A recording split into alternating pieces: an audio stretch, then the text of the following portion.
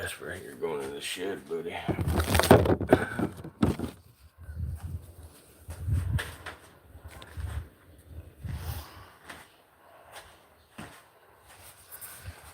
Snitch.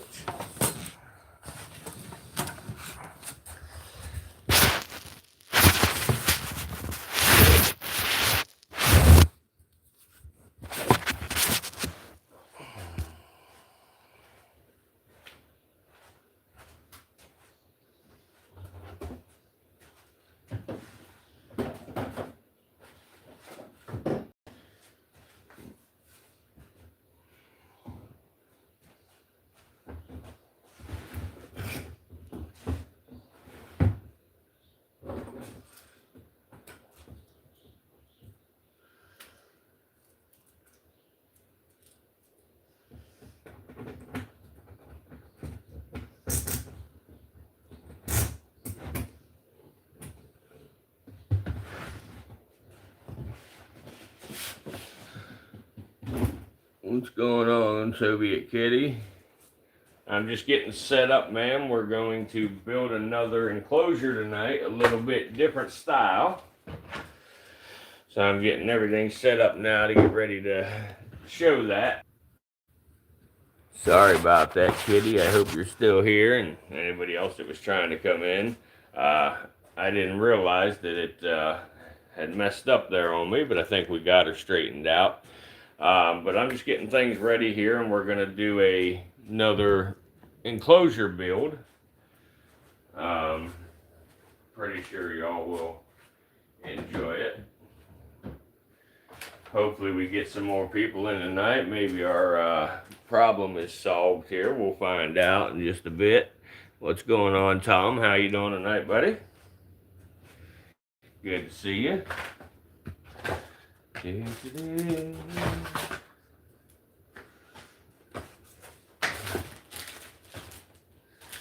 I'm just getting things in order. I was just telling Kitty, I'm just getting things in order, getting things ready to go. We're going to build another enclosure tonight here. Not quite to the extent of last night, but I have another couple enclosure ideas for everybody. So we're going to give it another shot tonight.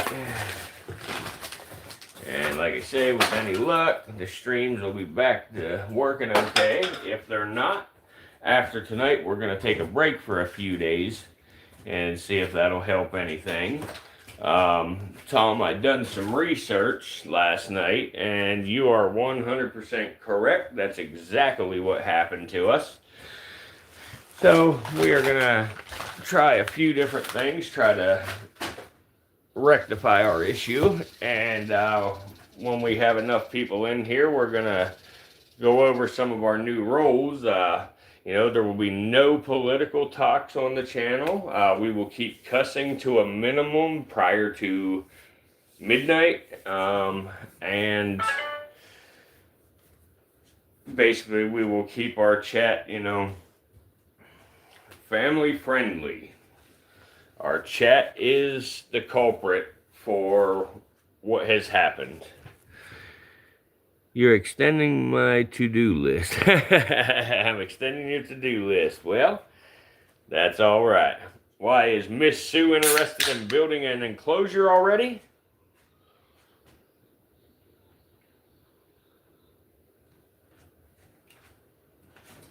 Trey's going to come see us tonight. I talked to Trey on the phone a bit ago.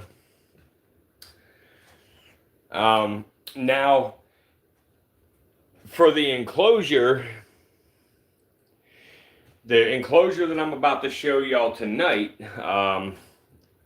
Sue may be interested in these enclosures because they're a little bit smaller, a little bit easier to build, and in my opinion, a little bit cooler. Well, I guess they're just as cool, but, you know, in their own way, but a lot easier to build.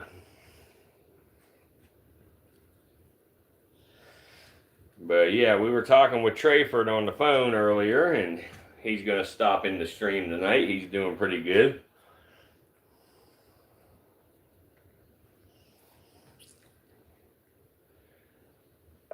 Hey Trey, we're live right now, buddy. We got the stream going. So whenever you're ready to stop on in, we're here. I just sent Trey a text message. I'm going to send the Iron Sword a message. We're going to try to get all we can to come in and have a big, long chat and everything tonight. Early on here, we get to chatting early on. Does not give that algorithm any choice.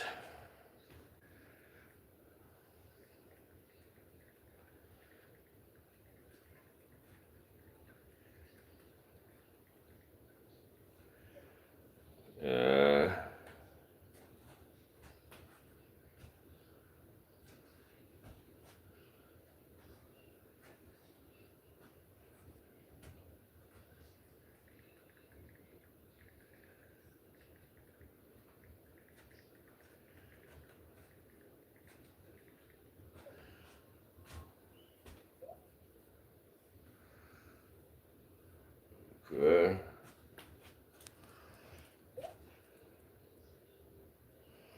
And now the Iron Sword.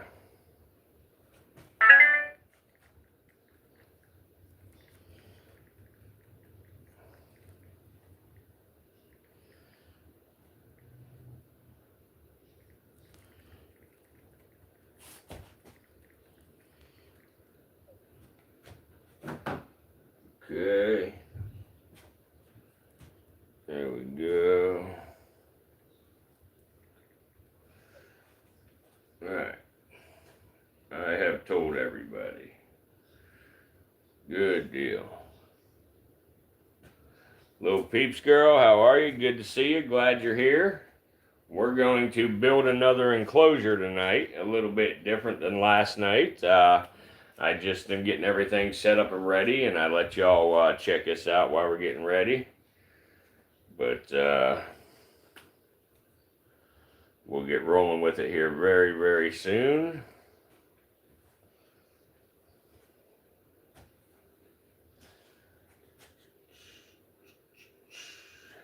This enclosure only costs $6.50 to build. Not counting any decorations and stuff that you want to use in it.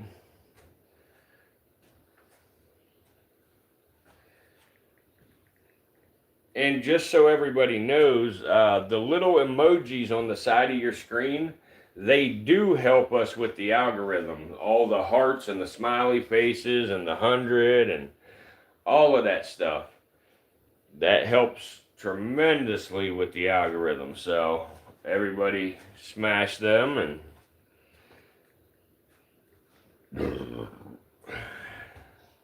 chat and chat and chat and smash them and all that good stuff. And keep on ripping with it all.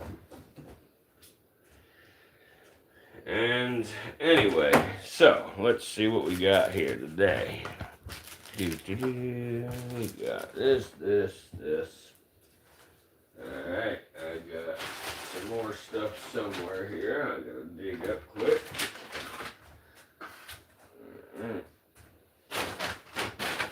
We did get us some new lights for in the enclosure from last night, and as a matter of fact, we'll take a look at that too here to show everybody that wasn't here the whole time. Show them that enclosure that we did make last night. I have got to, there it is, my glue gun. Gonna need that. For this project, once again, you can use a hot glue gun or you can use a roll of duct tape. It's up to you. I do have the Dollar Tree duct tape as well here, but I have some better duct tape as well. But to keep it all 100, we will use the Dollar Tree stuff. Okay, and I'm gonna put the camera on the tripod here. Yep, that one is snitch. Sue is correct. That is Mr. Snitch. So, let's see, what do I got going here? What's causing all this shadow here? Here, let's fix that problem. Whoop, you son of a bitch. That didn't fix a damn thing, did it? That didn't fix a damn thing neither. How about that? That fixed it right there. Now that's a pretty color. Alright, so tonight we need a whole lot less stuff tonight. I'm gonna sit all this other crap aside. And if you had built the other enclosure with us last night, there's one of two ways you can do this one. Let's see here.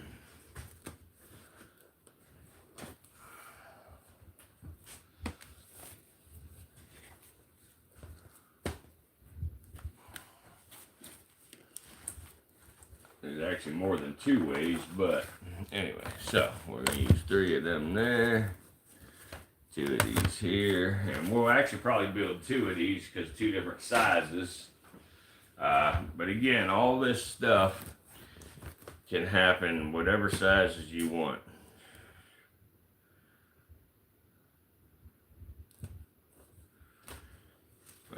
Okay, right there. Okay. And let's see.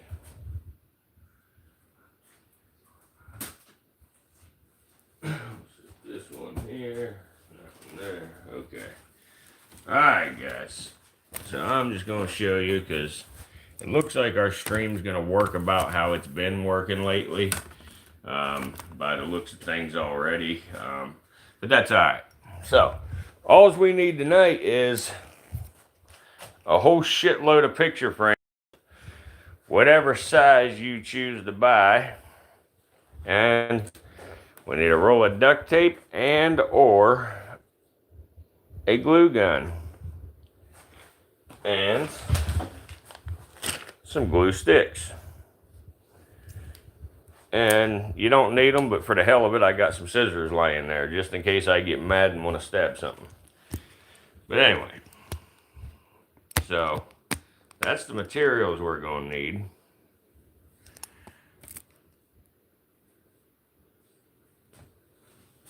And let's see. I have another bag somewhere, I believe. I haven't got to locate because I'm missing something here. Oh yeah, and you also are going to want a pack of these hooks. And again, they're those removable hooks. These ones are clear. I like the clear ones. You can get white or black, whatever. But again, they're the hooks that you use to hang shit on the wall, you know, whether it's keys or, you know, measuring spoons, whatever. Anything that you can hang on there.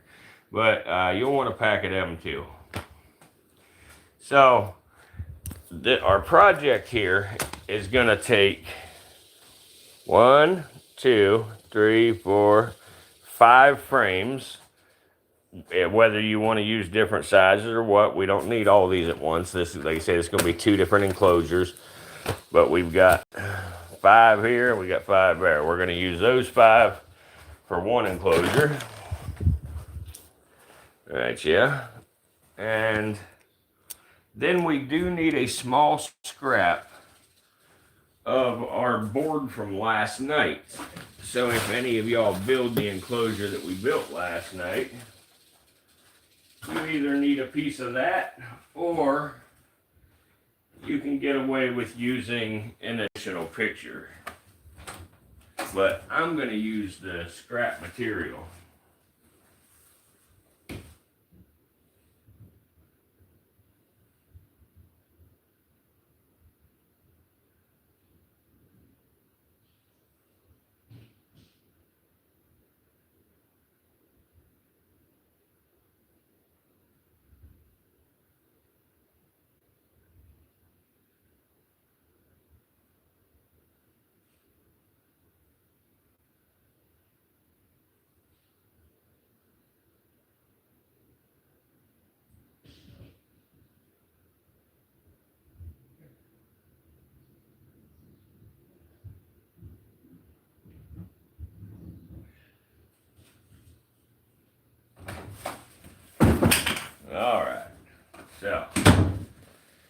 Anyway, we're going to use a scrap of our stuff from last night, that poster board that we used.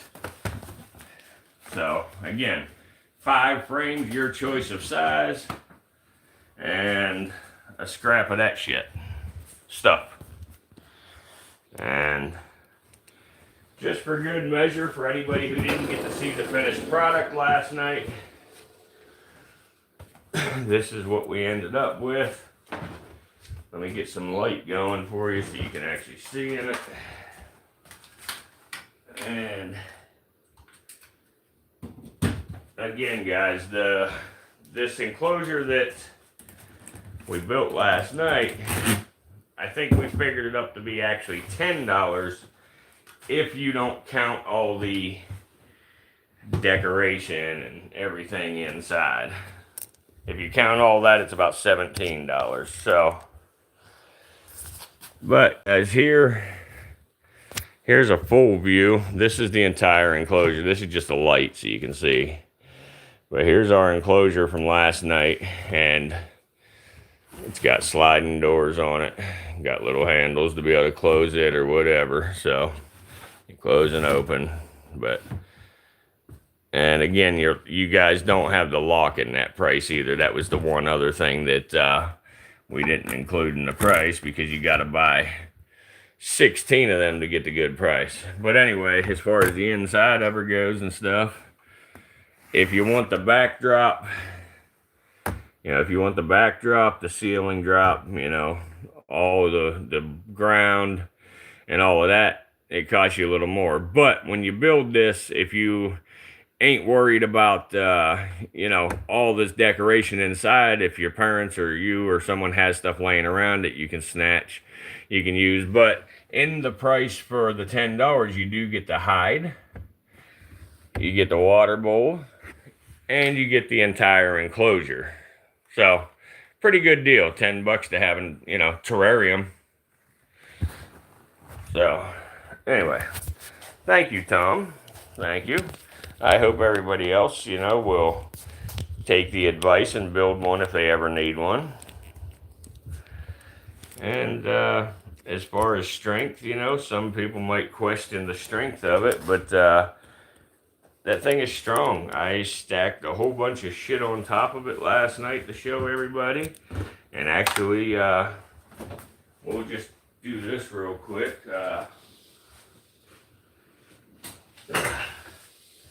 There we go. We have got Snitch, which is in a glass terrarium, and glass terrariums are a little bit heavy. Then we got another glass enclosure, and then we have a baby huffy along with a bunch of picture frames. So my point is, it is very strong.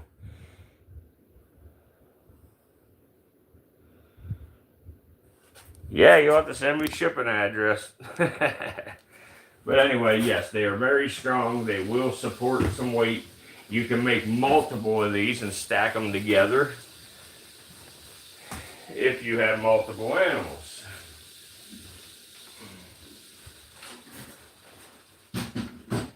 In fact, I am going to stack 10 of them together for myself in the new reptile building. So I'm going to move this one out of the way now, and we're going to move on to our tonight's project here once I find my lock right here.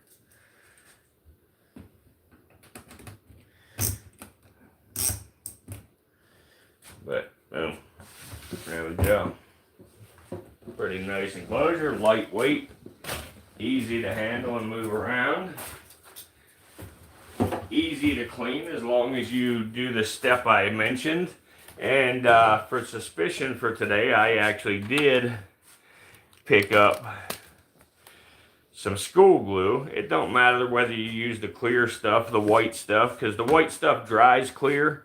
So it doesn't really matter which one you use. It just got to be school glue because it's non-toxic.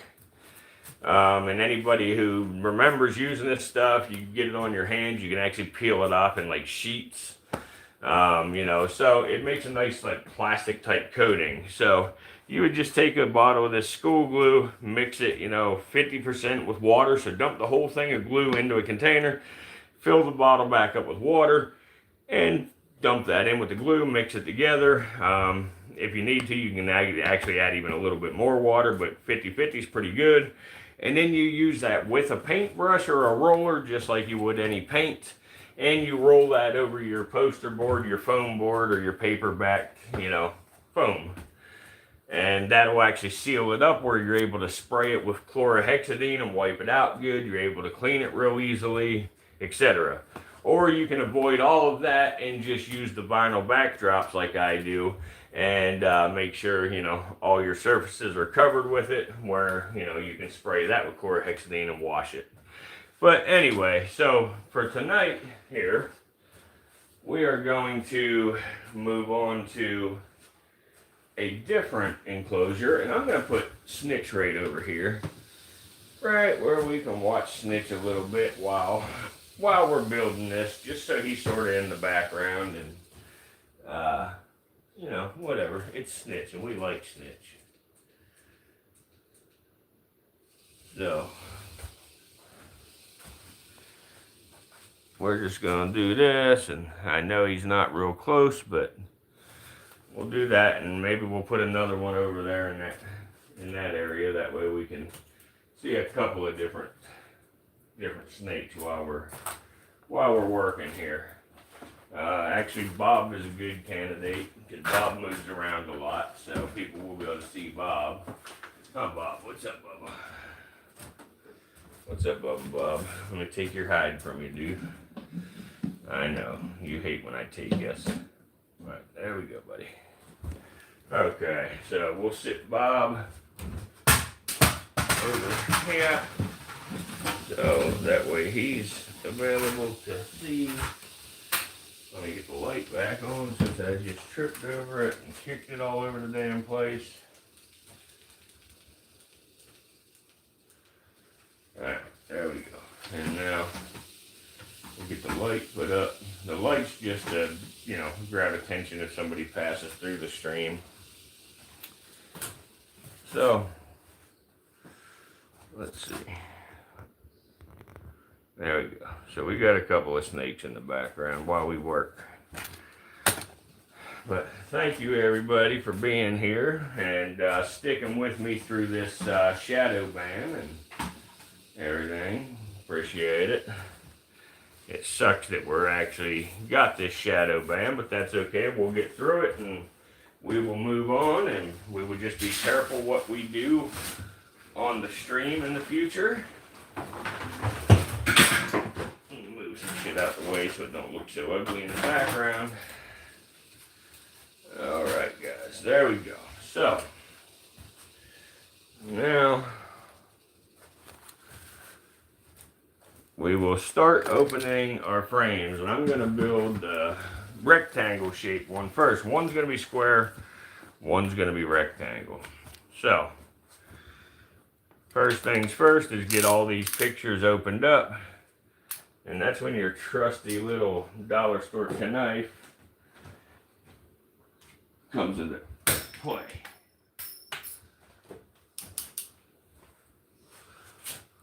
So, 1, 2, 3, 4, 5. Bam.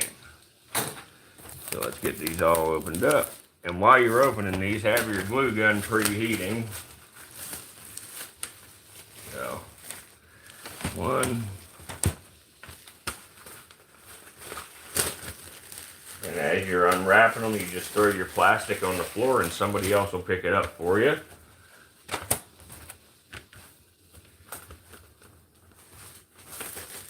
What's going on, Cayman? Glad to see you, buddy.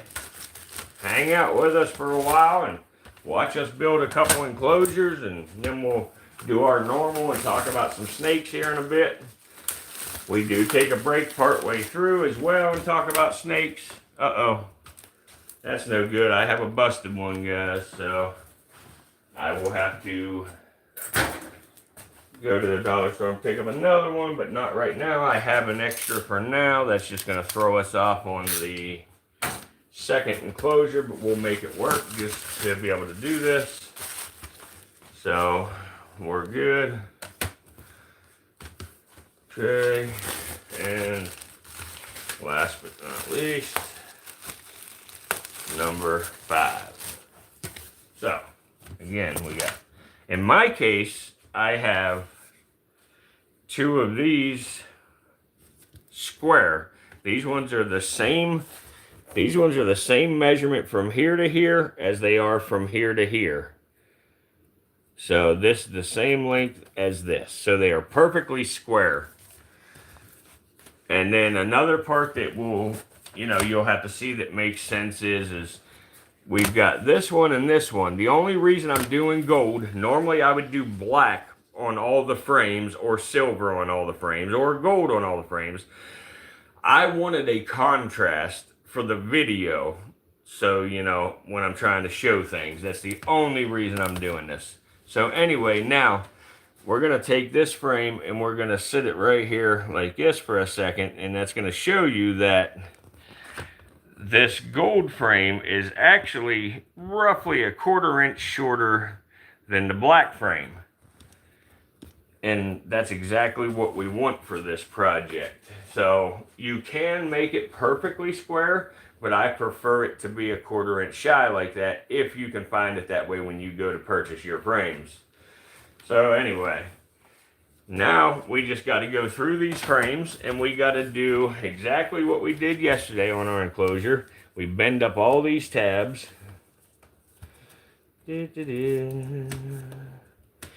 Bend up all the tabs, take out the black piece, take out your family photo. Again, if it's got your family's photos, put them in a drawer somewhere. Do not throw them away. They are not replaceable like photos are today. So do not do that. And then after you get your photos out of there, you simply take your glue gun and you will, just like we did last night, we'll put a little bit of glue in the corners. I should have primed my glue gun on a piece of paper first, but I didn't. So y'all don't do what I do. Do as I say, not as I do. And then you put your glue in all 4 corners. And make sure your glass is seated tight against your frame while you do this. And one more. Okay. And then I like to, after I have all 4 of my corners done, I like to go and put just a little dab right in the middle on all 4 sides. And we're going to do exactly this on every single frame we got here. So after you get all your glue on one, you find yourself a nice flat spot to sit these out of the way where they're not going to get messed up and where you're not going to step on them later. So, same thing. We'll bend up all the tabs. All the tabs. We'll grab the black piece, pull it out. Take your mother's picture out of the frame. Put it in the drawer. Throw any other parts away. Bend your tabs back down real tight.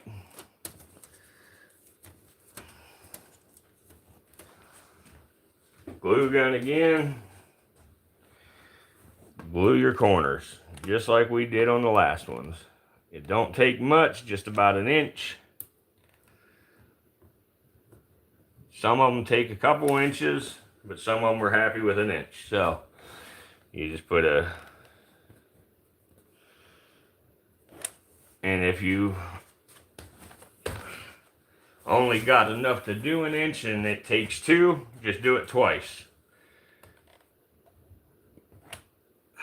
Okay. And again, I go back through and I put a little dot in the centers here. as we go. Boom. Boom. Okay. So there's frame number 2. I got your family photos from one of your long lost relatives that you haven't talked to in many, many years. You probably wouldn't even remember them. They're all right here. My understanding is that was your dad, that was your adopted grandfather, that was your uncle,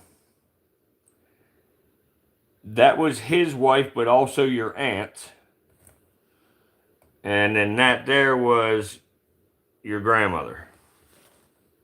That's how I understood it. I could be wrong. So we do the same on these large ones.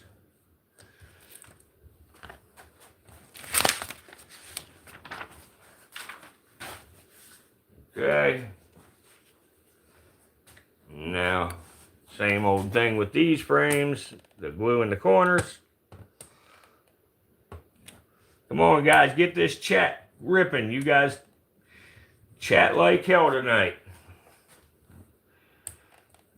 Tell me all kinds of lies.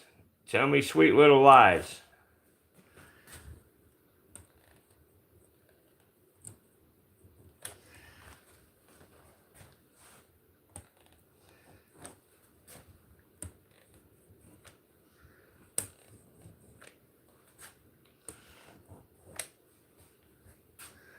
I got ahead of myself on that one and didn't bend my tabs back down, but that's okay. You can bend your tabs down after the glue, ain't a big deal. Okay.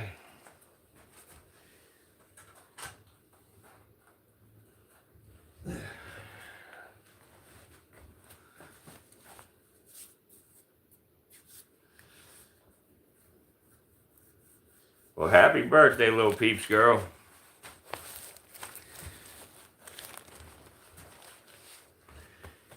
You know, it is the Iron Sword's birthday tomorrow, the 21st. Actually, Friday. Friday is the Iron Sword's birthday. Okay. Next frame, same thing. I know this is repetitive, unfortunately, until I get this all together. It's going to be so. Because it's a necessary step to this project. And in case anyone missed it, you take your family's photo out of there, you put it in the drawer somewhere safely. It's probably irreplaceable.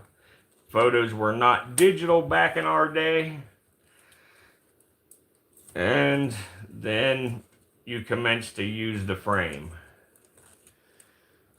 Okay. Take your glue gun. A little bit of glue in each corner. In case any of y'all didn't understand the glue thing, the glue is basically just to hold the glass in there from rattling around and hold it tight. That's why we're putting this glass or this glue in here. You could technically do this without glue in it, but your glass would be rattly and nobody wants rattly glass. So we just take a minute and we put a couple little dabs of glue around there. And it makes it good and sturdy.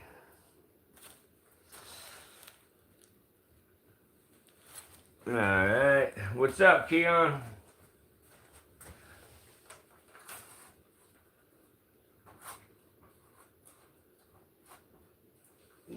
Okay. I didn't see Limp Biscuit yet. Where's he at? What's up, Raven? I had a great day. How about you?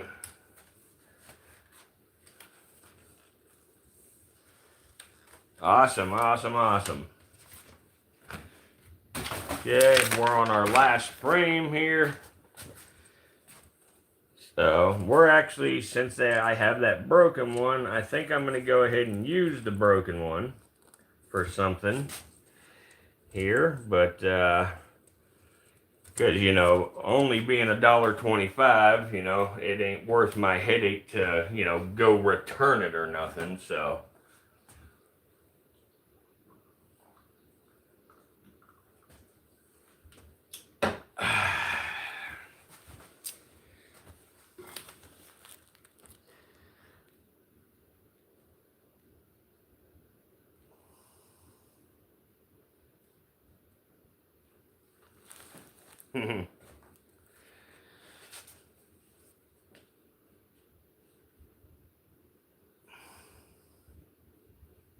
Yeah, Limp's waiting for Art. I figured he was.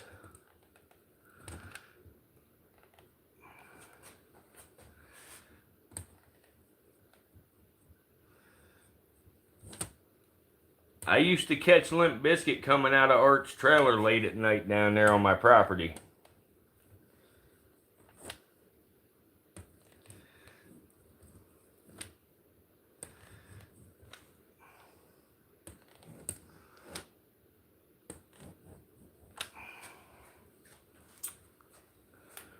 Alright, there we go. We got all of our frames glued. So, now, let's see here. And, you know, let's see here. What do I got? Do I have another? Let's see here. I got 1, 2, 3, 4, 5, 6, 7. This makes 8.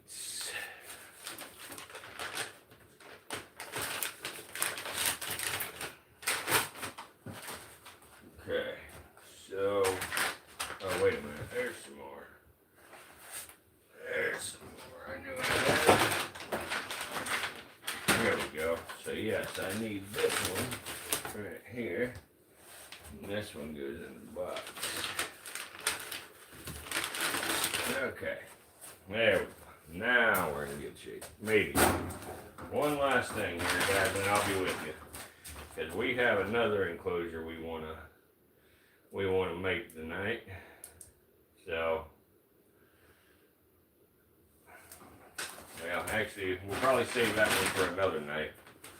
Okay, so let's see here. Oh, he was showering for work. That's what it was. Oh, you're saying that's what he's doing right now. I got you. I got you. I got you.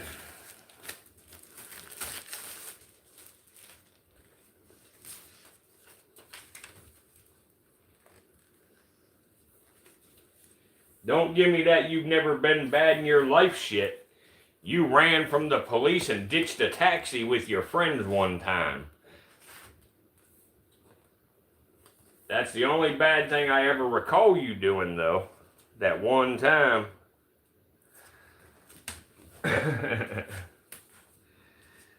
Uh-huh.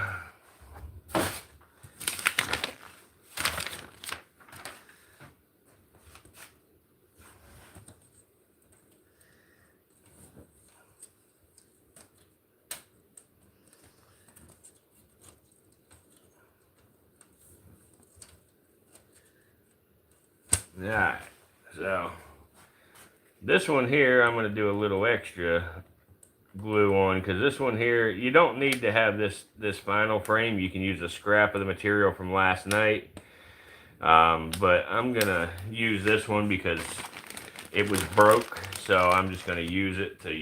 So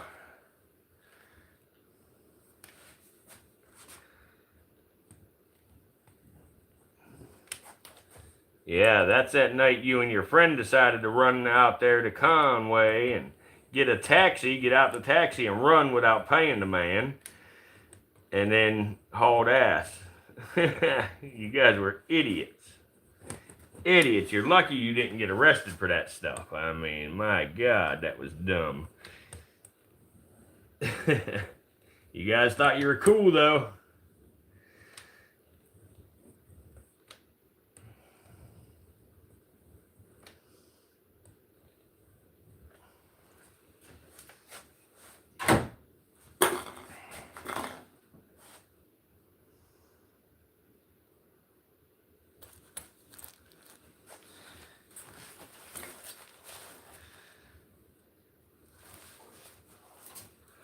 Yep, they stiffed the cabbie. They sure the hell did, too.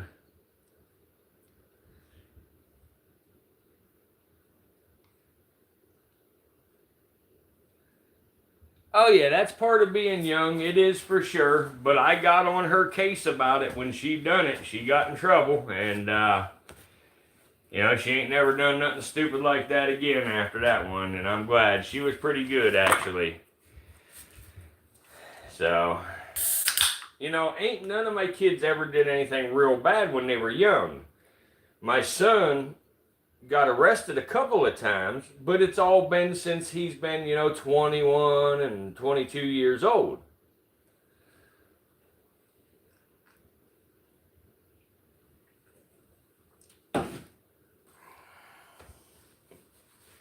No, we never done anything stupid. You know, you can ask anybody about me, they'll tell you, you know, I ain't never done a damn thing. I was always a good boy.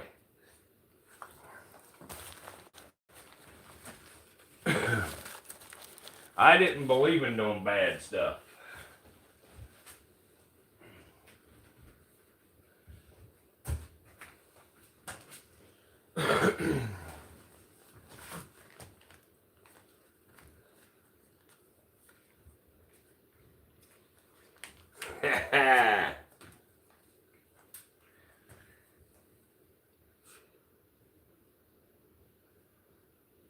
Taking after your dad never stiffed the cab driver.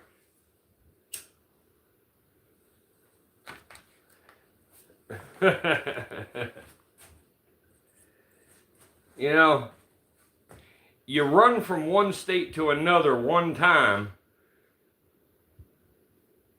and you damn are a fugitive.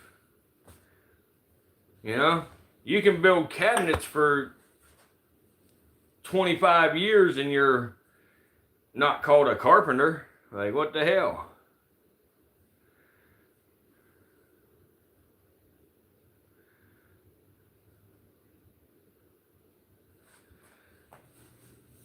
But anyway, all right, guys. So there we go. So our glass is done in that one.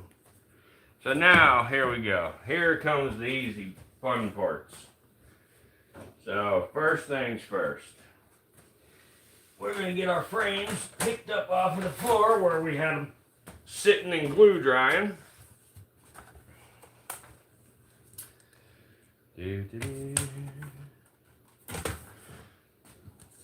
Okay. And now we got our two smaller frames, our two square ones.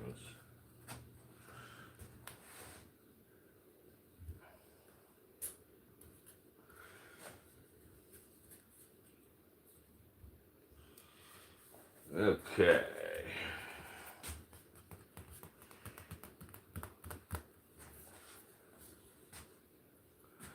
So now we're going to take the long rectangle ones and the short ones, and we are going to use our duct tape. Let me get mine open because it still has the plastic on it. So let me get her open first.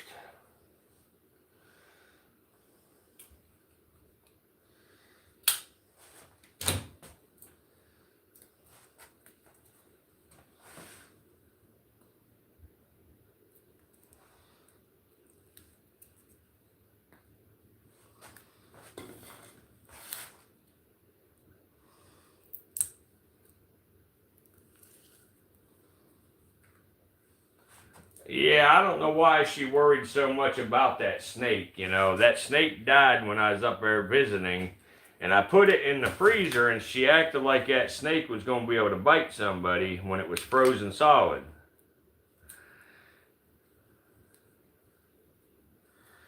Holy cow, I can't get this tape open, guys. There we go. Come on, damn it.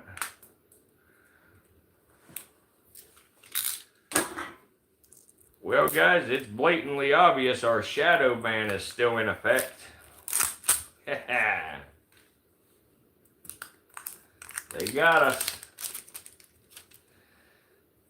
And Tom, that's probably why your moderator status dropped, because you were part of the conversation. So they tried to dick you.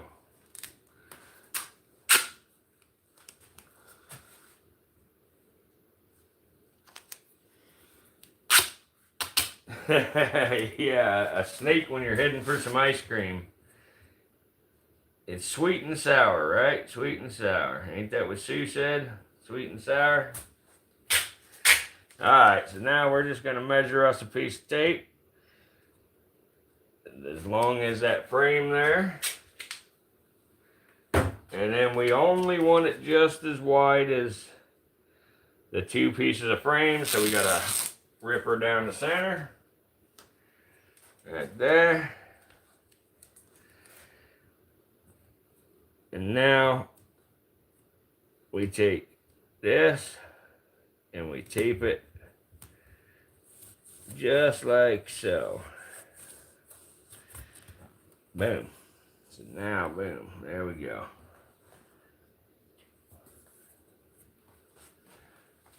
All right. So now, something that's going to be important here, though.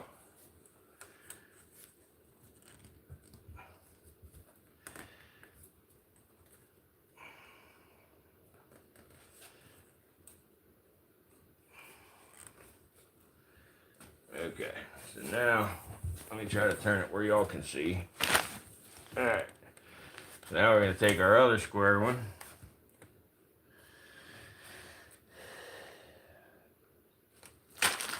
And I'm sure y'all already see where this is going.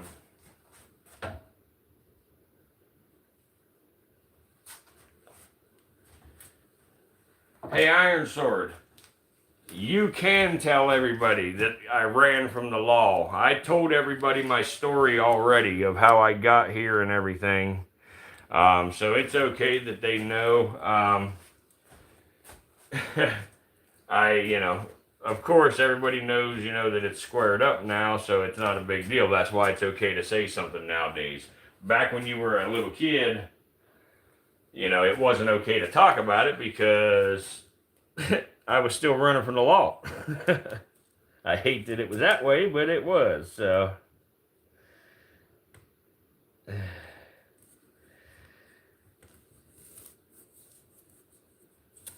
I'm sure every person in here has some skeleton in their closet somewhere, somehow.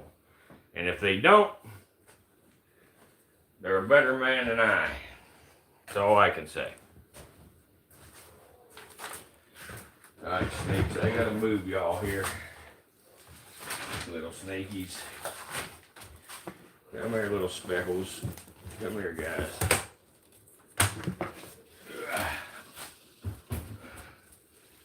Alright, guys, there you go. Alright.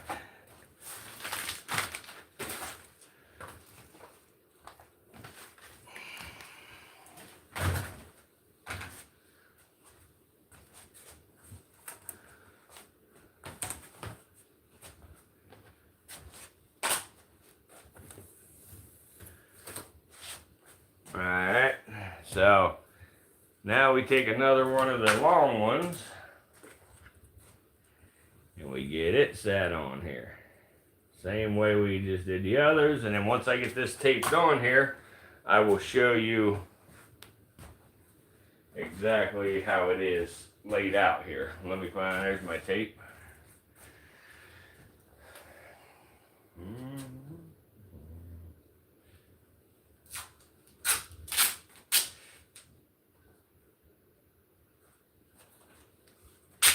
And again, we need the piece of tape the same length as the frame, just like the last piece. And again, rip her right down the center. And now we tape it right here. Just like so. Make sure you get your tape pressed good. You don't want that tape to ever come off of there. Alright guys, so this is what it looks like so far. We've got long, short, long, short. That's what we want to do.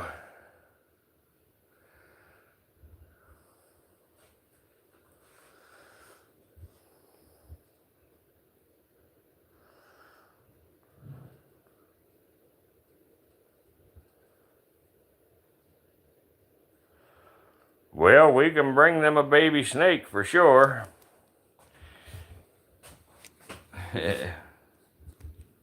So now after you have them aligned like I showed you there, a long, short, you want to sit the thing up on edge like this, and you want to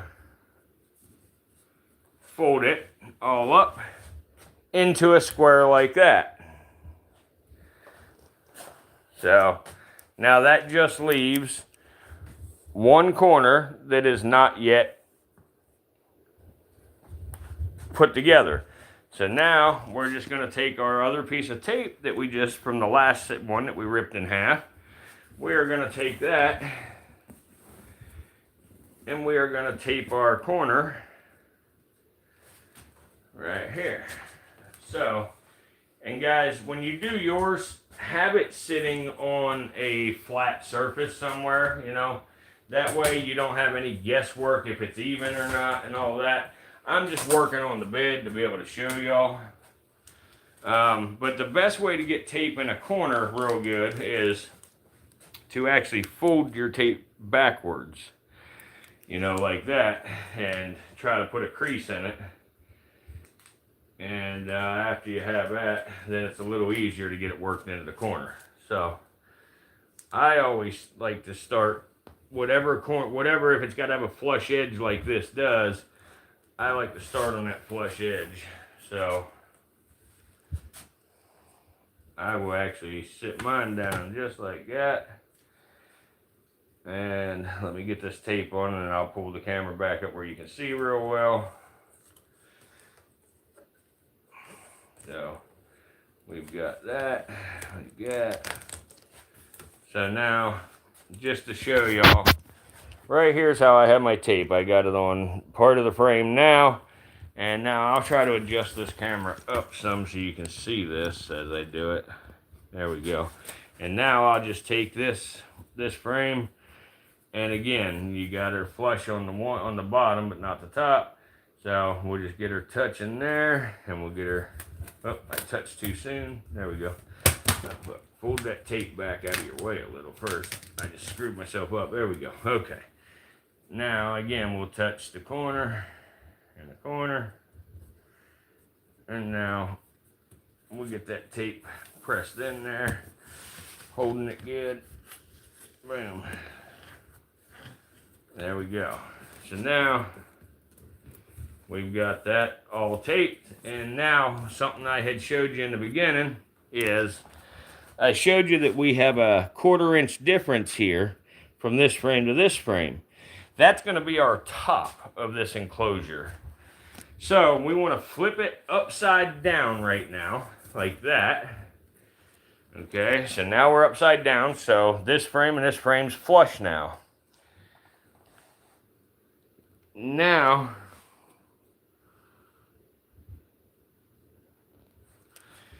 so now we take one of our next big gold frames or black frame, whatever color of frame you choose to use, and we get it installed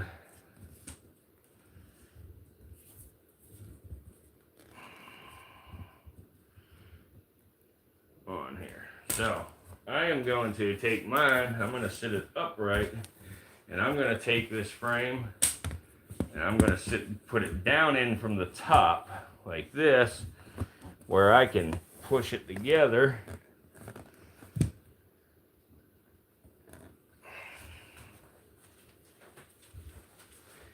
And I'm actually going to move to the floor here, guys, so it's a solid surface. Yeah, fuck you, right in the face.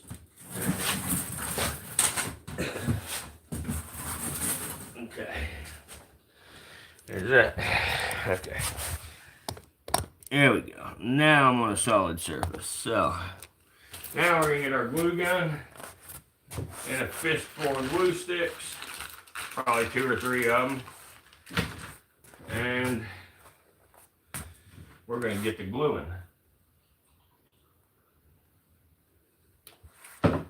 Again, duct tape's your best friend if you don't have a glue gun.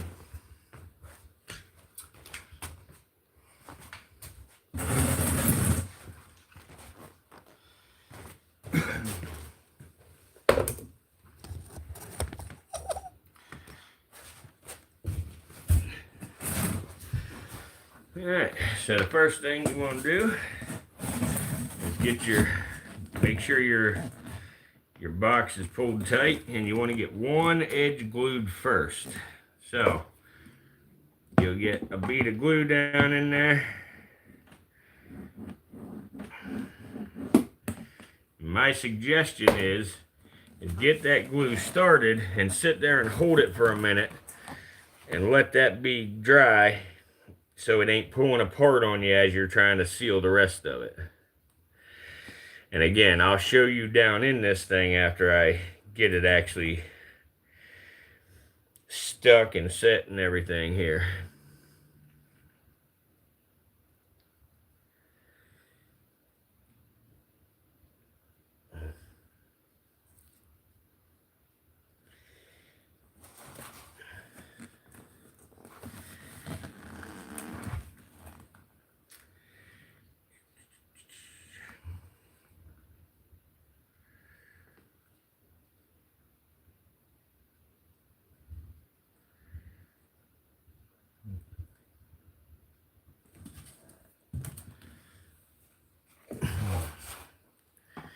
Alright, once you have that, go ahead and glue the rest.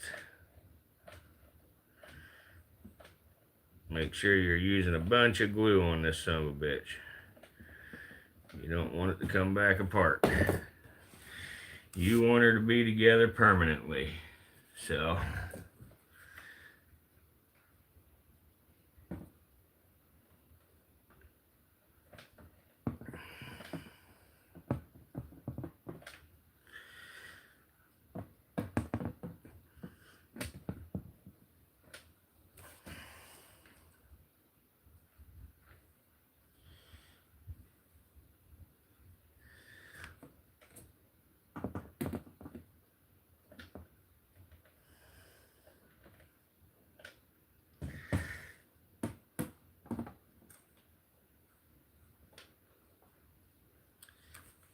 alright. Oh, we're letting that glue dry.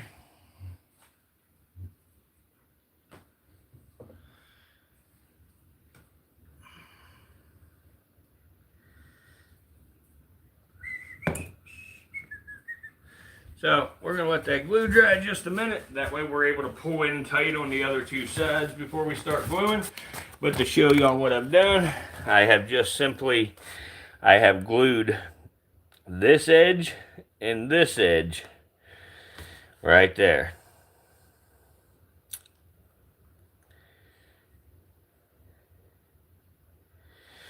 I have not put a snake in the other cage yet because we are going to do a little bit of painting on the landscaping side of it.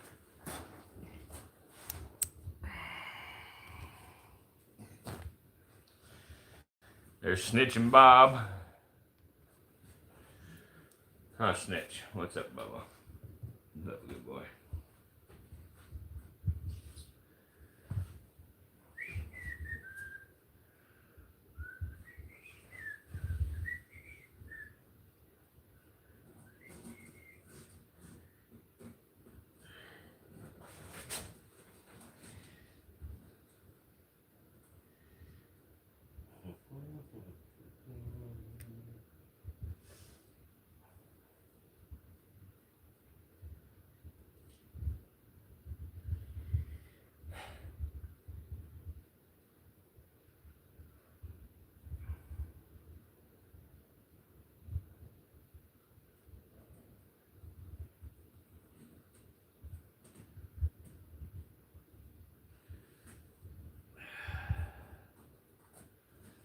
Come on, you cocksucker. This glue is taking so long to get hard. Man. Try to hold it under the fan for a minute. Because it's so hot.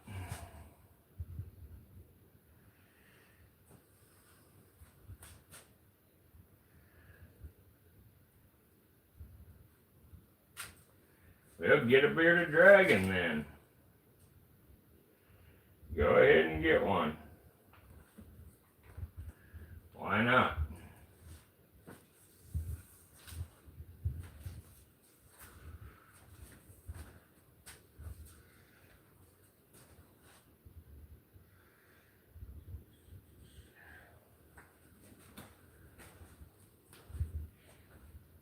I suppose when you do this, you could buy a can of duster and spray the duster at the damn glue, and that would cool it off quicker. This kind of sucks sitting here waiting for the glue to dry. But it's necessary, so.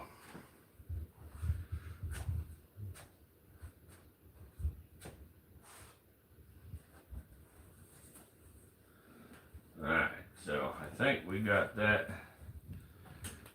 ready to go. So now I'm going to go ahead and glue the other two sides just as I did those. I'm going to go ahead and let y'all stare at the snakes while I glue this other side here. Because there ain't much you can see while I'm doing this anyway. So.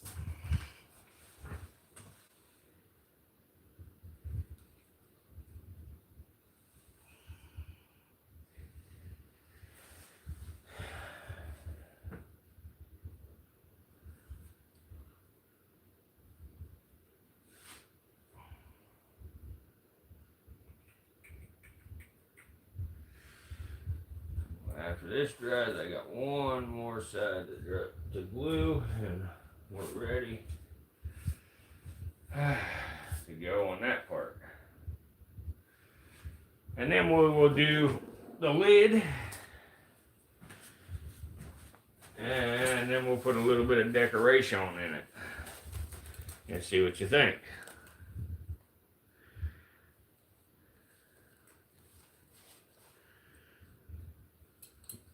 Wait a minute now.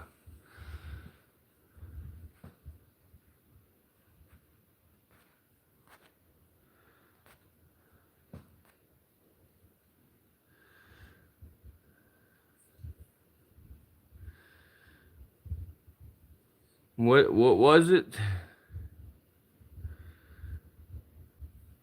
Oh yeah, there is some lizards like that. You're correct.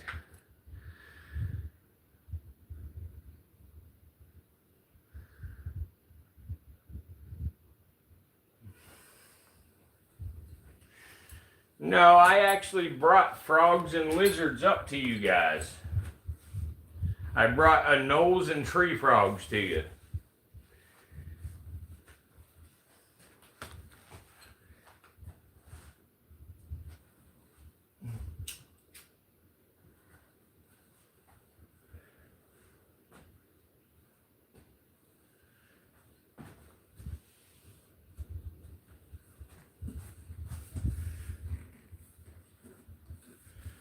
Alright, one last joint to glue. Let's see how I want to do it. Just like so. Okay. Yep. Alright, let me glue this last joint.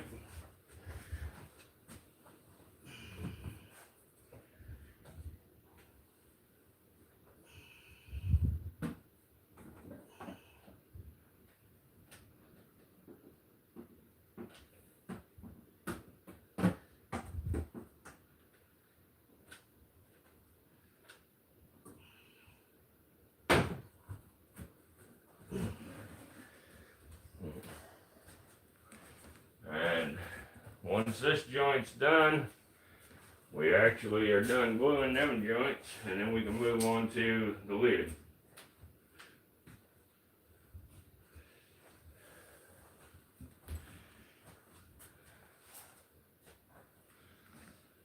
just about got it. And like I said, this enclosure is better for like you know, leopard geckos, or you know, little anoles, or little corn snakes while they're babies or something, you know, just little stuff, you know. It would work for someone like Sir Hissington, or maybe even Bob for a little while.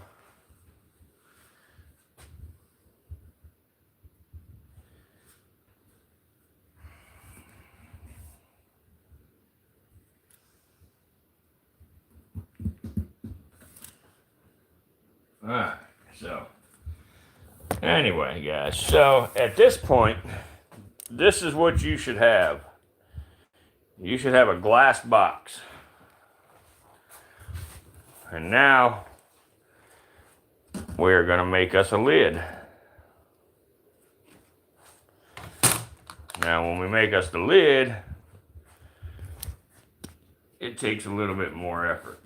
We got to do a little bit of glue in here. And a little bit of holding while the glue dries, and you know, things like that. So we got to take, we have our duct tape on there, and we want to keep our duct tape, but we want to pull about 1 inch of it off so we can get to that joint.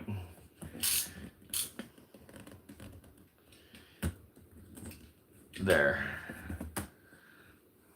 This joint right here where you see it separated now. I'm going to take about 1 inch of duct tape off all 4 corners where you can get to them.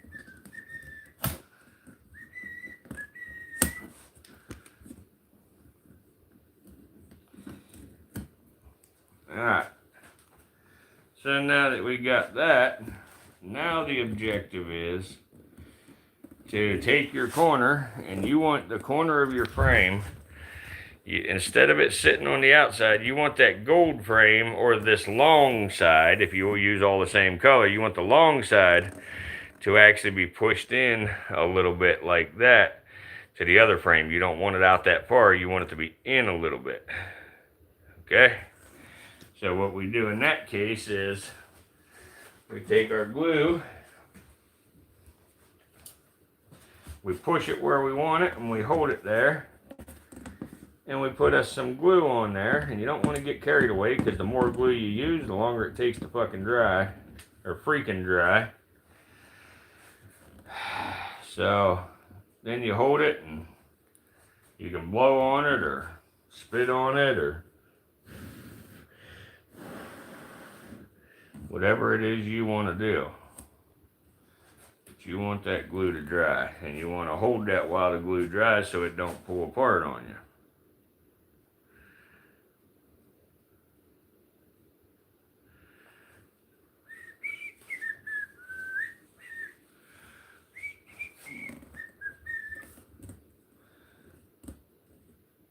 Come on, glue dry, will you? Jesus.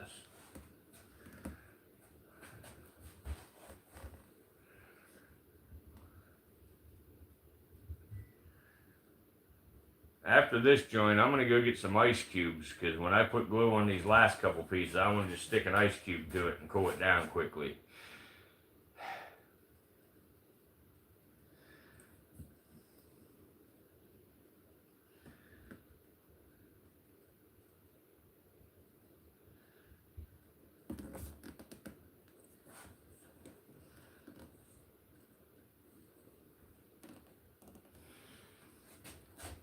Alright, I'm going to go get a few ice cubes.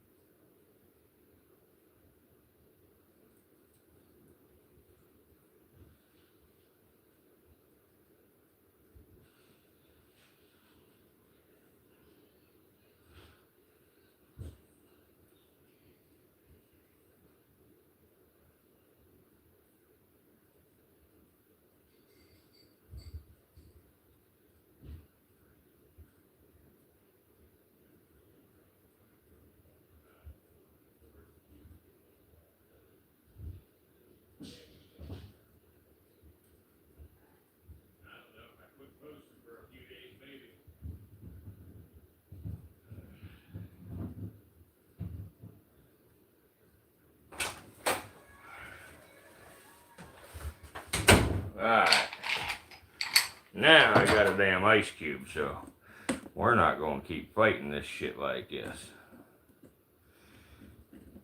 Hey, look at that. That cooled her right down. Okay, so.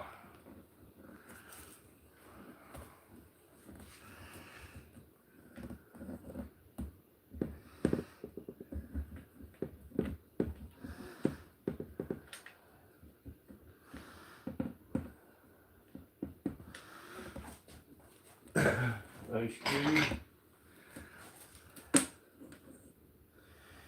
Ice cube.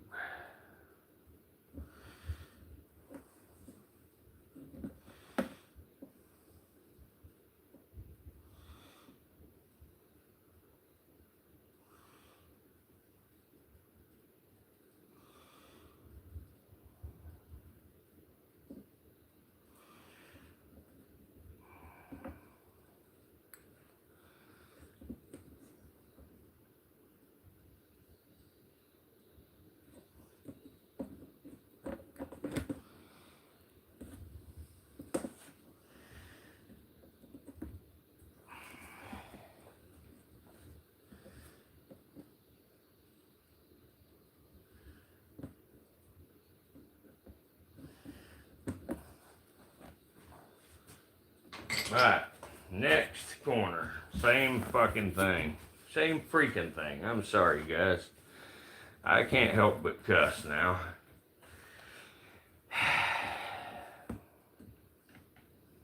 Glue back glue on there.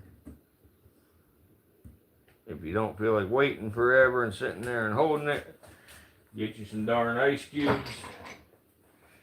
And just push you a damn ice cube in there against it. Cool that glue off quicker. That's all.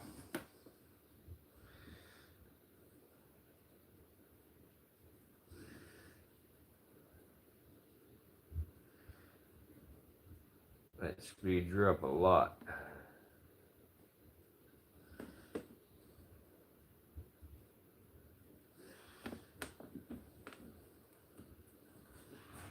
Okay.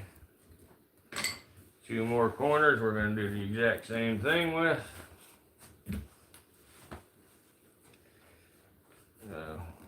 Corner number 3. Big old glob of glue in there. Right in that corner real good and tight. Ice cube. Smooth her out just like you do caulking, but only use the ice cube instead of your finger.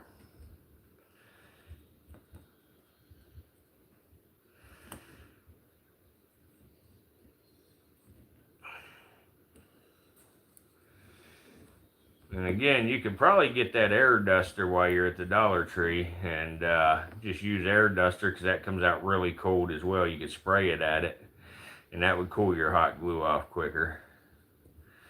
Or you don't have to do any of that and you can just stand there and wait for your glue to dry if that's what you want to do.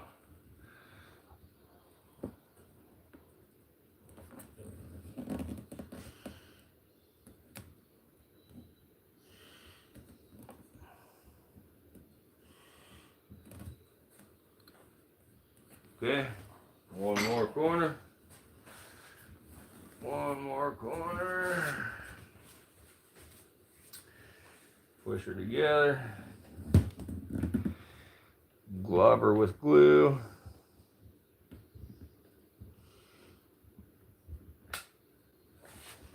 Get your ice cube. Smooth the glue like you would caulking with your ice cube instead of using your finger.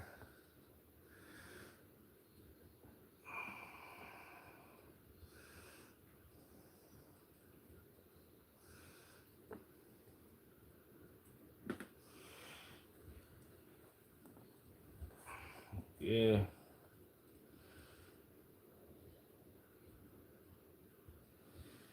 It's almost there.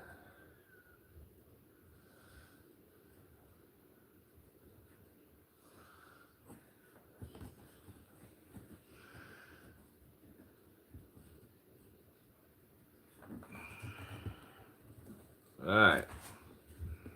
So, there we So anyway, after you get that done, you are left with a perfectly rectangle or square, depending on what size frames you used.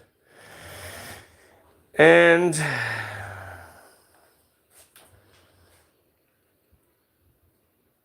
you're good. Grind. Oh no. Grinder. You don't want to request anybody on Grinder. Grinder's a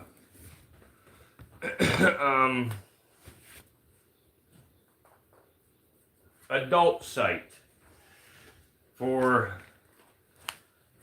the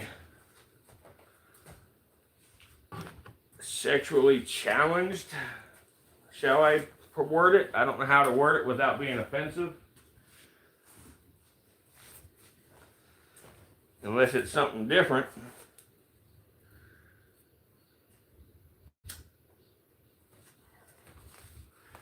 Alright, so now we just got to do the lid on this one.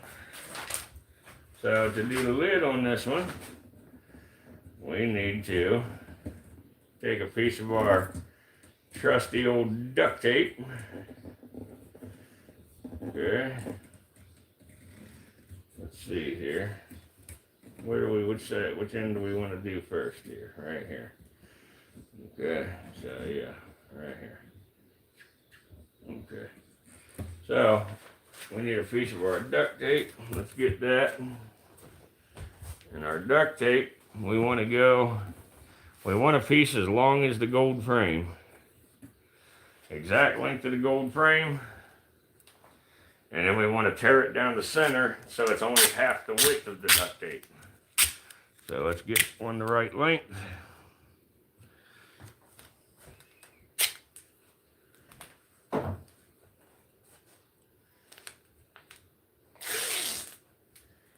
Okay. Now we take our duct tape and we put it halfway over the frame lip here, like so. And I'll hold it up to show you how exactly it is here in a second. Okay, so our duct tape is just on here where it's got half of it hanging off, but it's the exact length of the frame. And now we take that and we get our frame down in here. We want our frame sitting about touching the other one, roughly, real close. And then you push your tape against there, get your tape sticking real well.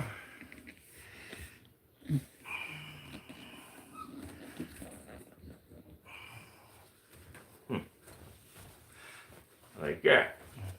And if you really want to make it, a little extra support and you're concerned about it, we'll take a glue stick here. And you want to do this clean because you want it to look good when you're done. You don't want this to look like crap. So get yourself a little scrap of your foam poster board stuff. Here.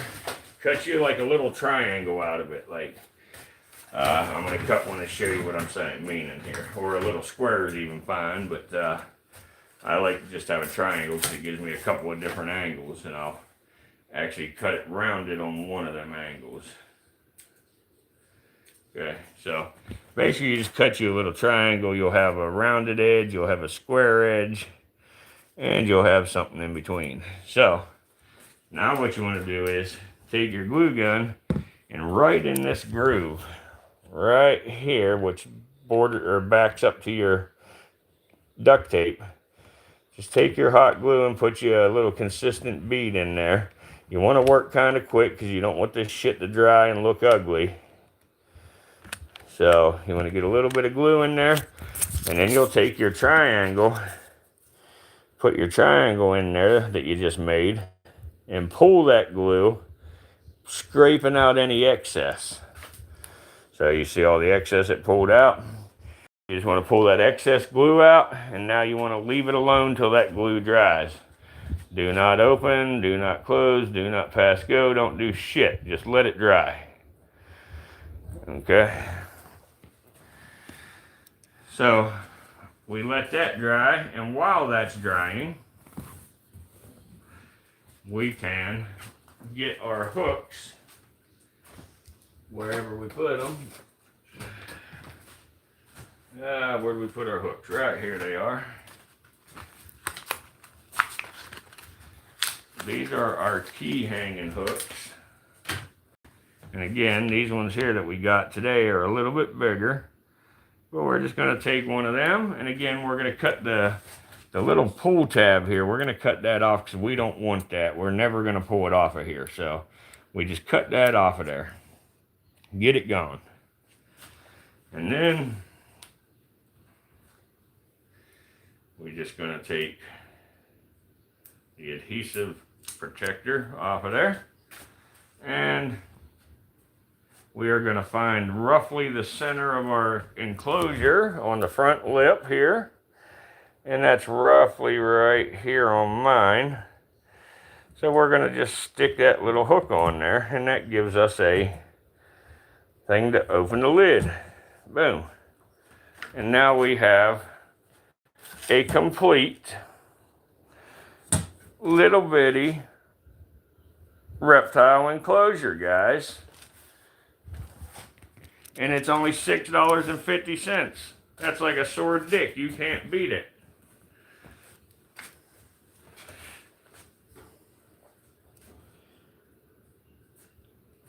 So anyway, and then after you get your enclosure done, like I say, your lid, and once you do your glue joint, as you see when the lid opens, it is self-supporting. It will hold itself open. That is not by accident.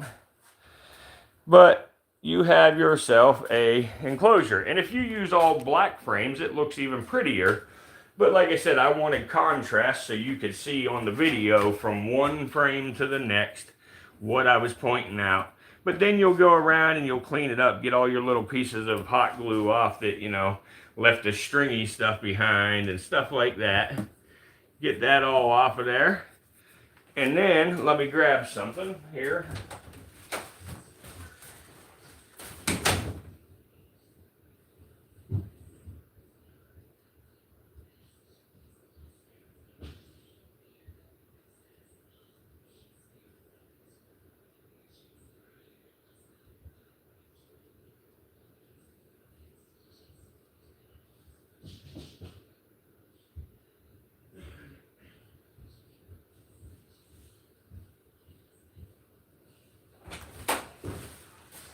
And now, for this part, if you just run out to the beach real quick and pick you up a little bit of sand, you don't have to buy any.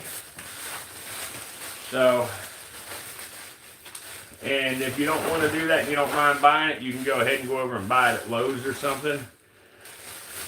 But I like to just take a little sand here.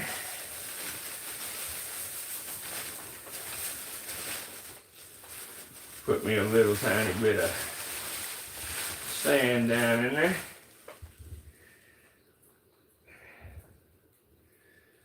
Okay, and then now we got a little sand. We'll also take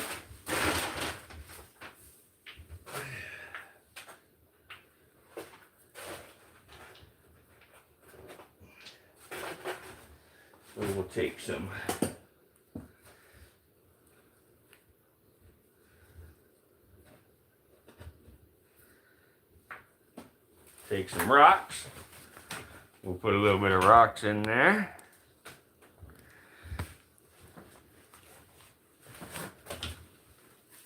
And we'll take us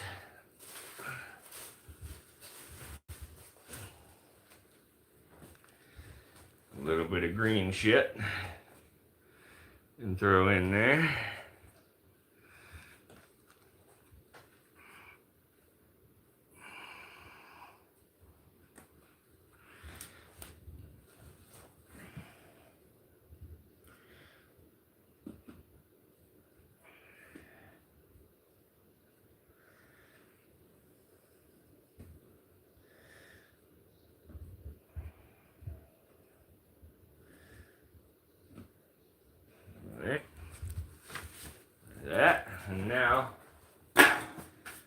got to get us a stick. Let me grab a stick real fast. There. And you know, sticks and all this sand and all that doesn't cost nothing. I understand some of y'all don't live by the beach, so that's why it was a little joke when I said run to the beach and get you some, but let me go grab a stick and throw in here, and then we'll put some animals in this and show you how well it works for these little guys. So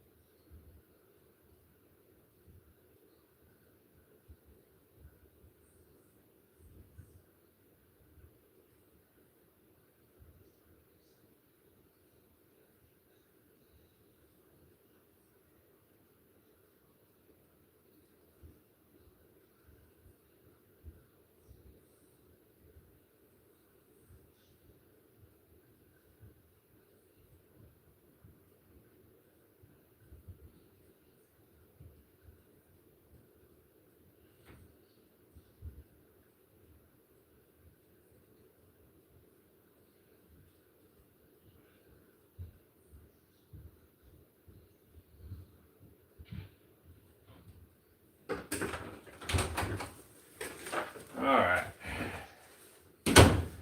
So we've got some sticks, some leaves.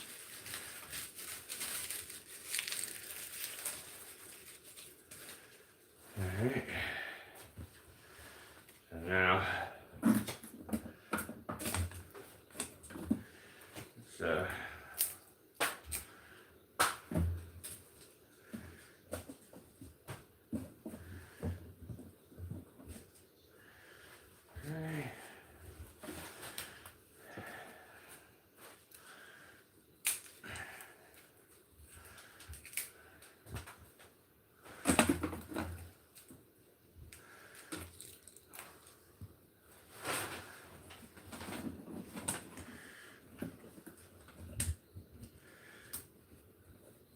okay, right there, boom.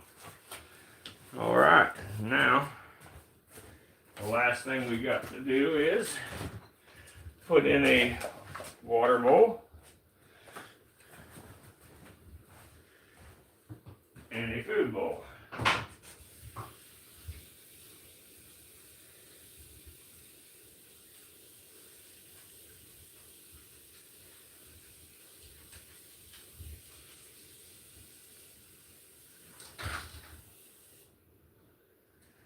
Okay.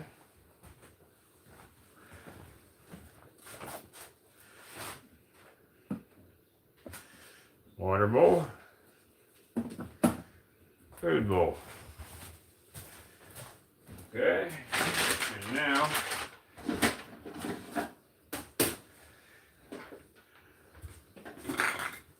a little bitty dude here. There you go.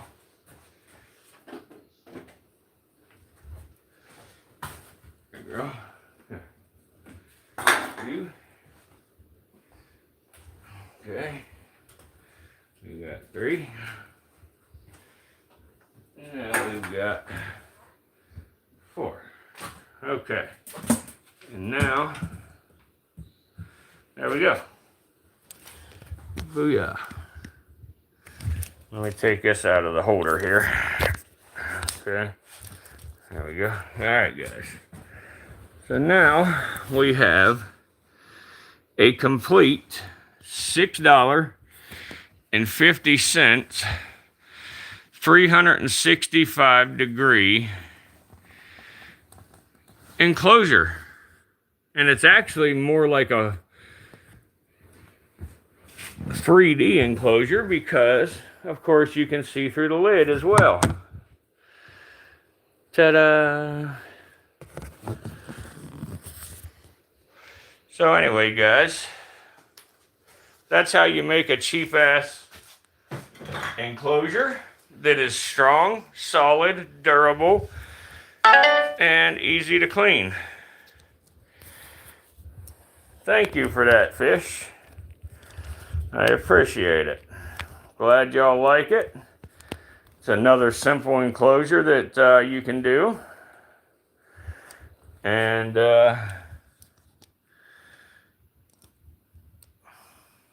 kind of a fun little build.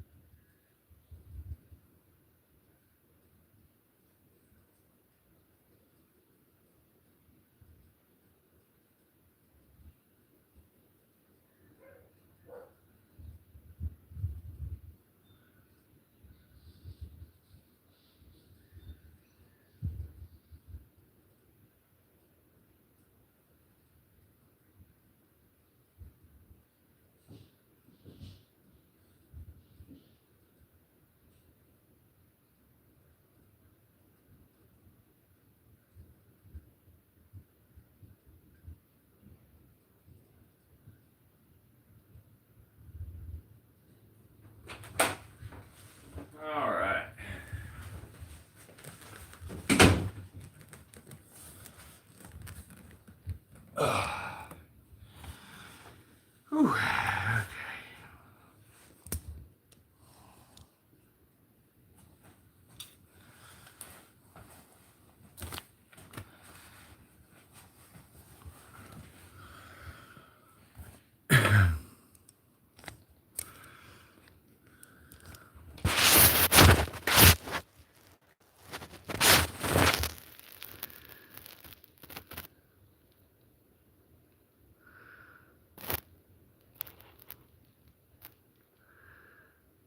Yeah, guys, I hate to be a jerk, but those conversations probably ain't the best in here. I don't know what they allow and what don't.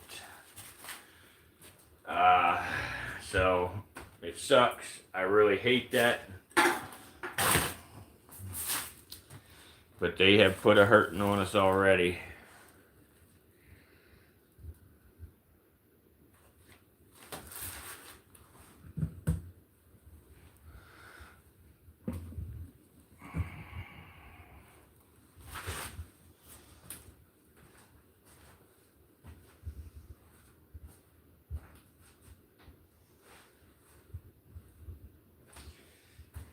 But yep, there's 4 leopard geckos in there, Keon.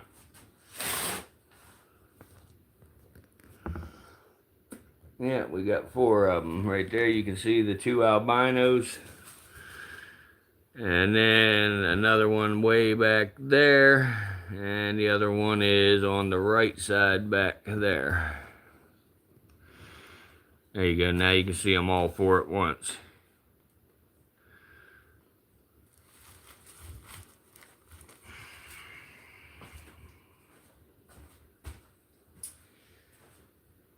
I am gonna let y'all know that after tonight, we're going to be shutting down for about 5 days on the streaming. I don't want to, but from my research, they say not to do anything for about 5 days or so and see if that resolves it. So we are gonna have to try to start there because, again, tonight we haven't seen any progress outside the, subscribers. So, and I actually have noticed that our stream that ended up with 41,000 people, they never even posted that to my channel. Normally after a live stream replay, goes on your channel, and they never even allowed the replay on there. So that has to be what has happened with us.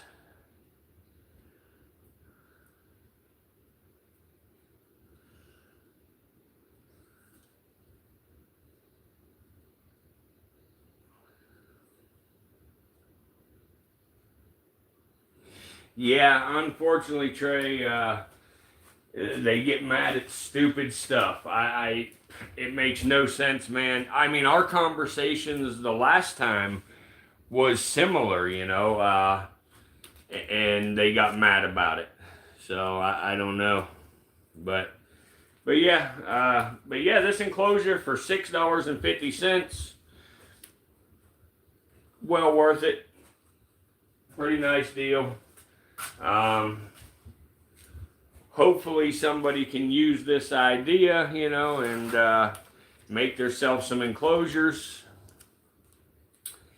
and be able to keep whatever reptiles they want to keep.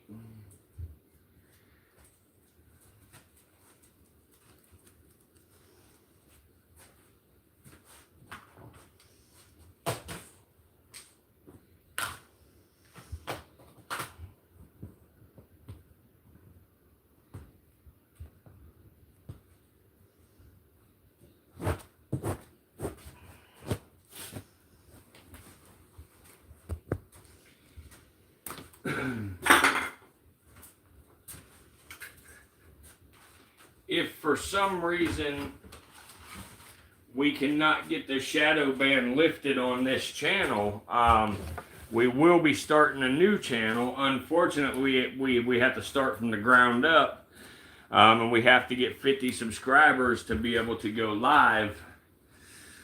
So hopefully, you know, between the subscribers we have now, and if any of y'all have some friends that would, even if they don't watch, would at least hit the subscribe button for us to get us to 50 on a new channel, we'd be able to live stream on the new channel, and you know, we could quickly gain our subscriber base back. And then what we will do is we will keep this channel, and we'll do live streams on this channel where we can talk about any damn thing.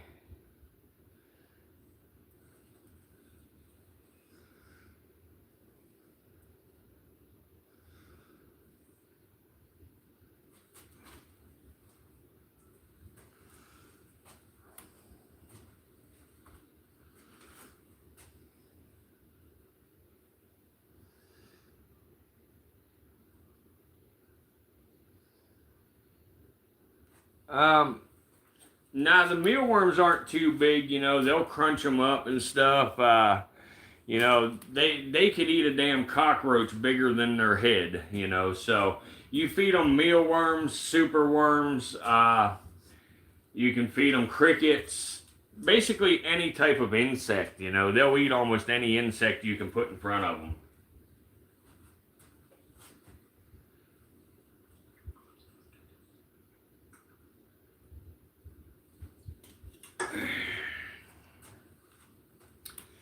And, you know, most reptiles do not drink water out of a standing bowl. However, leopard geckos will. So you want to be sure to give your leopard geckos a bowl of water. 2 of them have eaten, 2 have not. Have you separated them to eat? And also, have you held the mealworms with a pair of tweezers and let them move right in front of their face and stuff? If you have tried all of that, I suggest giving them 4 or 5 days and then try again. Okay, yeah, I wouldn't worry too much. They can go, you know, a good bit of time without eating. I would give them 4 or 5 days, something like that, and then try it again. And you possibly want to separate them.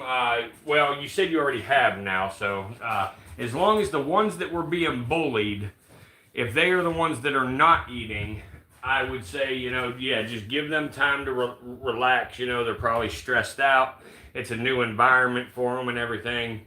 So give them 5 days, a week, something like that, you know, and then try again.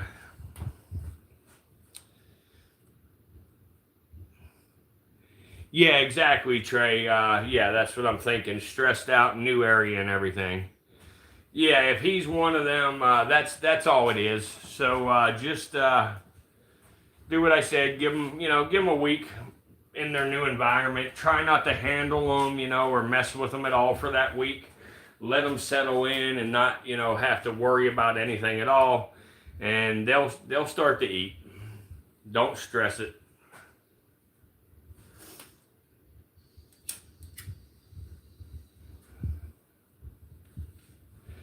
Yeah, I'm sure you probably got super worms.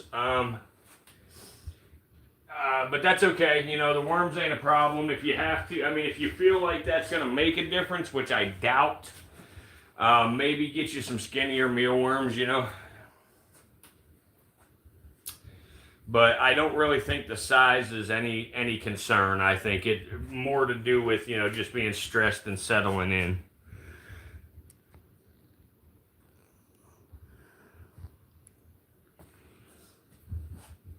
You want to give them plenty of hiding spots, you know, plenty of ledges and shelves, you know, stuff to you know, climb on and things like that. Like right now, I'm fitting to find something I can put on the sides of this enclosure to give them, you know, spots to climb on and give them ledges and everything. I may actually just glue a few small rocks to the sides.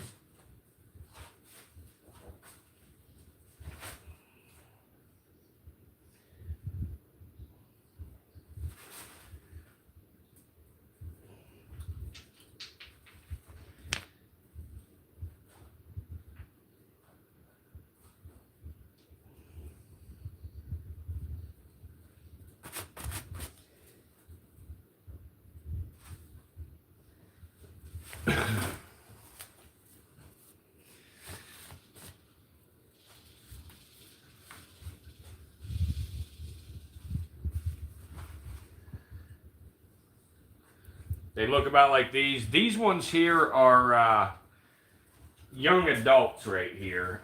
The one right here now is a juvenile, or what we call a subadult. And that's the one right. Fuck.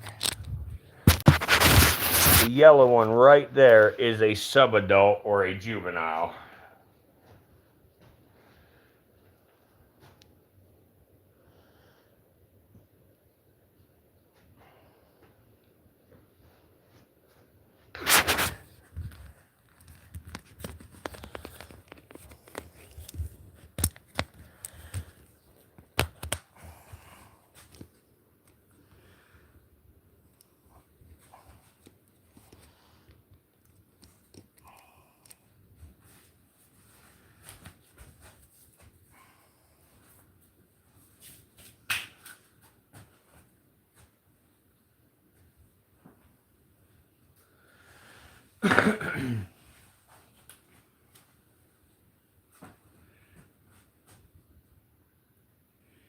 Yep, Sue's a new baby mama. She's starting her reptile collection.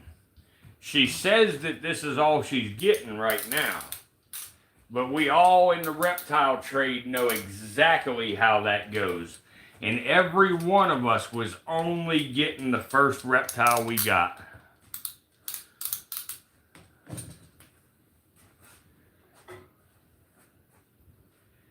And I am not calling Sue a liar at all.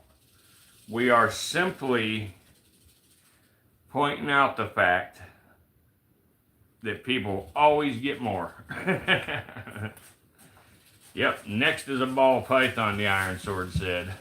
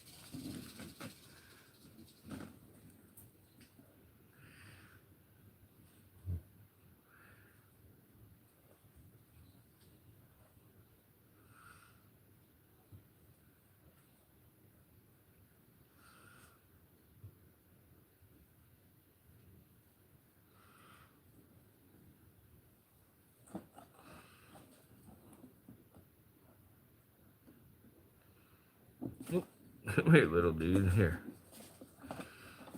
Come here, little dude. Hey, hey, hey, hey, hey. There you go. But anyway, as you see here, this is another thing that you should do in your enclosure. You put things on the sides for them to hang on and stuff. They really love ledges. They love to climb.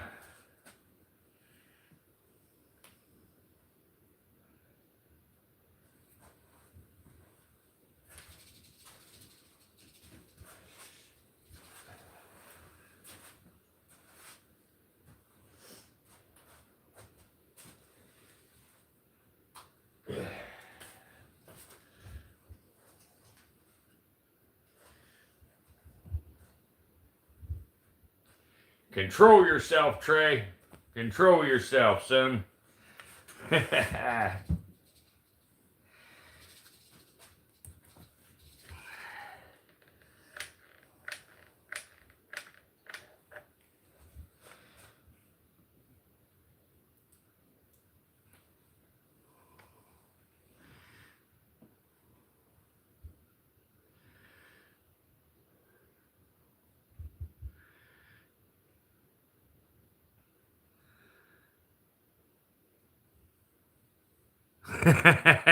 He's always a troublemaker. He's always starting shit with me.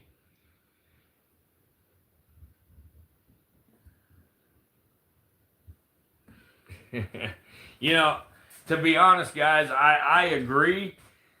It is so messed up that we can't talk about whatever we want to in our own live stream. You know, it's ridiculous. It's just ridiculous. I'm trying to get a good view here. There we go. You see that? Check it out. They love to hang out. Like I said, look at this one already, just hanging there, arm hanging over the edge, falling asleep, taking a nap.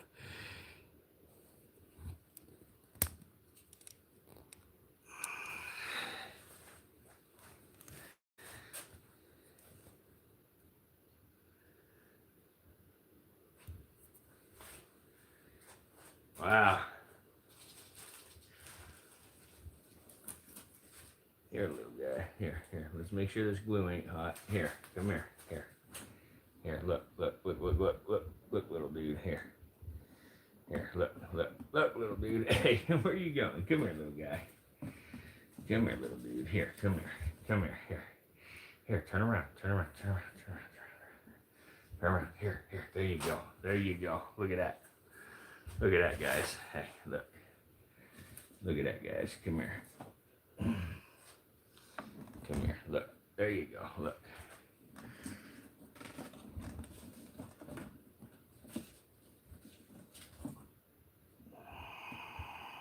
There we go. Well, hey. Now we got a few lizards just hanging on rocks on the side of the cage. A few lizards just hanging on rocks on the side of the cage. Just hanging out, chilling.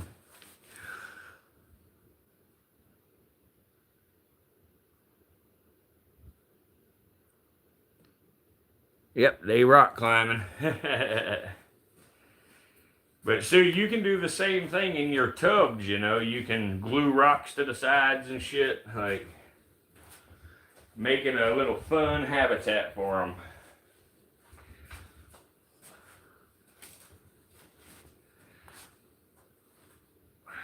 I'm going to turn the cage around and get a better angle here on the camera. Let's see what it looks like. There we go. We had one jump down, but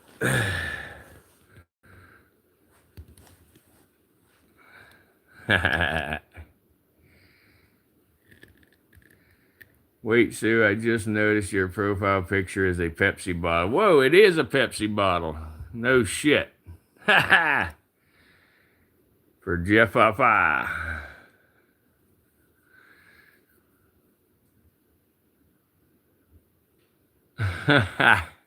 That's cool.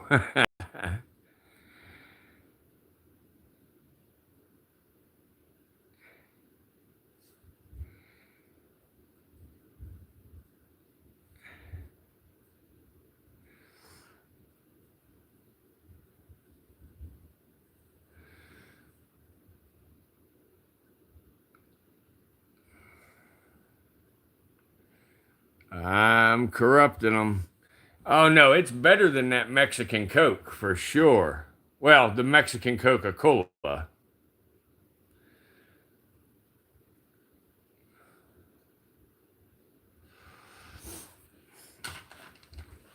Ugh.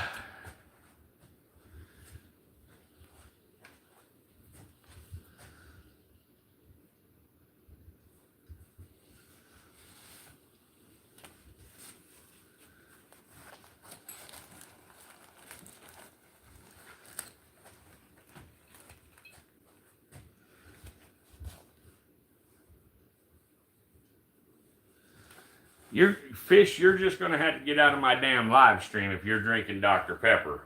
We don't support Dr. Pepper around here. It's Pepsi or nothing now, damn it.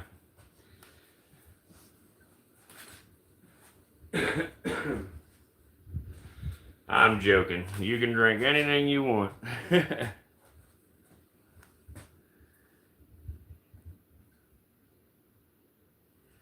Soviet Kitty, you're a traitor too, drinking Dr. Pepper. That's why we're shadow banned. Because you sons of bitches drinking Dr. Pepper. Yeah, see, that's what, it's all you guys. It's all of y'all. My subscribers ain't worth a damn. They drink Dr. Pepper.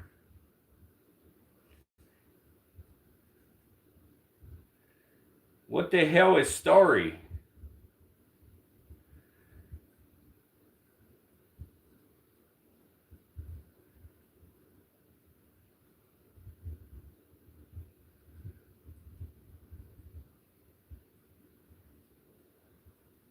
I ain't never heard of it either. Kate, is that the Food Lion brand of Dr. Pepper or something? The hell is that? Oh, okay. It's just like Sierra Mist. I got you. Don't die, man. Just laugh. Just be sure to breathe. Let me see. Let me find a hook around here. If I can't find a hook, I'll just have to do it like one of them boys on YouTube. Maybe they would unshadow ban me then if I did that. Let's see here.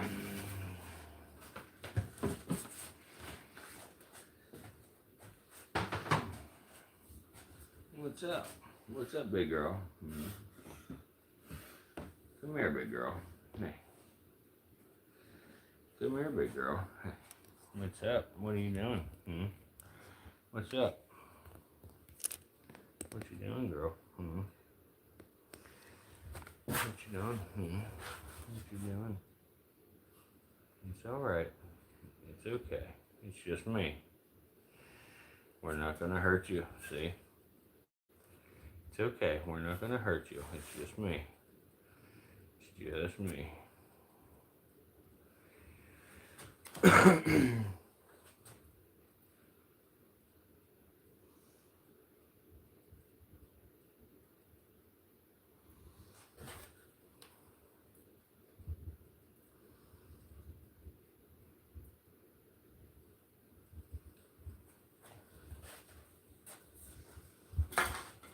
Iron Sword, you didn't used to do the water quite so much as you do now. That's all right, baby Huffy. Hey.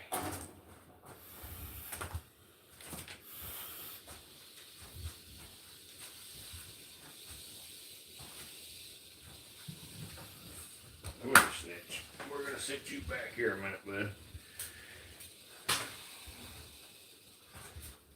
Hey, baby Huffy. Hey.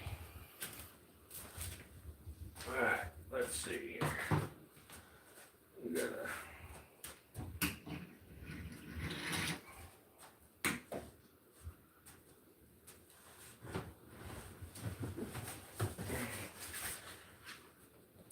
Well, Trey, you ain't been here in a few days, so you ain't seen a couple of these guys.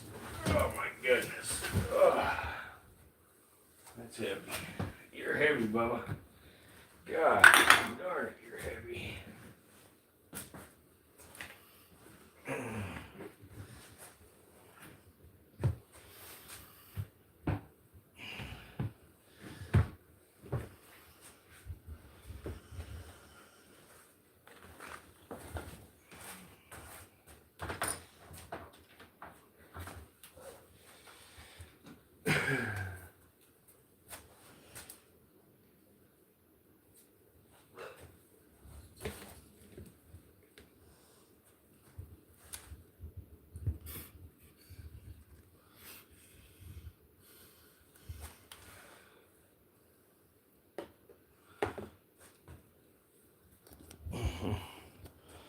All right, Trey.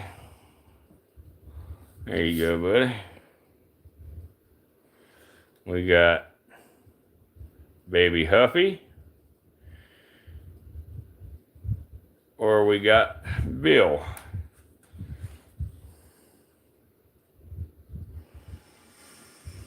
And Bill is a monster. Oh, Bill is upset. It's all right, Bill. Hey. Bill is going to go in the shed really soon. You can see he's starting to go into blue here. So, but you see the difference between a 1-year-old specimen versus about a 6-year-old specimen. Very huge difference.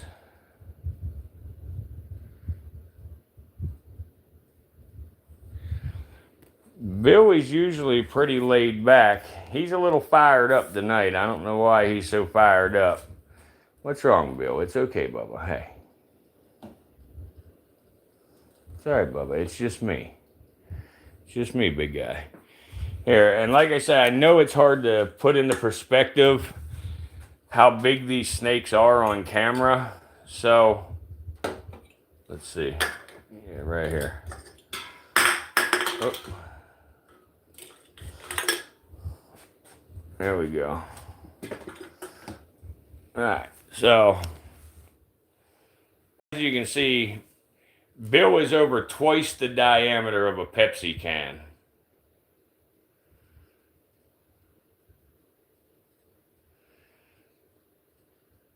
I mean, Bill's head is almost as big as a Pepsi can, for crying out loud.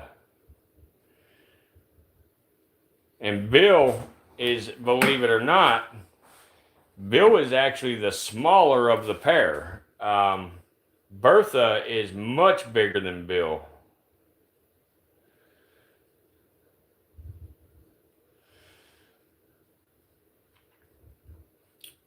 Sue, are you saying Bill is prettier than Tom?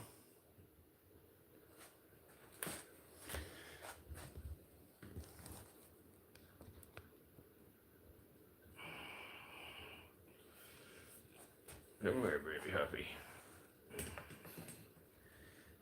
Come here, baby Huffy. Come on. Come on, girl. Hold on. Hold on. Ugh, come here. Come here, big girl.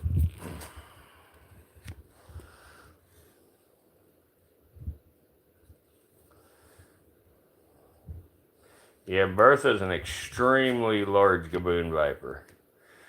She is way beyond the average on a large female for a gaboon. The huge one that I have that looks like Bill is Bertha, and she's at the house.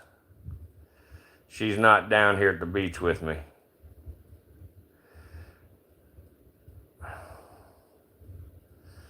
Come here, baby Huffy. Ugh. Now, you see how I'm picking up this gaboon viper on this hook. When they get bigger, you cannot do that. You will break their ribs. When they're little like her, you know, it's not such a problem. But, you know, when they get big like Bill here, you just can't be doing that shit. You'll definitely hurt them.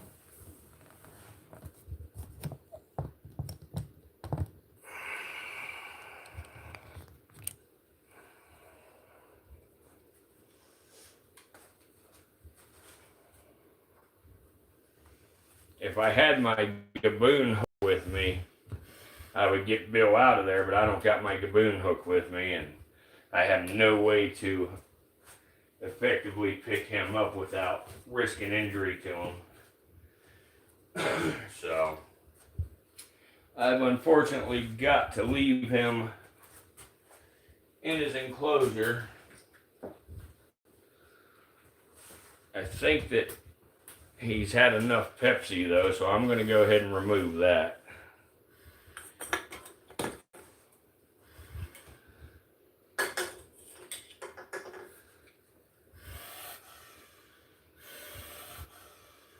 Baby Huffy, calm down, girl. It's okay. Nah, she wouldn't be pleased at all to be here.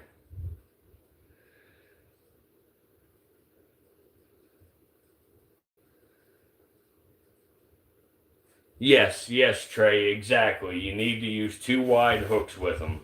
You're 100% correct.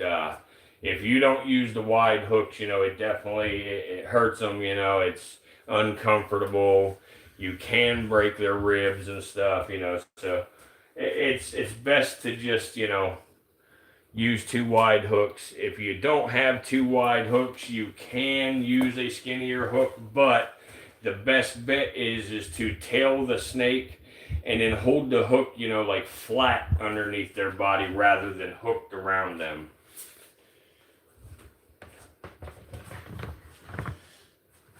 And I got a couple others here that I know you ain't seen because you ain't been in here, that the rest of these guys have seen, but I know you haven't, Trey. So let's take a quick look here at a couple of more that I just got. I actually just got this pair, and this pair is just amazing. They're very, very sweet, docile snakes.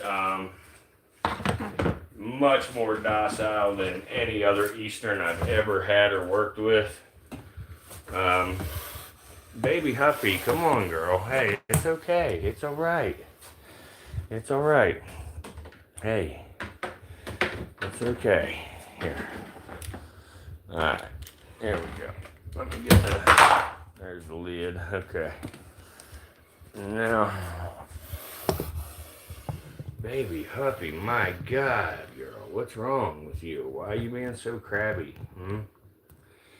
Why are you being so crabby?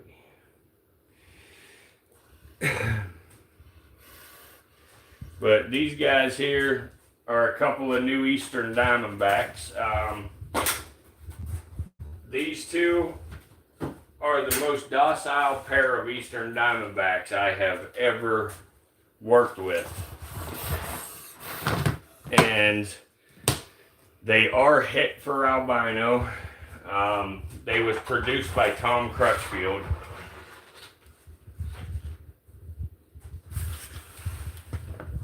But last night is the first time that I even got these guys to rattle. I cannot even get these guys to rattle. They're so docile. They just such calm little snakes, man. Well, not real little, but such calm snakes. Yeah, Tom's a real good guy. Yep, really good guy. No, stay in there, Bubba. You don't come out. No, sir.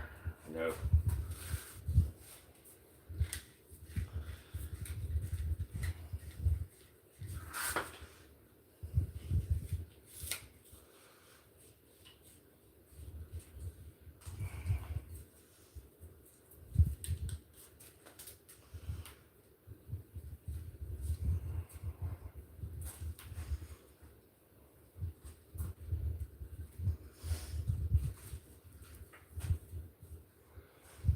But yeah, even the night I got these guys, taking them out of their bucket that I transported them in, they never broke a rattle. Never rattled one time. Never struck. Never got crazy. Just completely docile the entire time. These snakes had been worked with very well. As they were growing up.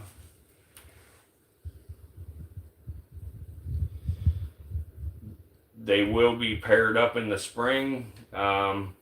We are going to breed our male albino timber to our female Eastern in hopes that we can produce some albino batwings.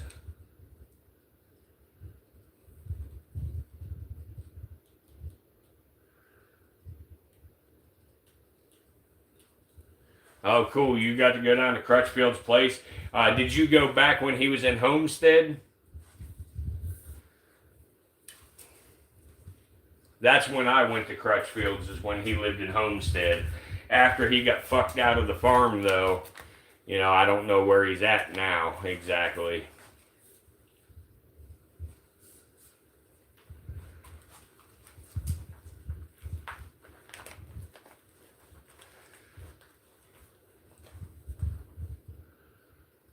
Yeah, that was real crappy. I mean, he had a hell of a place going, you know. All of the, you know, the tree monitors and the green tree monitors and everything, you know. He had a hell of a thing going there, and they really fucked him up bad. That sucks. Because he had that place for so damn long, you know, that I can't believe they done it like that to him. Hey, Bubba. Hey. And this little dude here.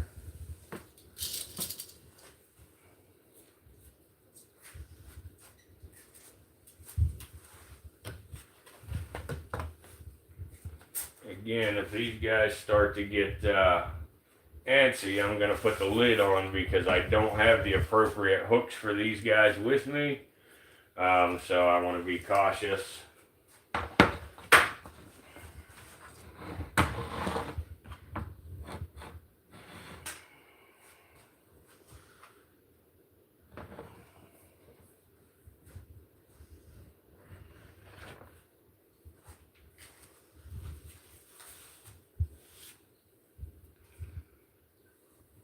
Yeah, I think they would too. I have not been able to see where anybody has produced albino bat wings yet. So with any luck, I'll be the first one to do so. I could be wrong. I just have not heard of any yet. You know, if you know of any, you know, please point me in that direction because I would like to see them.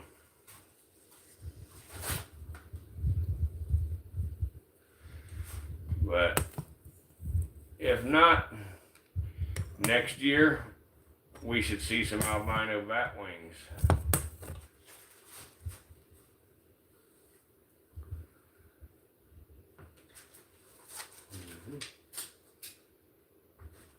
Yep, if I have anything to do with it, we're gonna.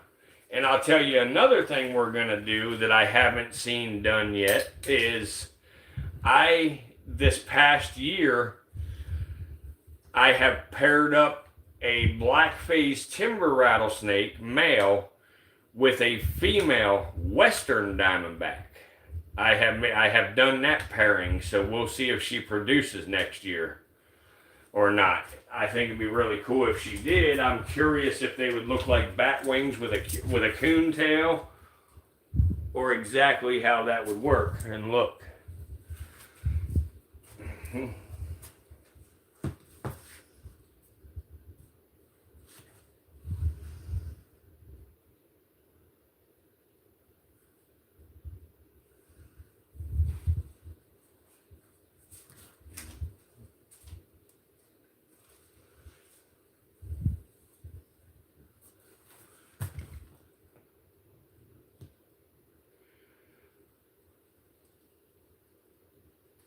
Yeah, I hope I'm the one that gets it done too, buddy. That would be so sweet.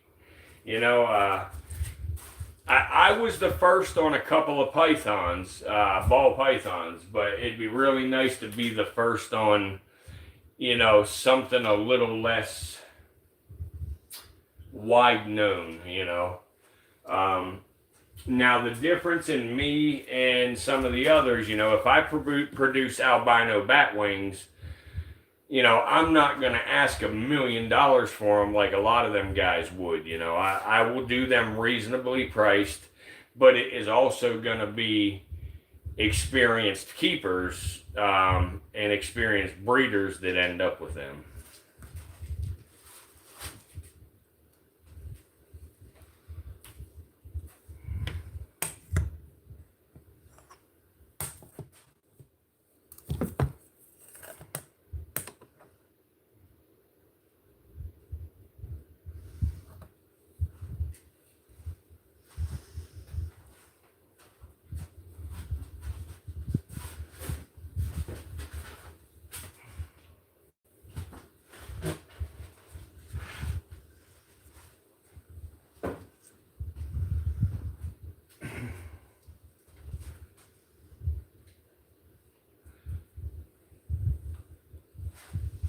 Now, you guys, believe it or not, guys, this one right here, the smaller one here, this snake is actually only about a 4-year-old snake. It's not even quite 4 years old yet.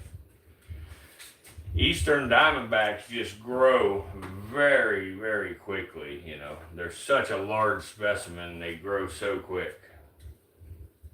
Nope, stay down there, Bubba. Hey, stay down there. But look at that. I mean, y'all see me touching the head of that snake, and that snake's still not rattling, still not being defensive, you know, not freaking out, nothing. You try that shit with Snitch one time.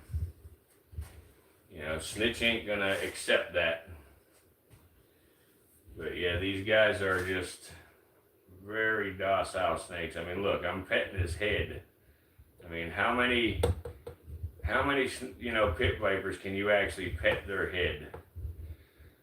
Very, very few. So that's just proof these snakes, you know, was well cared for, well handled. You know, never felt threatened.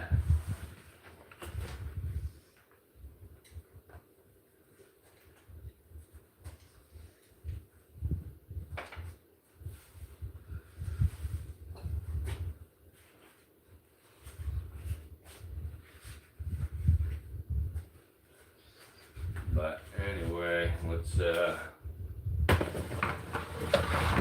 close these guys up. See if we can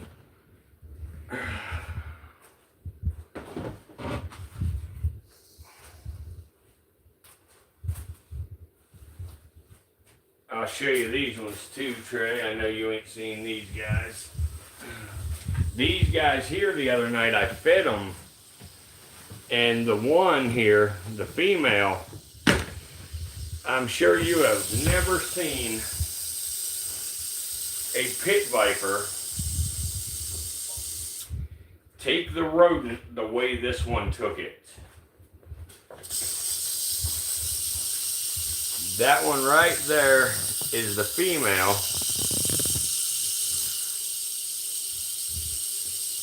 No, we have not named those two yet. Sue actually did come up with a name for the male.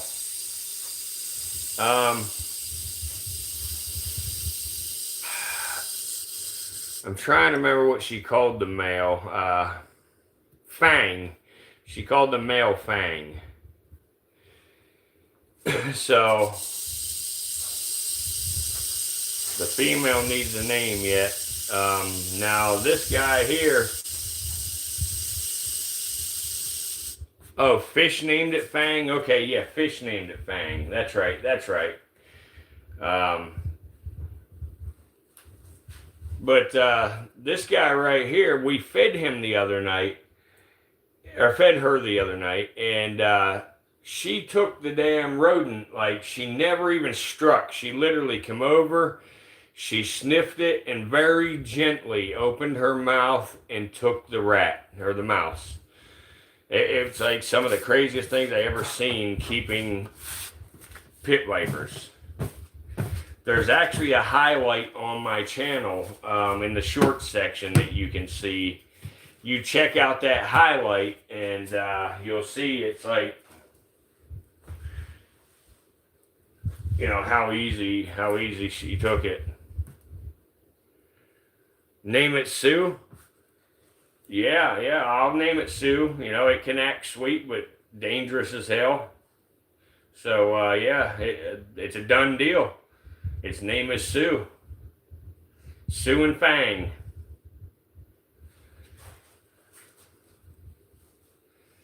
Yeah, that was really cool to watch, Tom. Here, I'll actually, I'm going to play it on a replay for y'all here. Oh shit. Well, maybe I'm not. Fuck. Let me see here. Let me charge this up. Is this the one? Right here.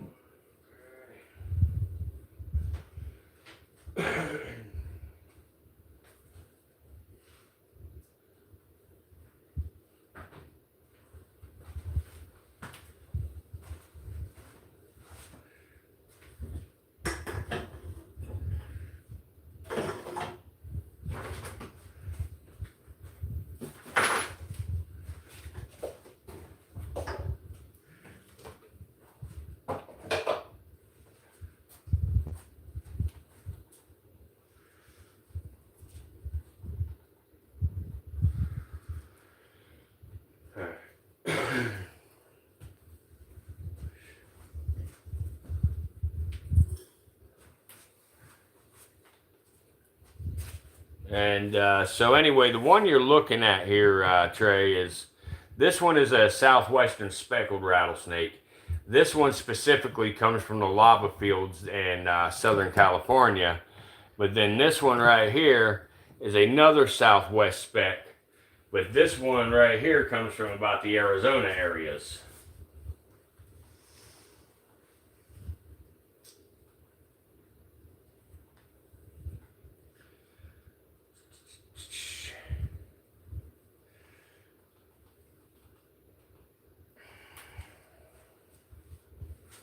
Let me try to find that replay here.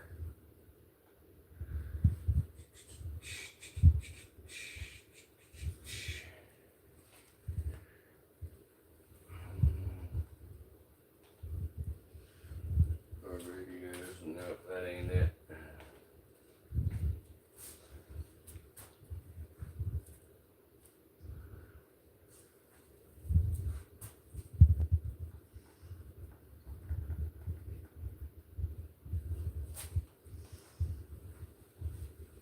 I don't know how to find certain stuff on the TV when I try to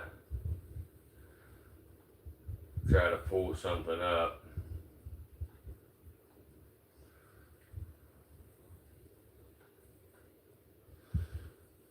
Library, history, let's see here. Can I go back far enough? There it is, I found it. Okay. So, right here, this is the replay.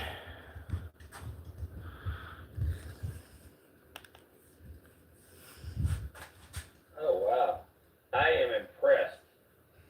I mean, I am fucking impressed. I have never in my life saw a rattlesnake take a rodent as gently as that dude just did.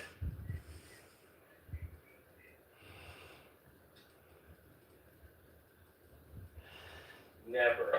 I've never seen a pit viper take a rodent that easily or that gently. That was amazing. I guess the highlight didn't really show the whole thing. I mean, I am fucking impressed. I have never in my life saw a rattlesnake take a rodent as gently as that dude just did.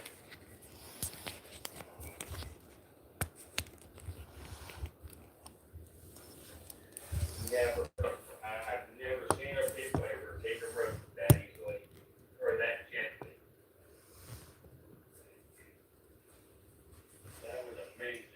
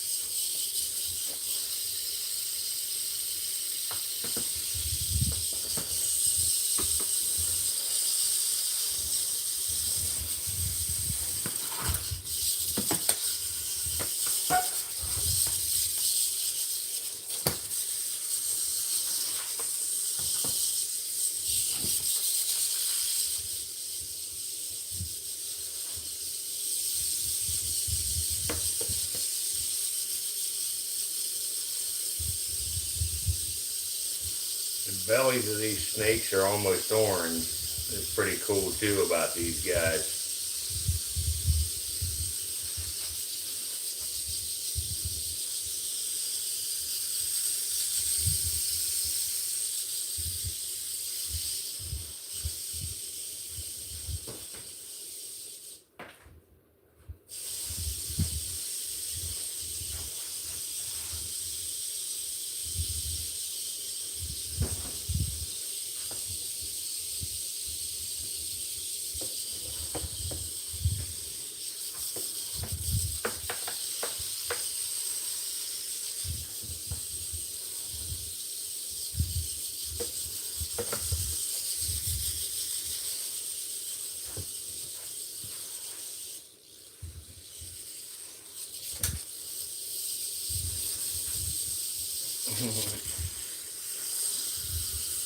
Come here, Bubba. Let me see. Let me see that spot on your side. What's that spot?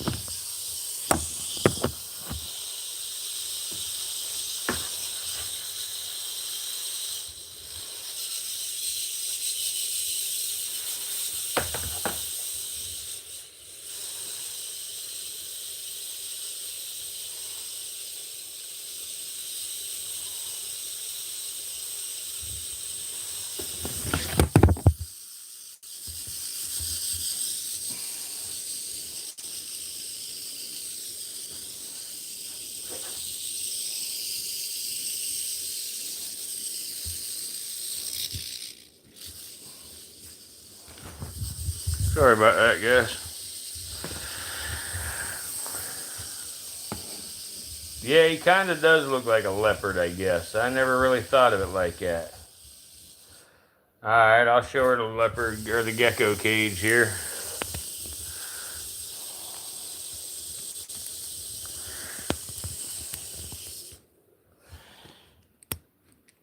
Come on, damn it. Right here's the gecko cage we just built.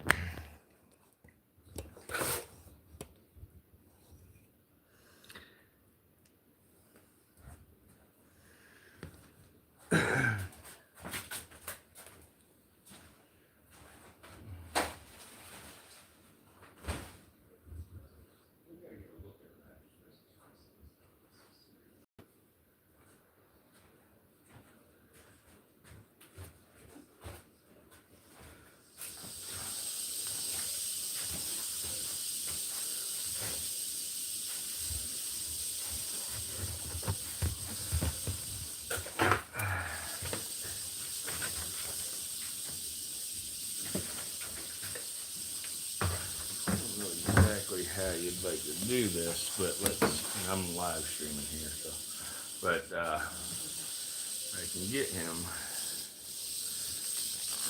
out here. Let's get his tail out.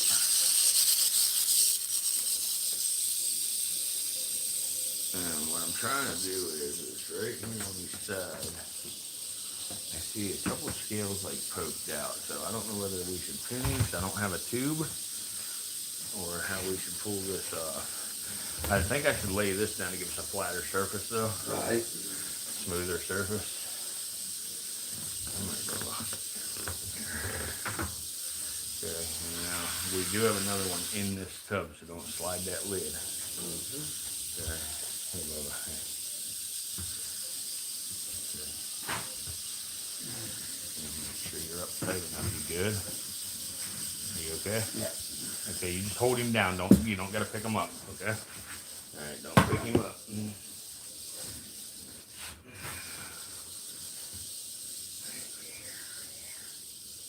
One of them fucking blistery things. What the fuck, man? See that? Mm-hmm.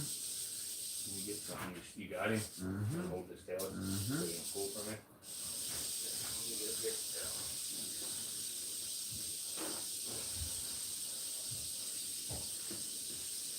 I guess we're gonna get him and have to clean it up.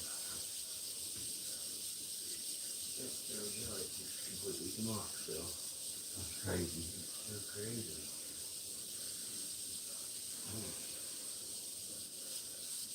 I'm gonna get one more towel. Okay. I just want to make sure it's good and clean, you know. So, wow, that's so weird.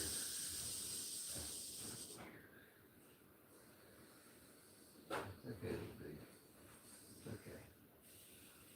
Wish I had fucking alcohol. It's okay. Or accident. I'll let you on this one. Okay. You good? Yep. Okay. It's probably not right. I don't know what to do. Like, I don't have no kind of like yellow and tail. You know, I just use a lot of water spray and I don't get it. I wipe it enough.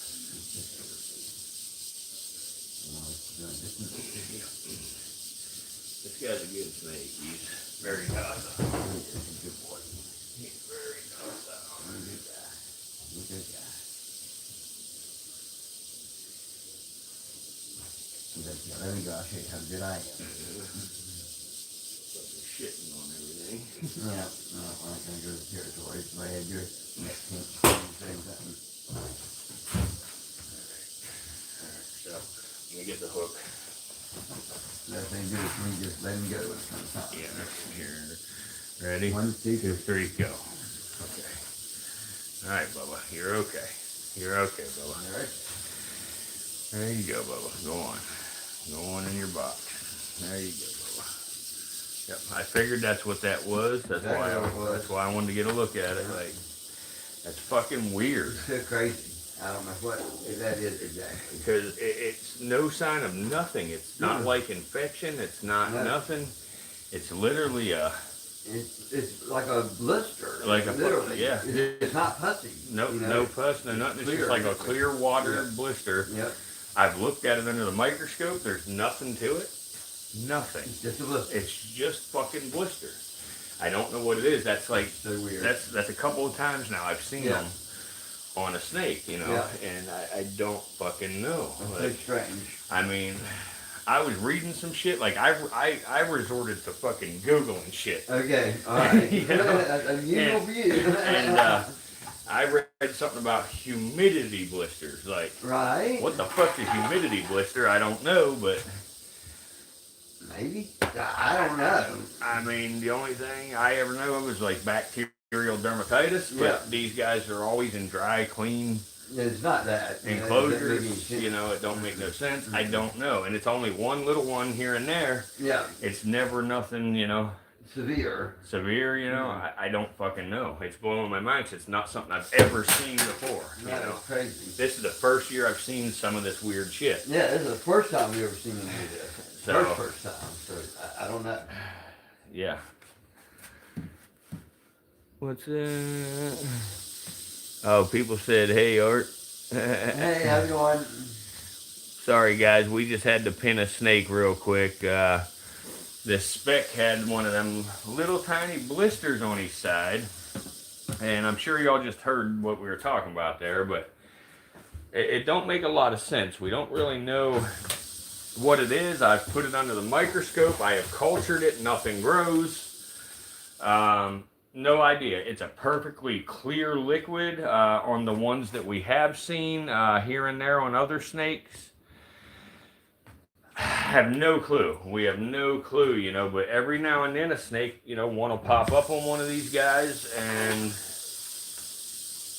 you know, as soon as you touch them, like, you know, I mean, literally a light touch, you cannot rub the things or they pop.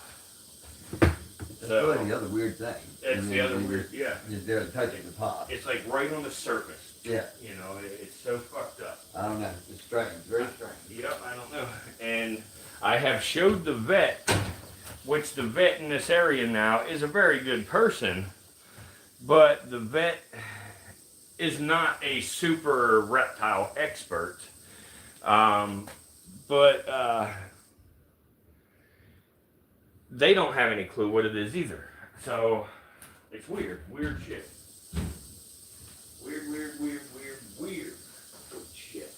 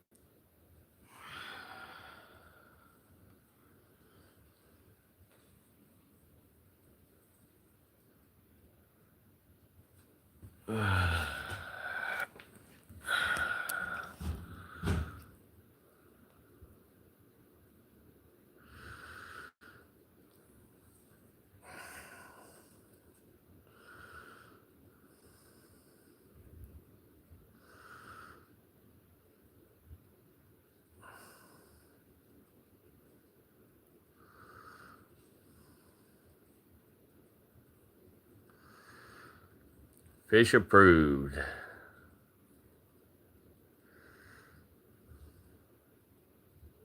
Yep, and now you can do it too, Eliza.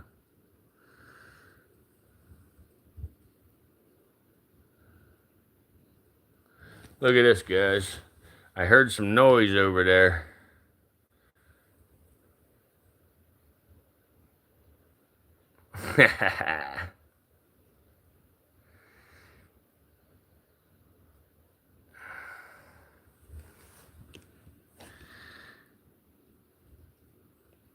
Yep, Marshmallow was cruising by. Marshmallow, come here.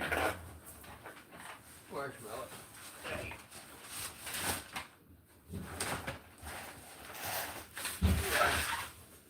Come here, big girl.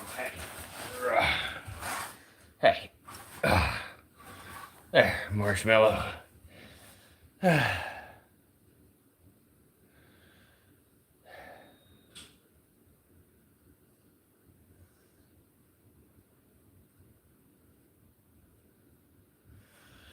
Yeah, Marshmallow eats fluffy white marshmallows.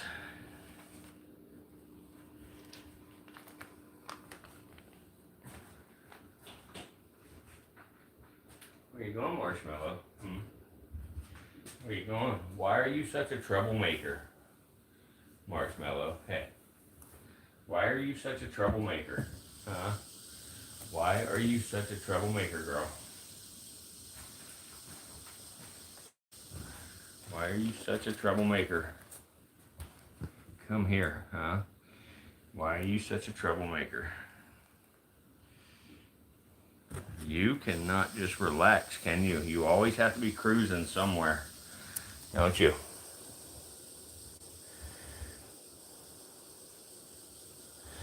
Oh yeah, I used to breed Marshmallow every other year, but I haven't bred her in a few years. I have retired her. She just gets to live her best life, you know. She hasn't been in a cage down since I've been here at the beach. She has just been free range in the bedroom, like crawling amongst my piles of junk that I have accumulated over my 3-week stay. Hey, Marshmallow, here, you want to explore something? Come here. Come here, Marshmallow. Here. I know it's a little bit small for you, Marshmallow, but here. Let's try something out. Here, you get to do the maiden voyage. Here. Here, Marshmallow. Here, Marshmallow. Hey, come on, girl. Here. Here. Here, you get to take it for its maiden voyage. Here. Here you go. You want to take it for its maiden voyage? She says, hell no, I know what you do with these boxes. I know exactly what the fuck these things are. Here, take it for its ride. Take it for its maiden voyage, Marshmallow. Here. There you go.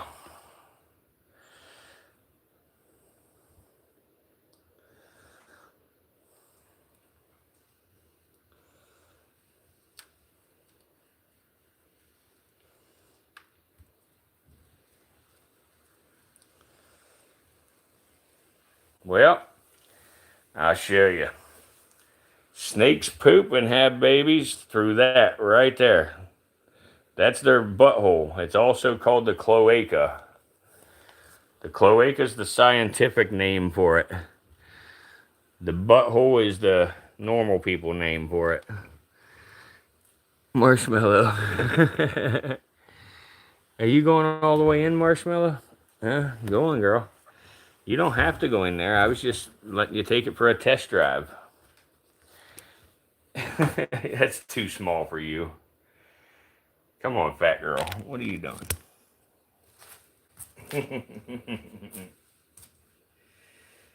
Are you going to come back out, Marshmallow, or are you going to finish checking it out in there? You going to finish checking it out? You like it? Hmm? You like it? I hope you don't try to fit in the hide box, because you're not going to fit in that hide. Yeah, Marshmallow is a really cool snake. I love Marshmallow. At one time, Marshmallow was a very, very expensive morph. At one time, Marshmallow was upwards of $10,000. Yep. Yeah, she's real estate shopping.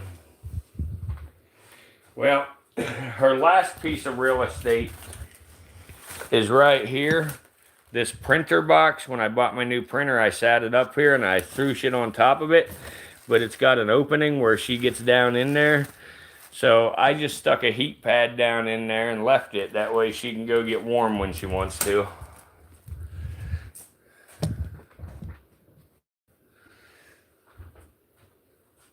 Hey, you coming back out, Marshmallow? What are you doing?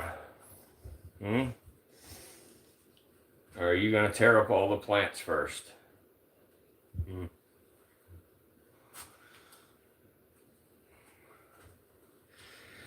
That's her beach house.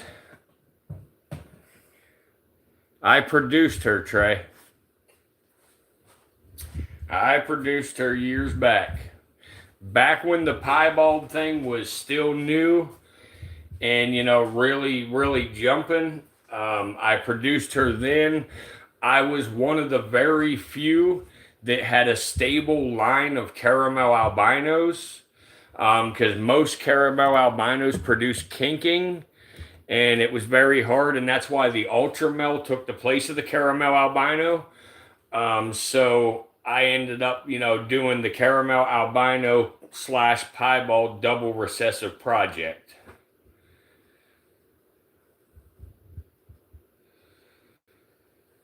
All right. Well, I'll show you a couple ways, Patrick. Come here, girl. Come here. Come on, Marshmallow. Come on out here. They wanna know how we tell that you're a girl. So we're gonna show them a couple of different ways, okay? Here is one way that's not as reliable. But if you look at this tail, if you notice how it's really fat and all of a sudden it drops down to a skinny little part right here. A male's tail from the butthole, right here, from the butthole out will be a lot longer and it'll gradually taper off. And also another way you can tell with a snake, you can probe them, of course, but a lot of people are afraid to probe or don't know how to probe. So another way, and I'm not going to do it to Marshmallow fully because she's an old girl and I just don't want to do it, but you do what's called popping. and you will hold right here, put your other finger here, and you roll. If that was a male, instead of seeing white like you're seeing there on this little part right there, you would see two red things, one on each side, pop out there. And that's their dick, called the hemipenes. But that's how you can tell male and female on a snake. You can do that with most snakes. Yep, like a rabbit. Yep.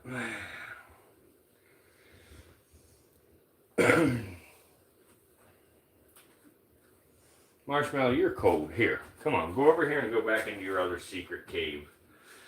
I'll show y'all Marshmallow's other secret hiding spot.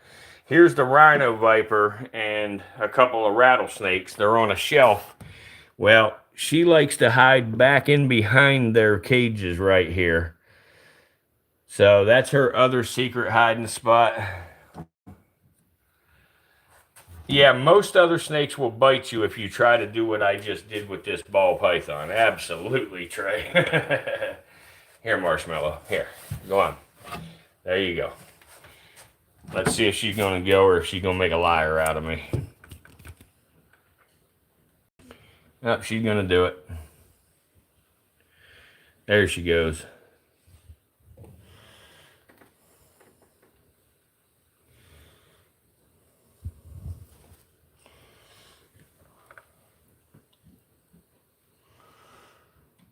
And I'll show you here, like on the tail, I'm not going to open it up so it's going to be a little blurry. But, well, actually, I will open it up here. To hell with it. But now, if you look at this guy, how I told you, you know, the butthole is right about right about the little bend in the tail right there. So from there all the way to the end of the tail is super long and tapers very slowly. That's a male snake. The female will be fat to skinny, you know, and real short tail. Yep, that's her secret cave right there. She'll go back there. There's a heat mat down there, so she goes back there to get the heat from it.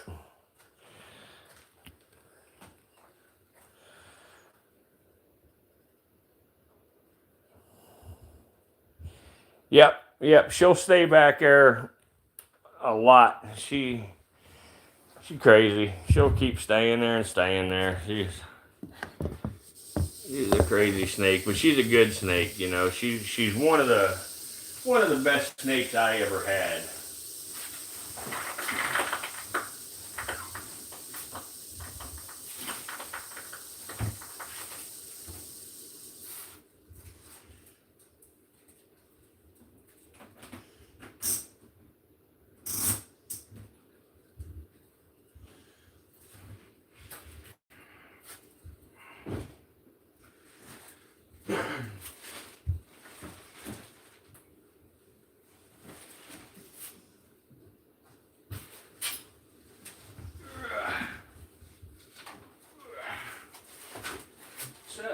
What's up, baby snakes?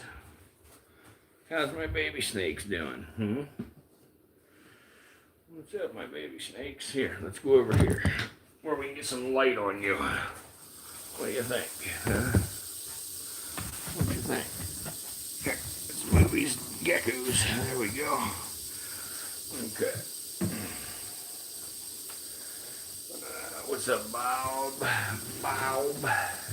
Bobby Bob. Bobby Bob. Okay. Let's see here. Let me get a little bit of light on the subject here for them. Let's see.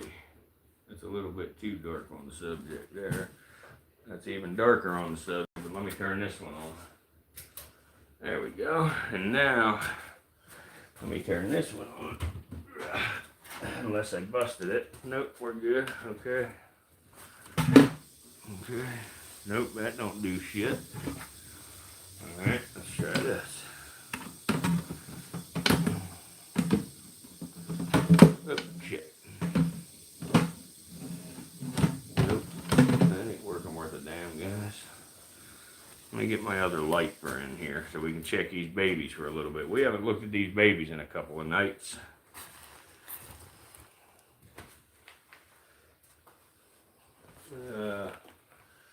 Where's my light at?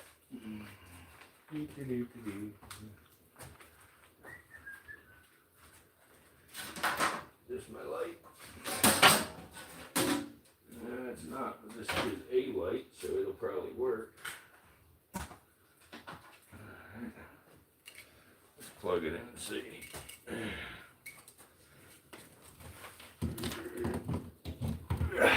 Okay. Yeah, that light works. Heck with it.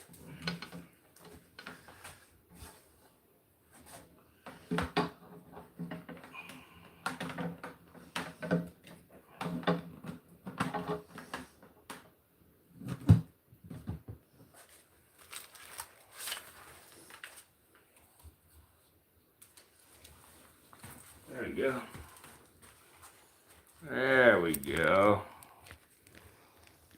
Now we see what the hell's on my enclosure there.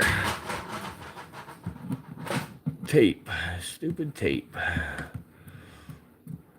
Must be from me trying to duct tape shit to it.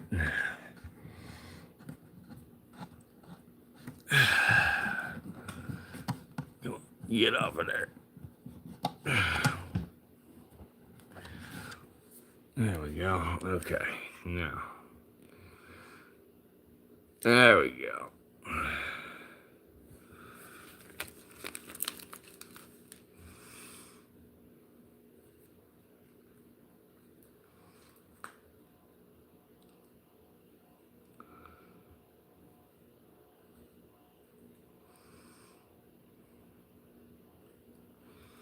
Yep. They're little slithering monocle French fries.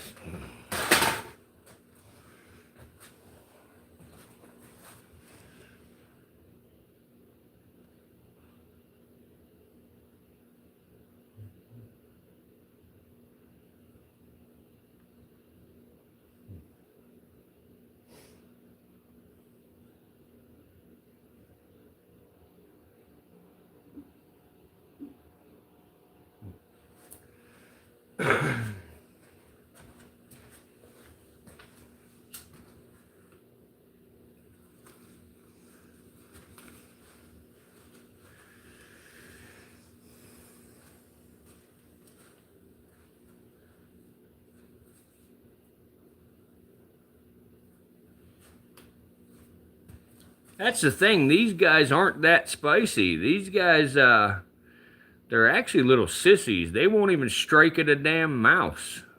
It's kind of crazy. They're so docile, they won't even strike a mouse.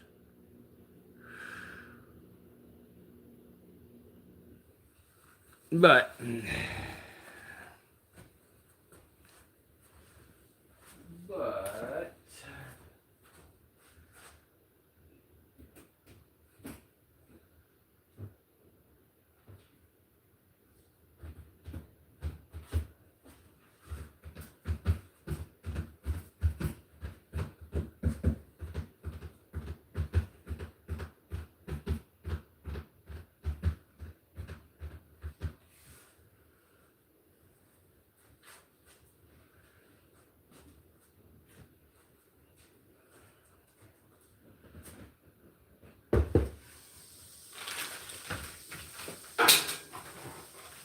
oh, fuck your face.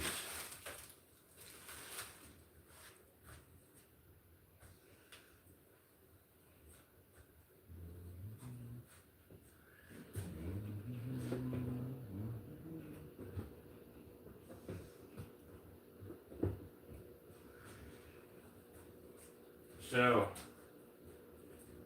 tomorrow night, well, Bob sees the French fries. He's watching them. But anyway, tomorrow night, well, like I said, we might take a break from posting. I don't know. Maybe we'll do one more night. But if we do one more night, just to see what happens, because what's today? Wednesday, yeah. So Thursday and Friday last week were really good. So maybe we'll try tomorrow night just to see. If not, then we'll go into our break. But tomorrow night we'll build one more enclosure, and we'll build an arboreal enclosure. That way we have shown each style, you know, to build for very cheap. And our arboreal enclosure, I believe we can do for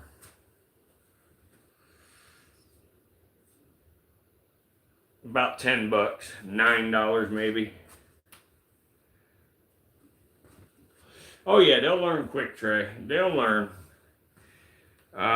You know, the other big thing is I've been feeding them, you know, frozen thawed. I don't have anything live, you know, to give them right this minute. So I've just been assisting, you know. I put it in their mouth and let them do the rest.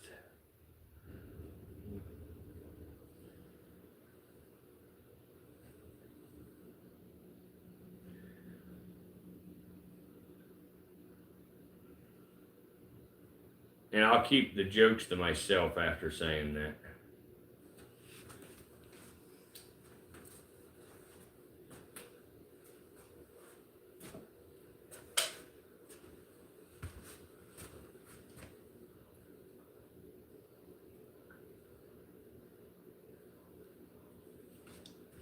So, anybody of y'all, any of y'all that actually build an enclosure, when you want to paint things inside the enclosure, you want to use 100% acrylic paint. You do not want to use anything except 100% acrylic. Acrylic is completely safe to use.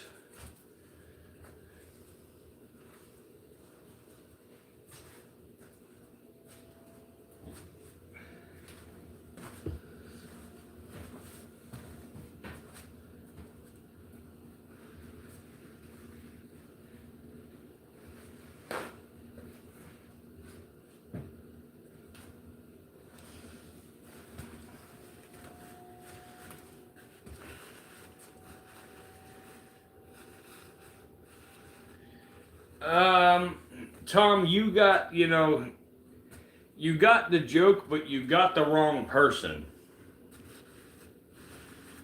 That's how I feed the warden.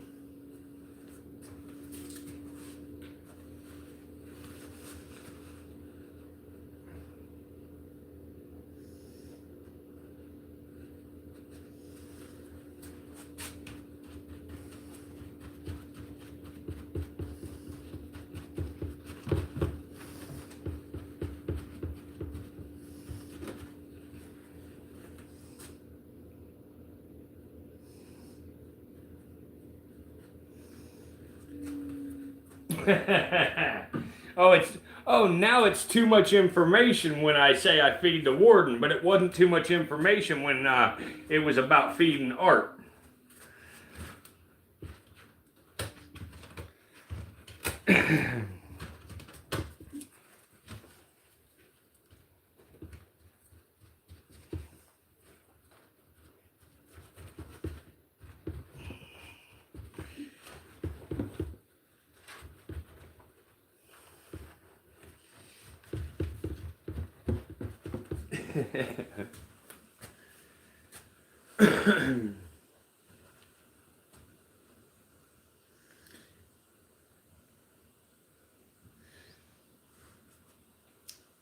Yeah, you guys are, fuckers. I liked it better when Tom went to bed early.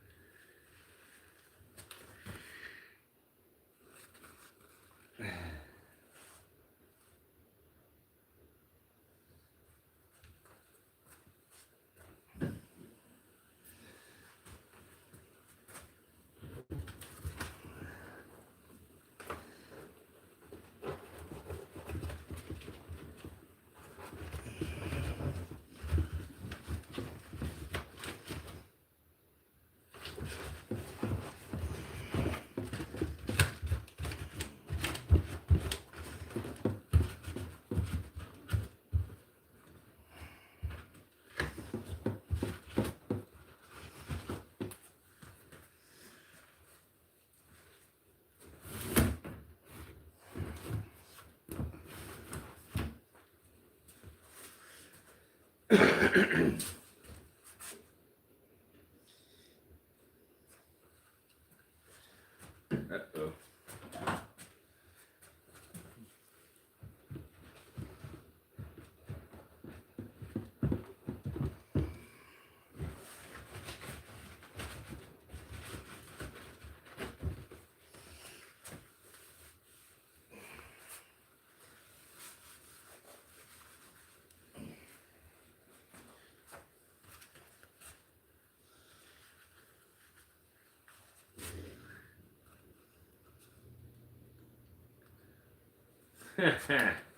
Fuck you.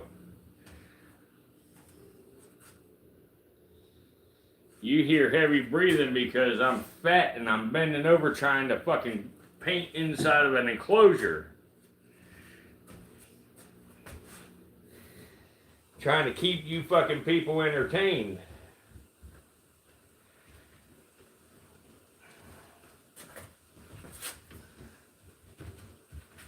Tom, don't forget, I'm coming to visit one day. And I don't get mad, I get even.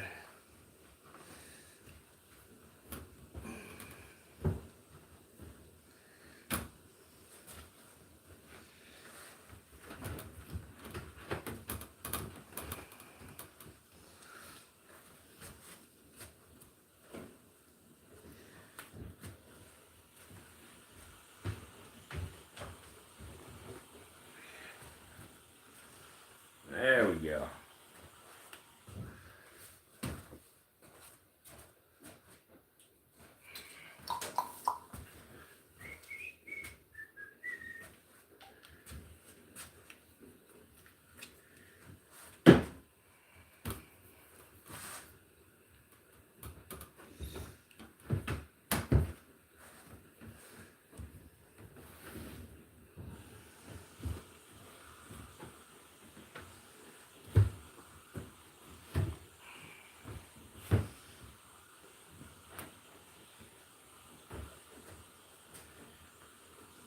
And when I get there, maybe it'll be you instead of Art.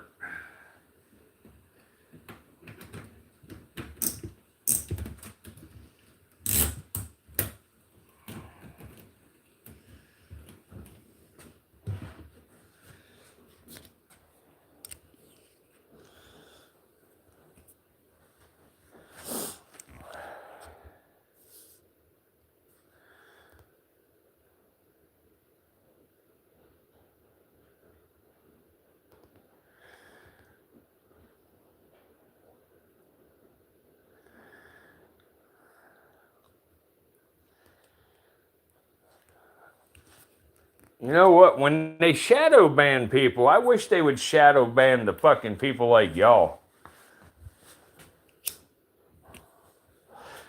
I'm just kidding. No, they don't have plans. Tom has plans. Tom's been trying to fuck me for like a month now.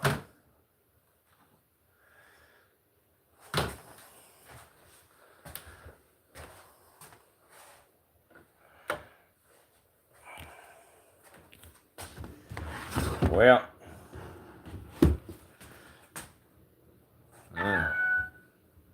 that kind of sucks. That was a crappy paint job there. Let's see here.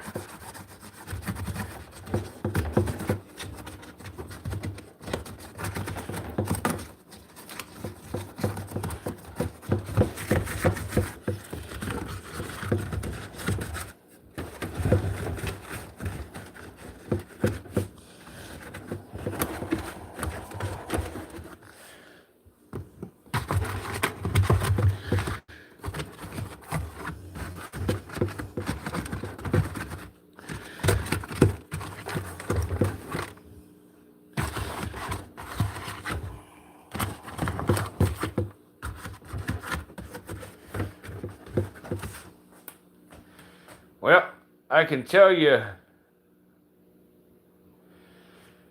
the damn acrylic paint don't work so fucking good on spray foam. So, it's just gonna have to look like it does.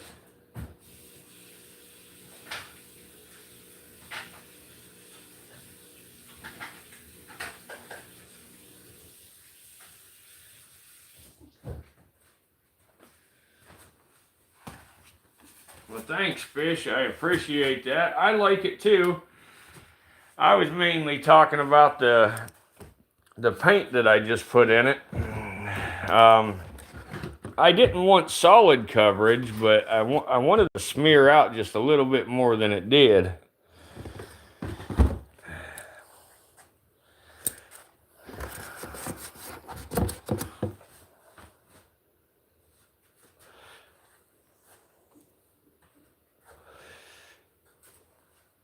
Hey, Trey, go fuck yourself.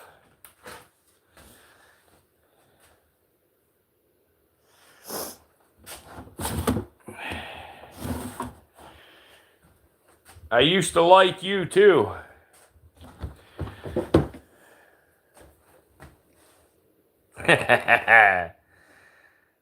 Alright, you approve of the paint job? Well then, fuck it, we're gonna leave it. Crap, I'm cussing like hell when Soviet Kitty's in here still. I'm sorry, Kitty. I'll watch my mouth.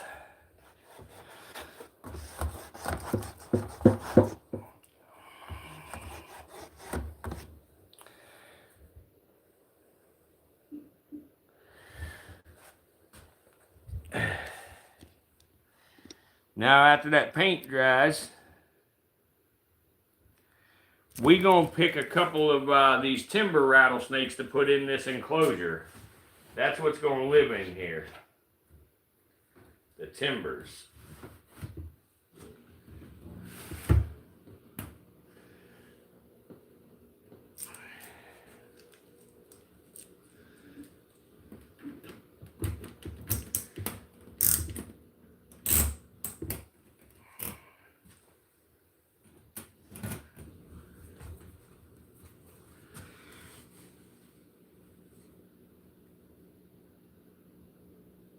I got a whole cage full of them, Fish.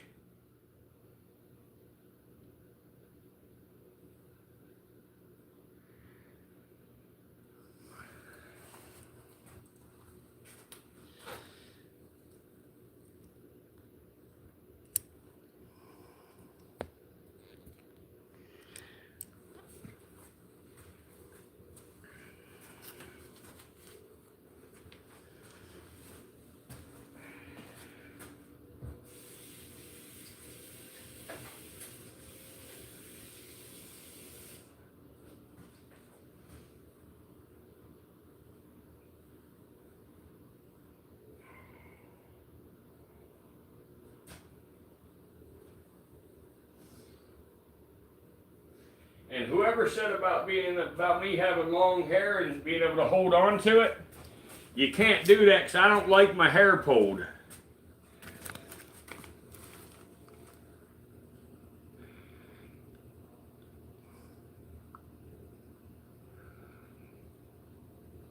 We have a black phase going in the shed again. That's kind of good news because that's helping them get rid of the snake fungal disease.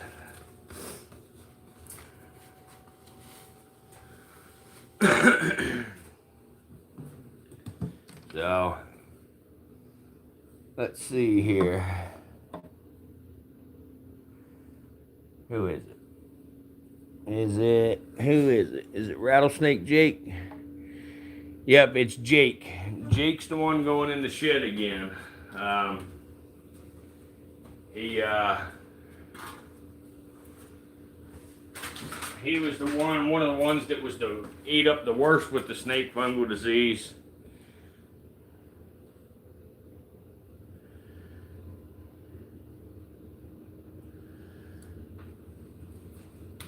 Oh no. Hey, everybody that's in here, put a 1 in the chat for me so I know you're here. See if Kate accidentally timed someone out.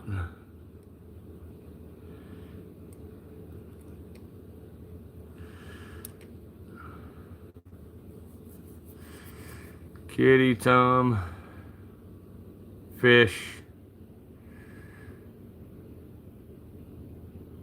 Sue,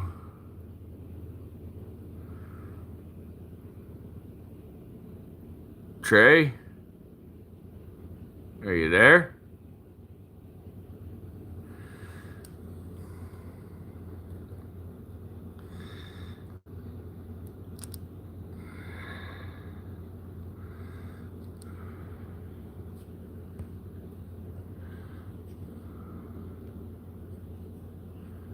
Eliza.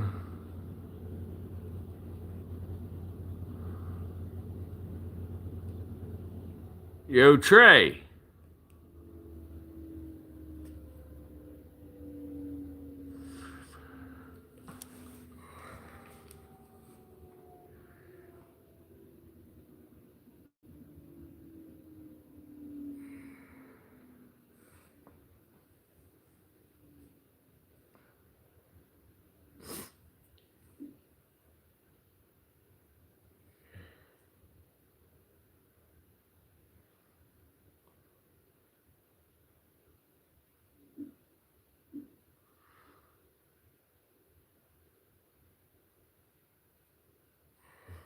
I will, I'll shoot him a text message and see.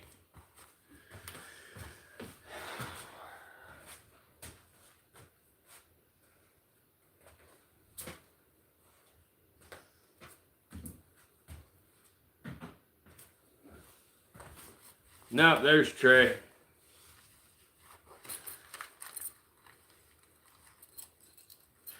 All right, so that's Trey. What about Limp Biscuit? What about Patrick?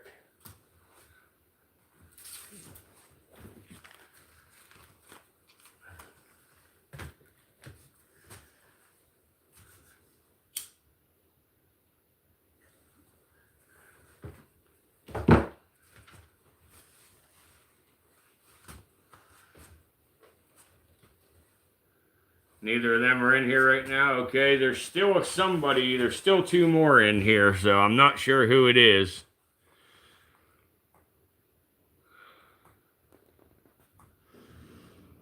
Alright, so let's see here. We got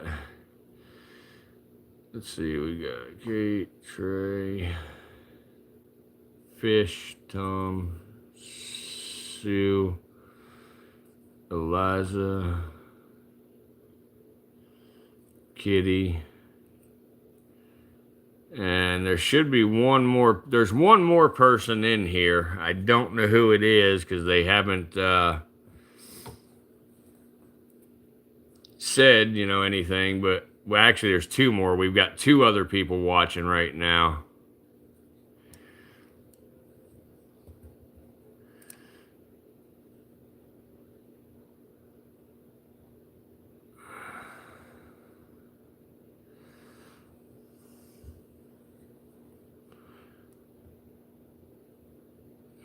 See, it's weird with this whole ban that's happening, the shadow ban.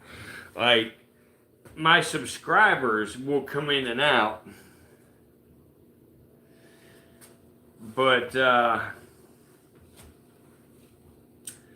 that's all that'll come in and out is just the subscribers. It's freaking weird, like, and we've got almost 3,000 subscribers, so through the night, it's expected to see a handful of people come in and out, even when we, don't get a lot, because we have not broken 200 views since all that. I'm showing 7.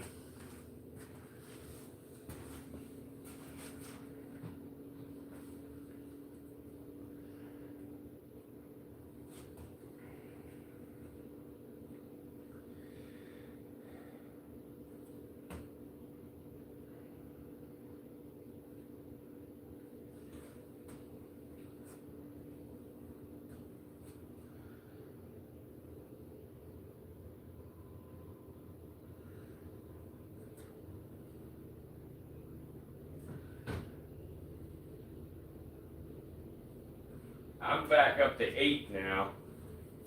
Nah, you ain't gonna be in timeout. We're not gonna be in timeout. Hey guys, start smashing that heart and all that stuff over there, all them emojis. Do that as well a bunch of times. Because I learned today that they do count, towards the algorithm.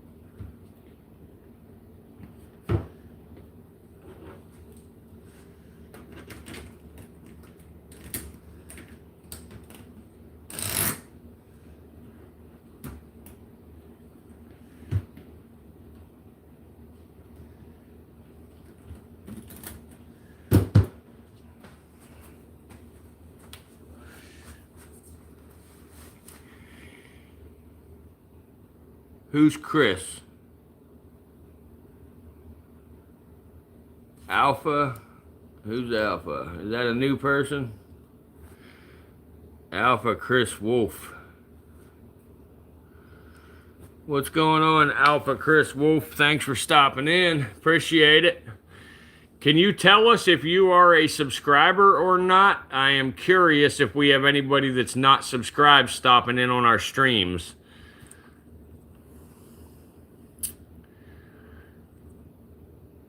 Oh, okay. That's Patrick's friend. Okay, cool.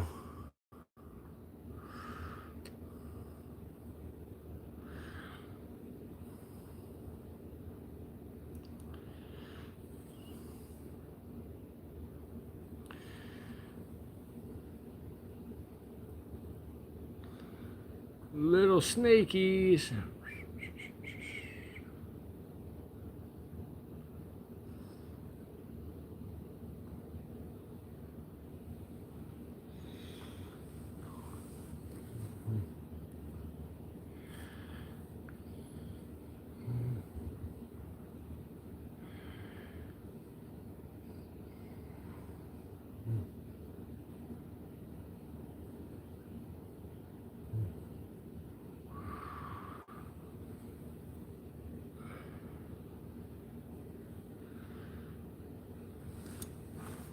Awesome. Yeah, guys. Send the links to anybody you possibly can. And, like these people come in and, even if they only come in for just 5 minutes or something, it helps us out. When YouTube sees people coming in still, even with this, they might lift it, it'll help us a whole lot, for people to do that.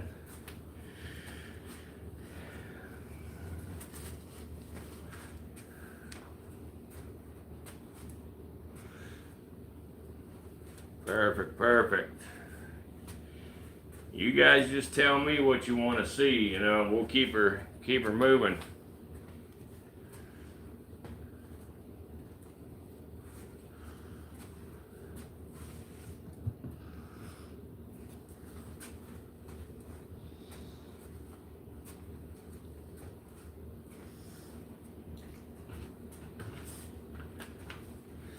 So,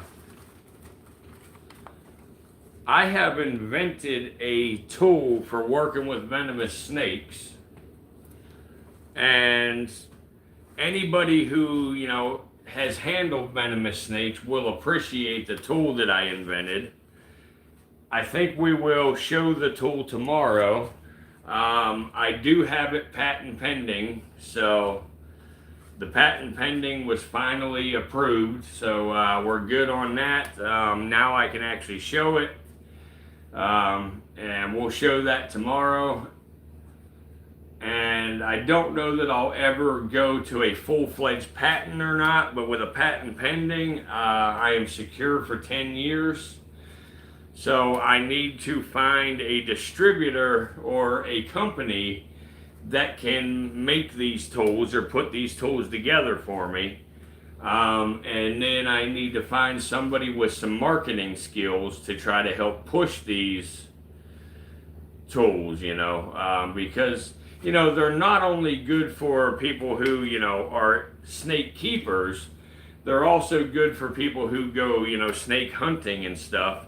Because one of the things that you have to do when you go hunting, like let's say the timber rattlesnakes, there's a hunting season every year for timber rattlesnakes. And one of the things you have to do when you go hunting timber rattlesnakes, you have to put them in a tube to be able to count the subcaudal scales.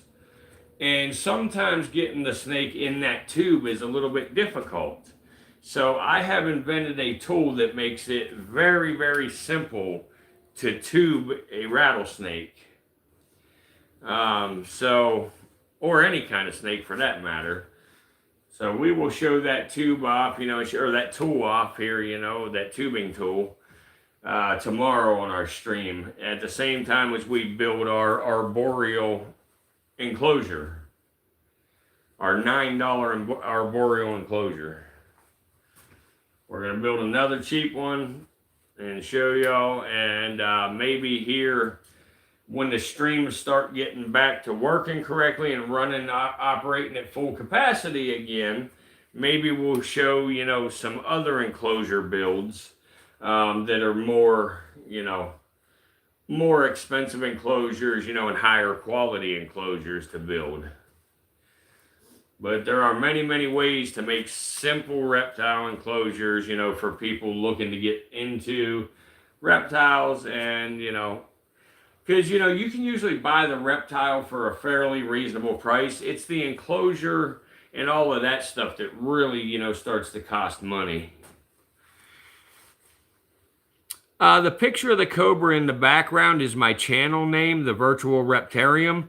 And that cobra is actually a picture of Casper. Sue captured that screenshot for us one night of Casper with his tongue out. So we went ahead and removed the background and put a white brick wall behind them, you know, as our channel logo. So it's just our channel logo and channel name.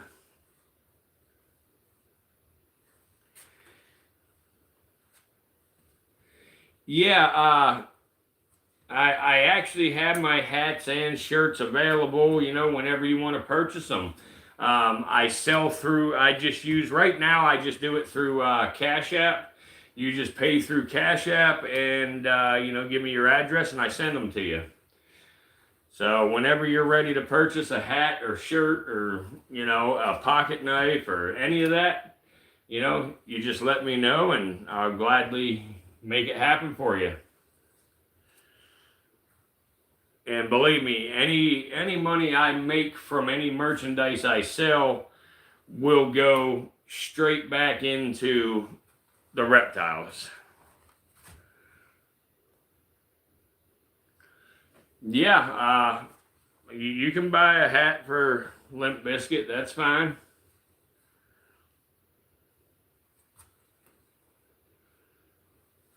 It's fish approved. Good deal, fish.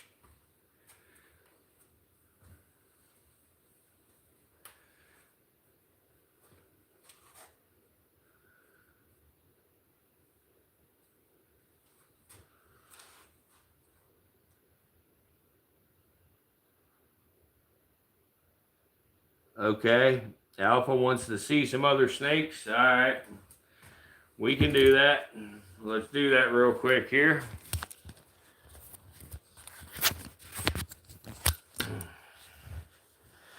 All right, we'll go ahead and start here. This is Snitch, the Western Diamondback rattlesnake. He is an albino Western Diamondback. He's a snitch.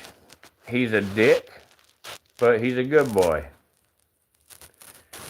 And on the other side of Snitch right here, that is Bob. Bob don't have a job and he still lives at home with his mom. Say hi, Bob. Hi, Bob.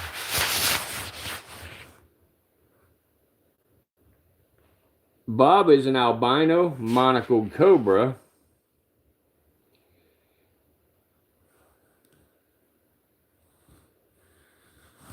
Ugh, hang on.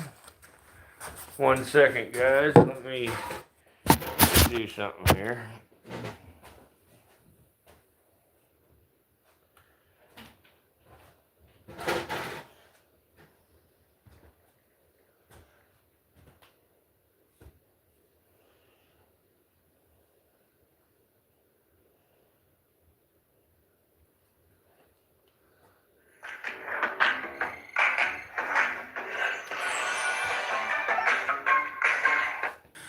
Alright, now these guys here are going to be too dark to see, but these guys are a couple more timber rattlesnakes. And this girl back here, she's going to be hard to see, but she is a caramel albino piebald ball python. She's the only non-venomous snake in the house right now. Okay. And now, this girl here is another pretty girl. This girl here, you can't get a true look at her colors in this thing, but She is a Tremorosaurus insularis, also known as the Komodo Island pit viper.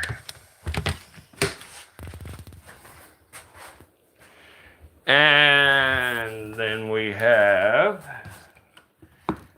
a couple of southwestern speckled rattlesnakes. We got one there and one back in the corner. So, I hope that answered your questions.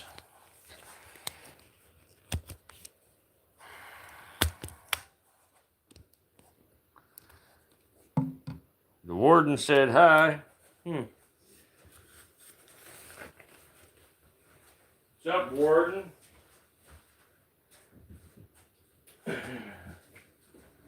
Are you here to chat or are you here to give me flack about something?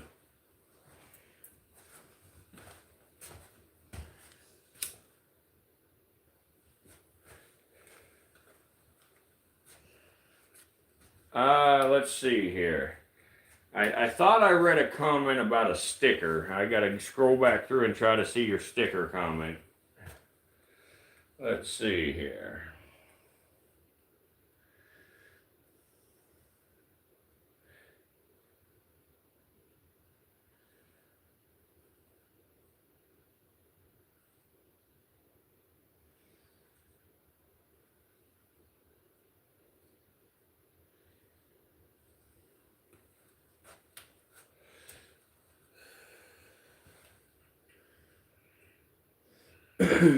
Well, it's about time. Let's see here. Hey, can we get a Bob sticker with a hard hat? Yes, absolutely. We can arrange that. Sue, the next time Bob is all hooded up and stuff, you know, we need a good screenshot of Bob so I can put a hard hat on him and make stickers.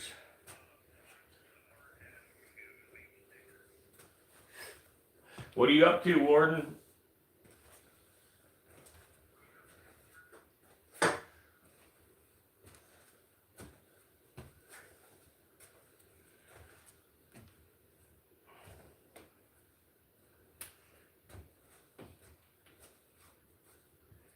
Yep, we'll definitely make him with a hard hat. We will. I don't remember Casper the Friendly Ghost that well, but there's got to be something we can do with Casper, you know, that has to do with that too. So we can make stickers of Casper. Oh, there's one snake I forgot to show.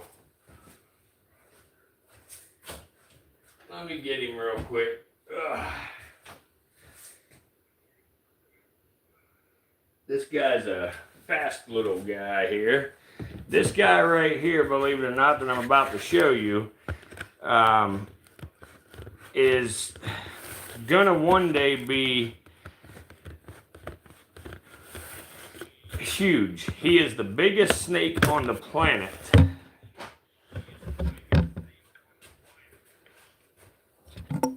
This guy right here is the largest venomous snake on the planet when he gets to full grown.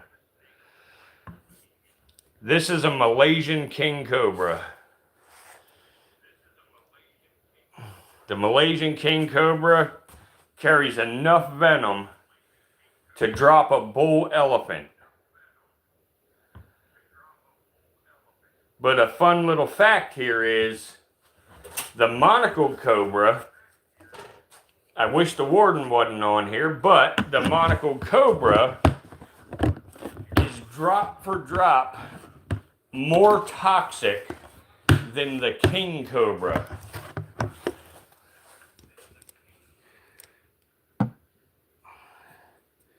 And the warden has lived with the monocled cobra junior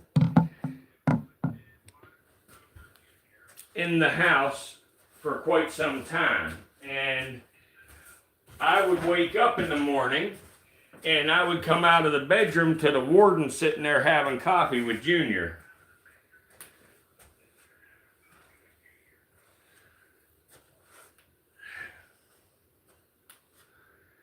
The king's name is Charlie.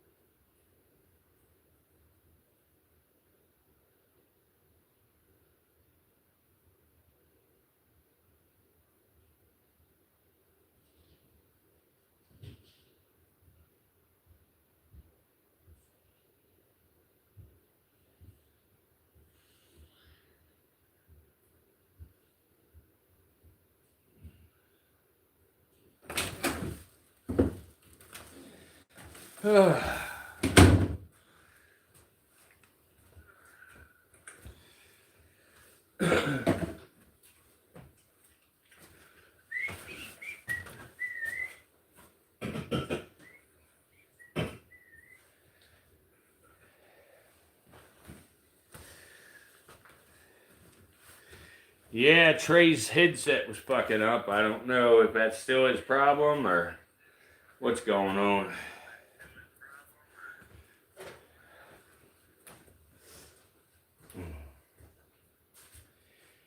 So, Sue, are you going to make some enclosures for your geckos?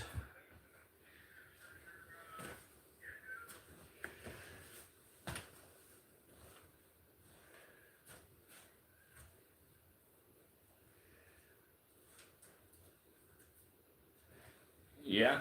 Which style were you thinking about? The last night's or tonight's?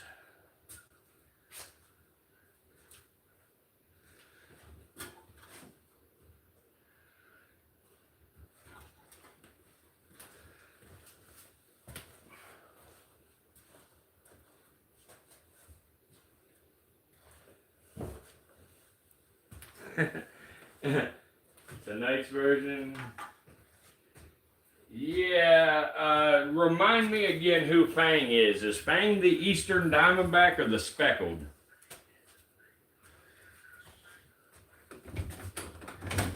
Get your butt downstairs.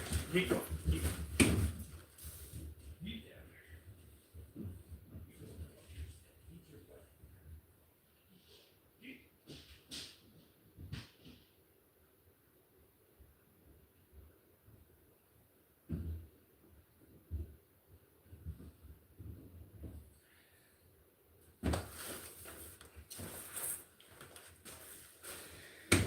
Yeah, I don't blame you, Sue. I'd make the ones like tonight's version too. It's a lot faster, a lot easier.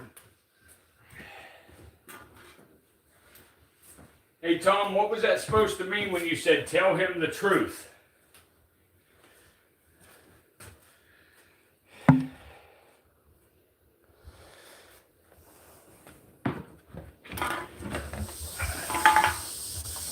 What's up, Fang? Bang, bang. Here, Fang, Fang. They want to see you, Bubba. There you go. There you go. There's Fang. There's Fangy. Let's see here.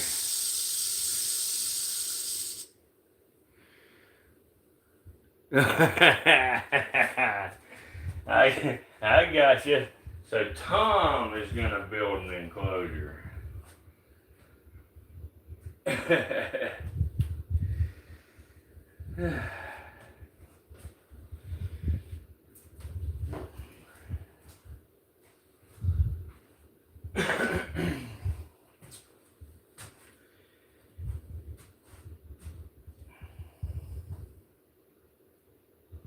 You're right. Someone does have to supervise.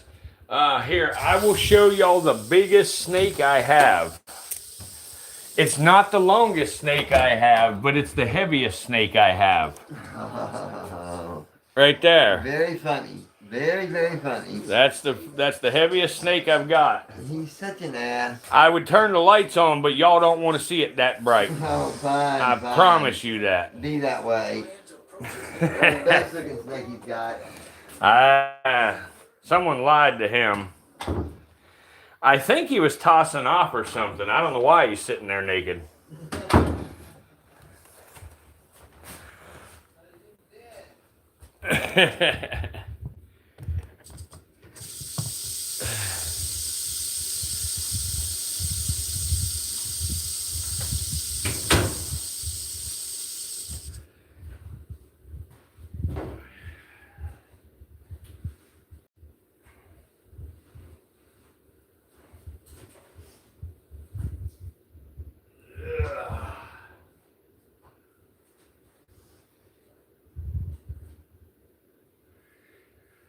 Yeah.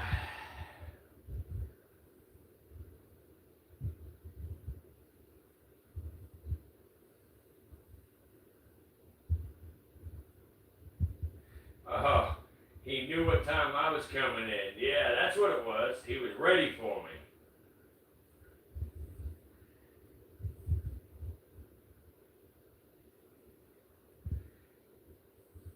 He couldn't handle this.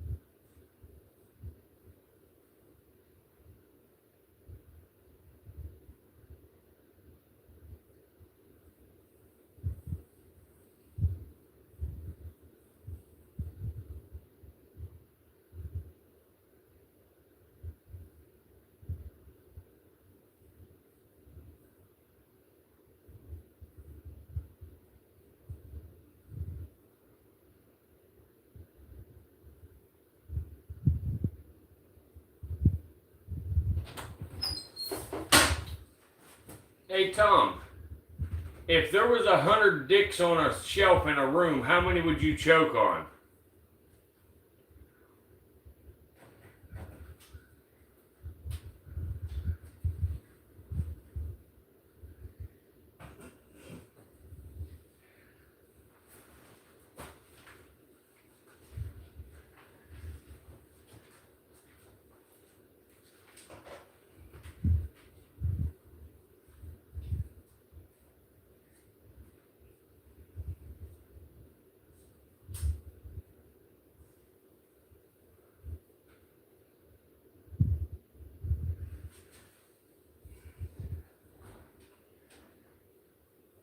Hey, Kate, you was invited to Thanksgiving dinner, but not now.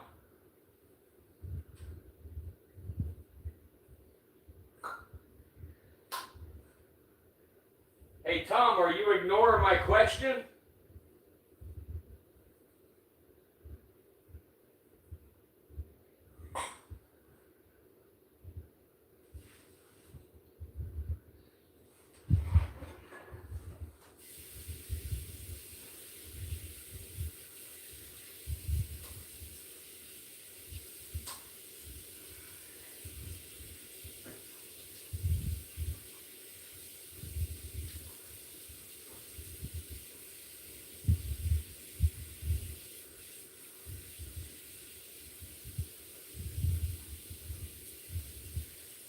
That's just because the warden didn't know any better.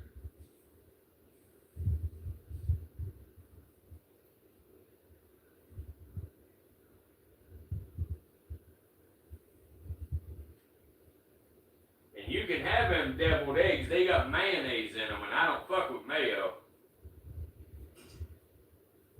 So the joke's on you.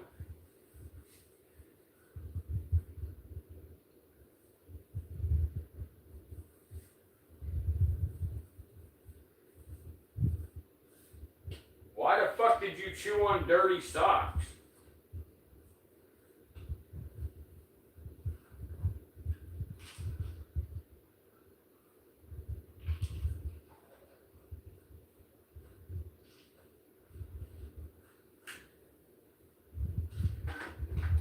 So I ask my question again, Tom.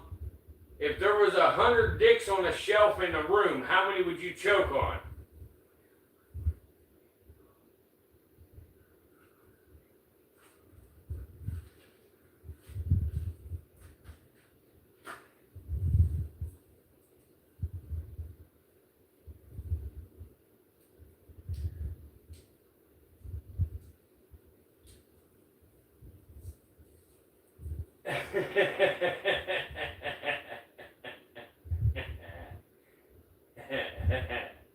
I figured he was ignoring me.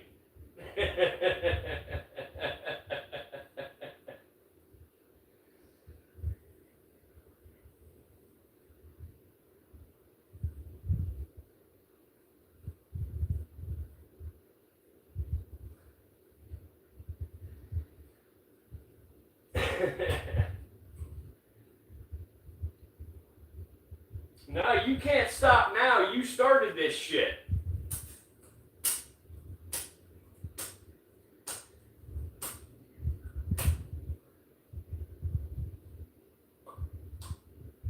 I think Fish is an adult, aren't you, Fish?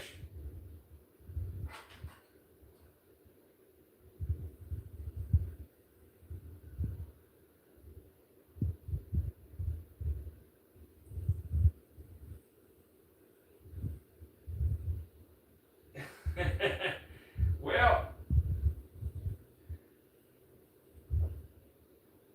that's semantics.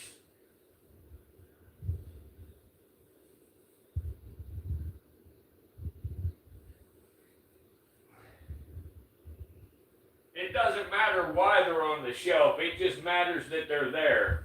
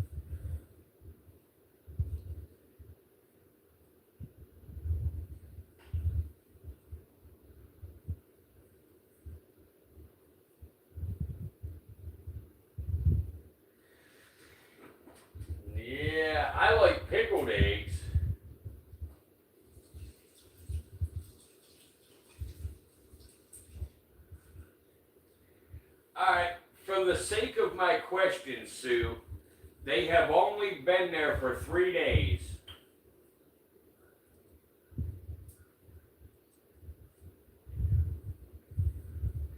And the reason they're there is they are waiting for Tom.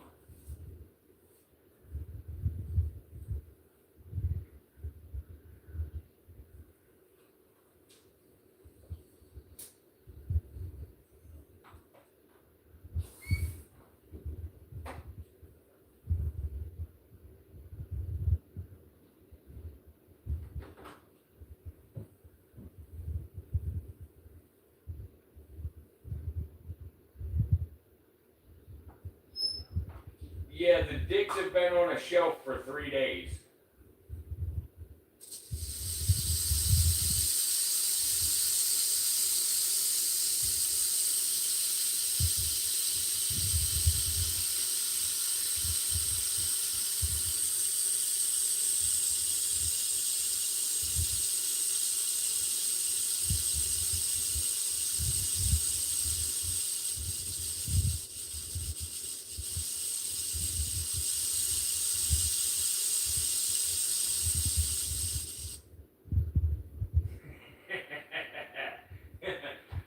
Tom, I agree with you, but you were definitely changing the subject.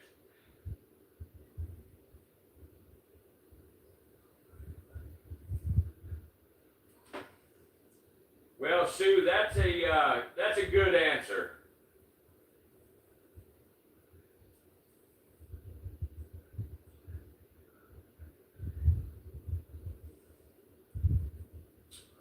Here, I'm gonna shoot Trey a text message and see if he's alright.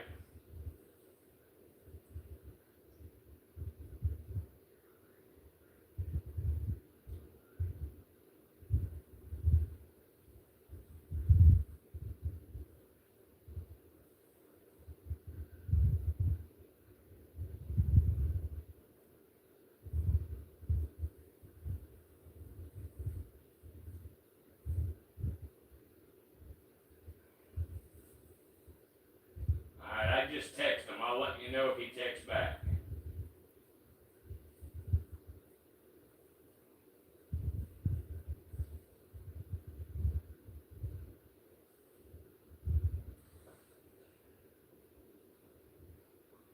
I don't really know what the fin of approval is.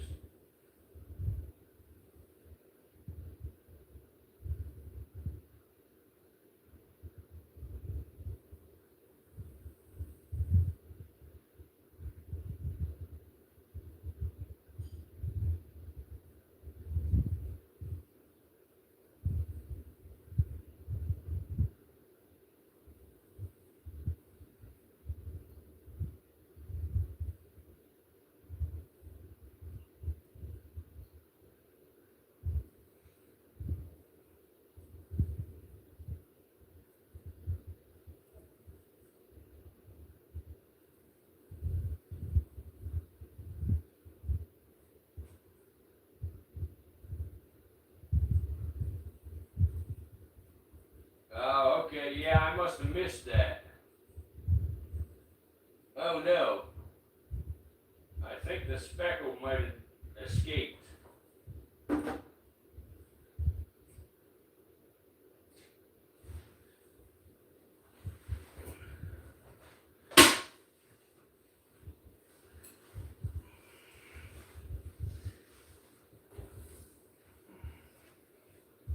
Yeah, we can get a fish approved sticker.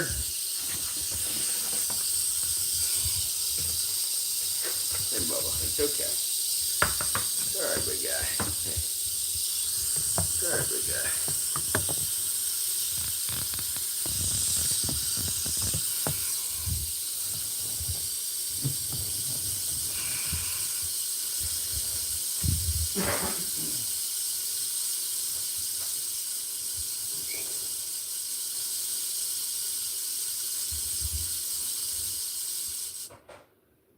No, no escape.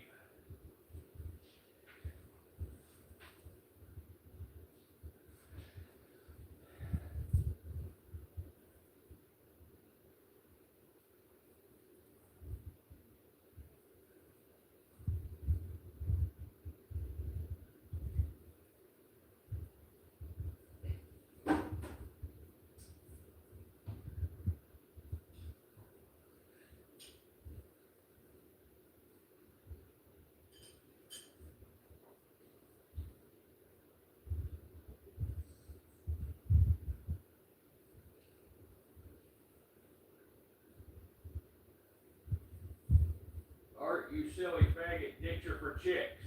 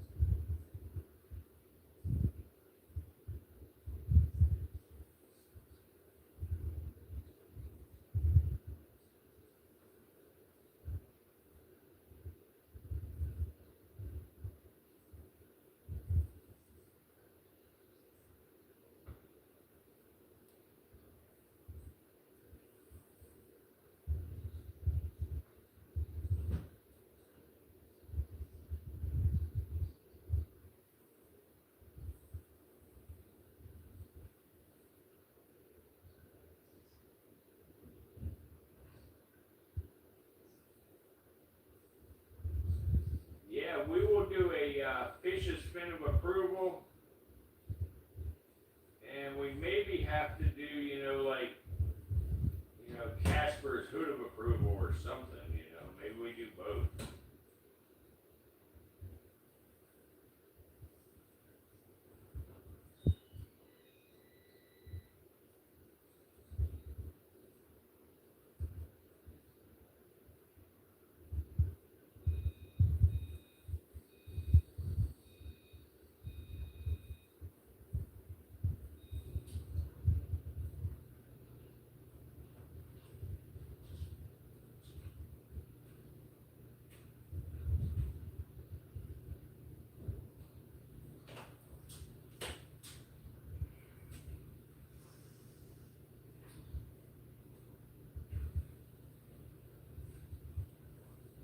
Yeah.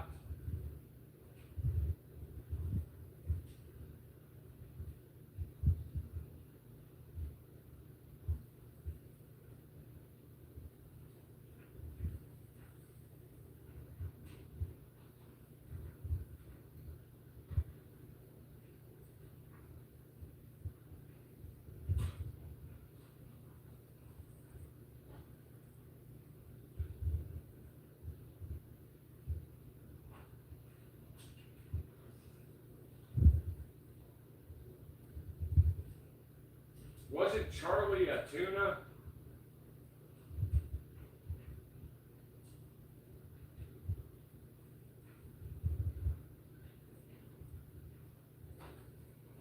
I thought so, yeah, alright, yeah, then I know what you're talking about.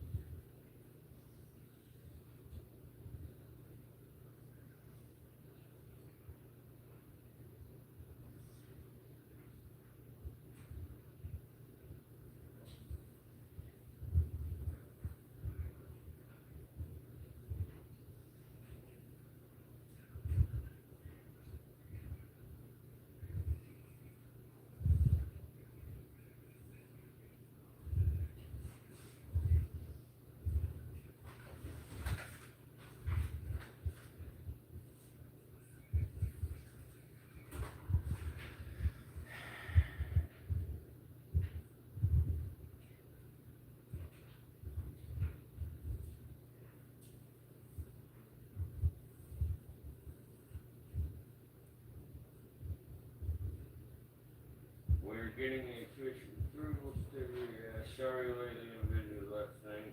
Yep.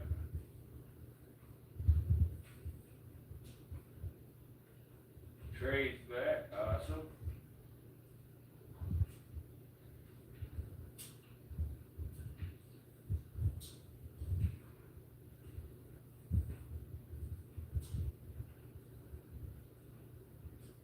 Well, wait a minute, Tom. What the fuck you mean you getting joked on?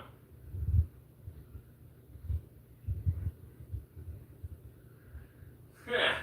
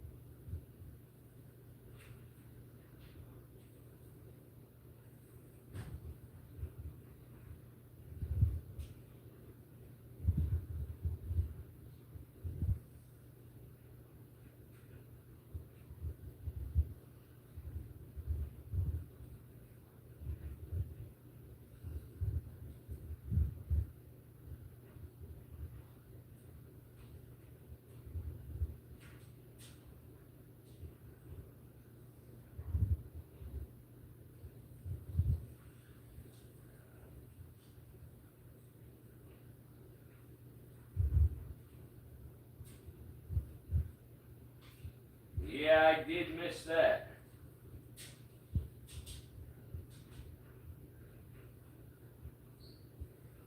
If anybody has any design ideas, feel free to email them to me.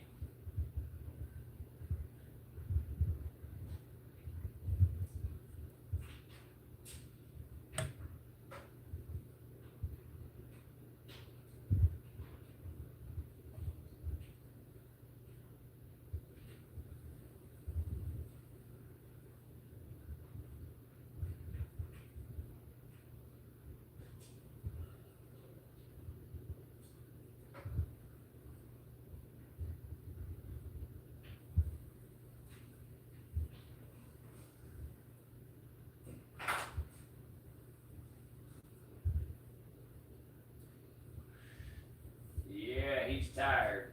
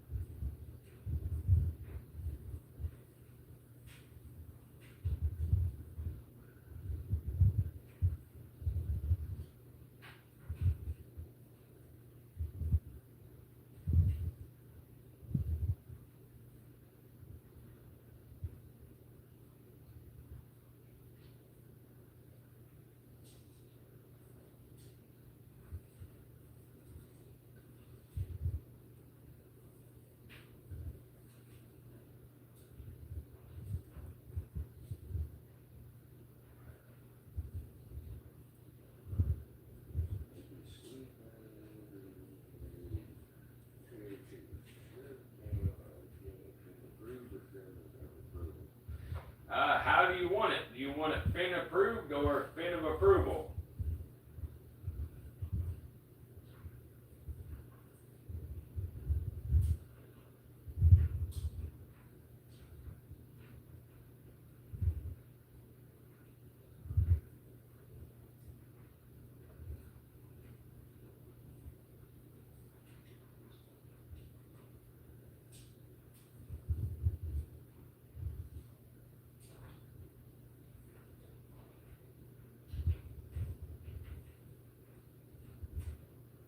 Fin of approval it is.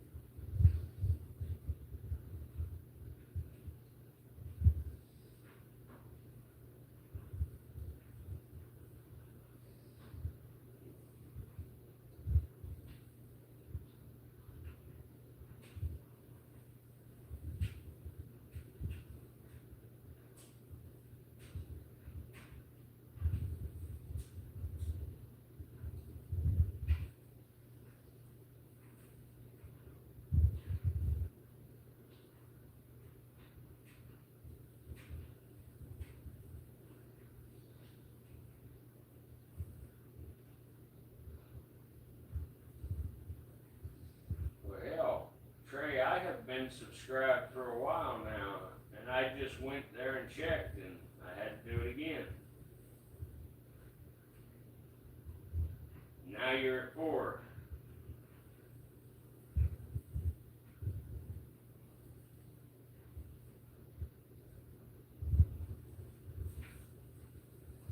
Is what man on the toilet?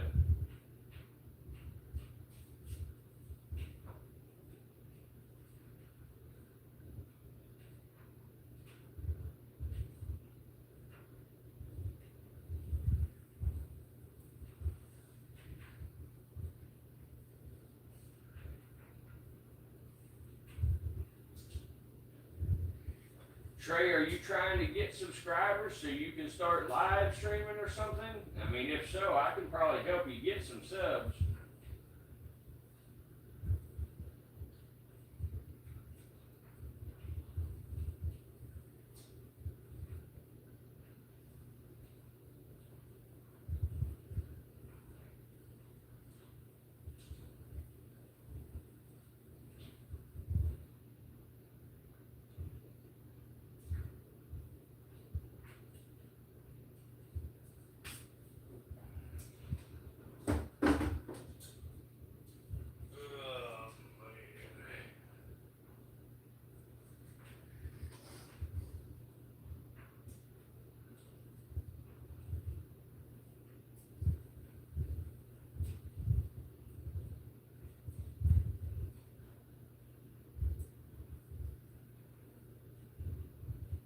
I gotcha.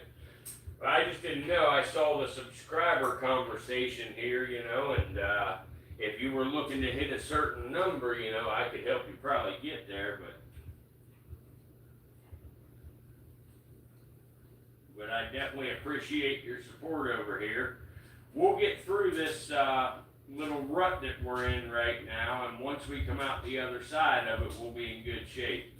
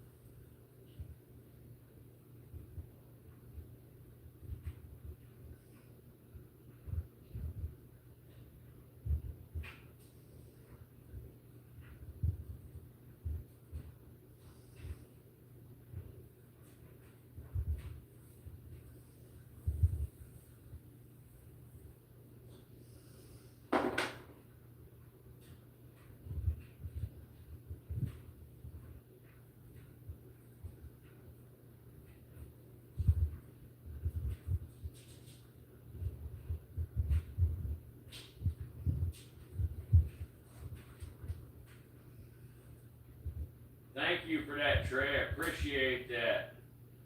Thank you too, Tom. I know you was strong-armed into watching in the beginning, and you're religiously here, and I really, really mean that. I appreciate it, man. Even when you're talking shit.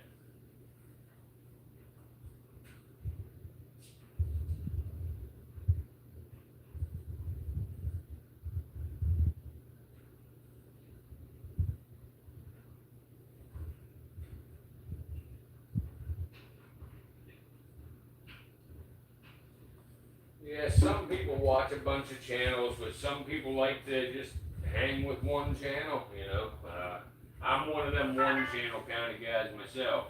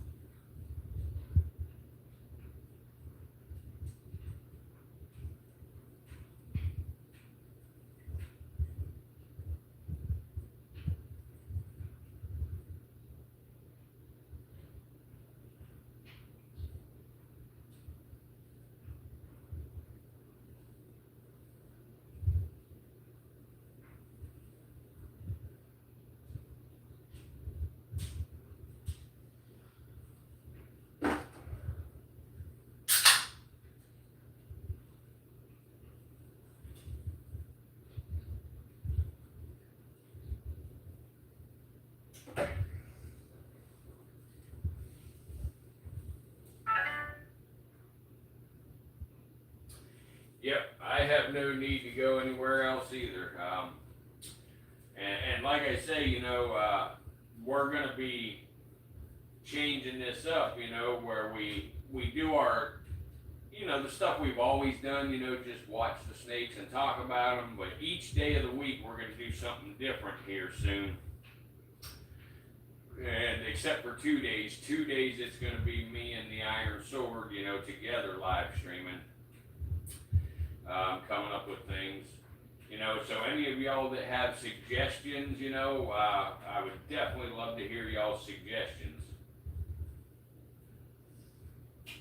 I appreciate you saying that, Trey. Thank you. But honestly, man, like if there is anything at all that you think I could do differently, or better, I would like to know. I really want the feedback.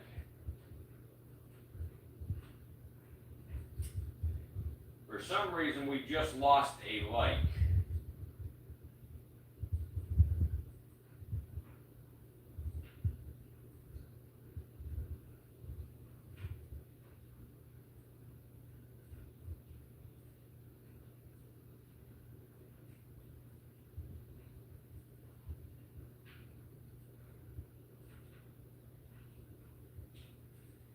Yeah, we're a different kind of channel, Sunshine.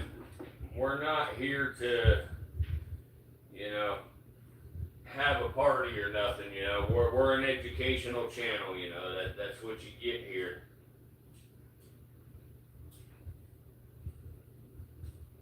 And like I say, I'm not here, shooting for monetization and all of that stuff. That's not my main goal.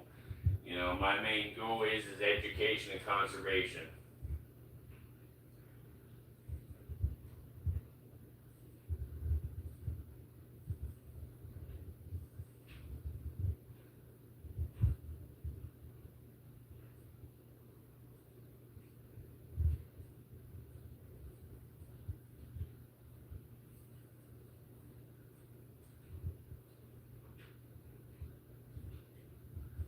Yeah, you can do that, but you're real limited on what music you can use, Sunshine. Certain music, stops you from, you get copyright violations and stuff. So you have to find approved music and stuff. And then if you accidentally have a song come on that's not okay, they remove your video. You lose your subscribers, your watch time, and all that. I mean, I did that a couple of nights there, and they removed both of those streams, unfortunately.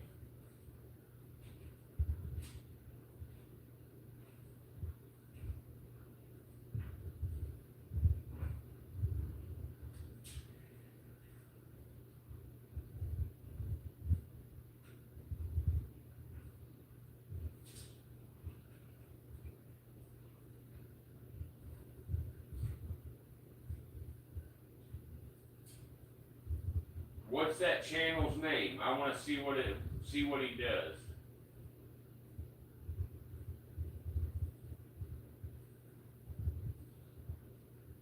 Yes, you can use music, but you have to break it up. Like there's lots of rules behind it. I understand you can use music. I know how that all works, but you got to do certain things to be able to use it.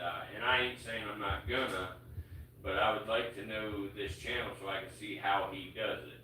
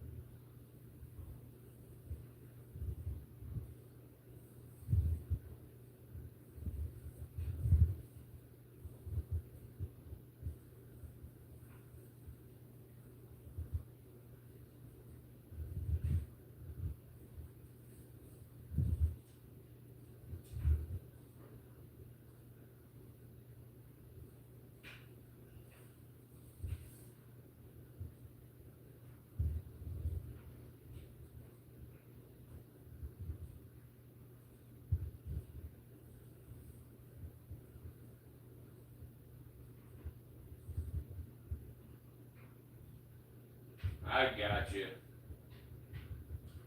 I understand.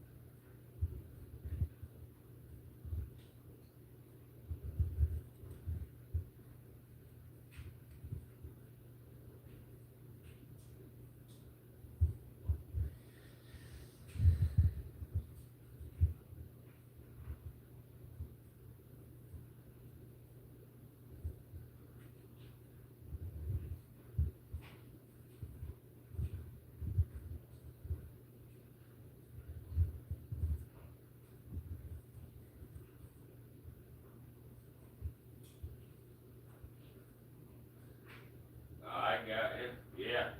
Well, like I say, we have a lot of different things, you know, coming down the pipeline that we're gonna do. So once we get past this little rut that we're in right now, and get our channel cleared up, we are gonna start moving forward with a lot of different things.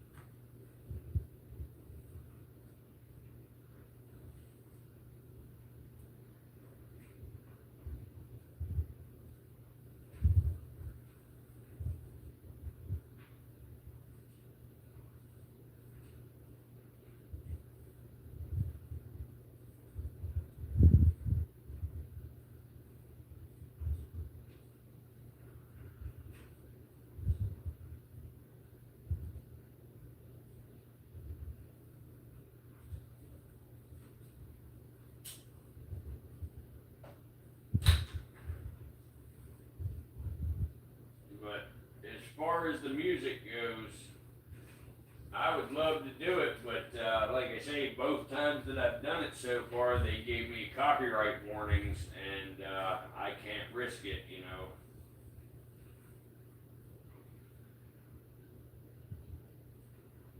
You're here, but not for long. Come on, Tom. You gotta hang with the big dogs. We're not gonna be on much longer either, actually, guys. I'm actually gonna stop this thing just before midnight. I think if I don't roll into the next day, it might help me. So we got about 8 more minutes that we're gonna go for. And, you know, if all of you possibly can, come back tomorrow when my stream comes on. That way, you know, we can get as much exposure on it as we possibly can, and see if they can get this thing turned around, you know, by tomorrow. Because like I say, I'm going to end just before midnight here. And, see where this thing goes.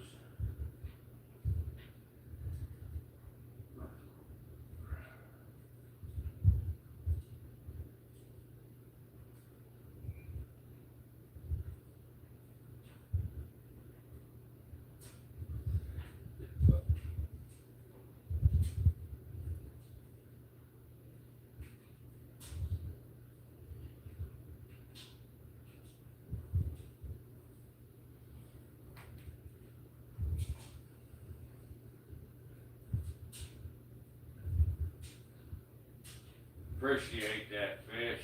I know Sue and Tom come every time. Gonna need a Midol soon. What the fuck you need Midol for, Tom? Is your pussy hurting?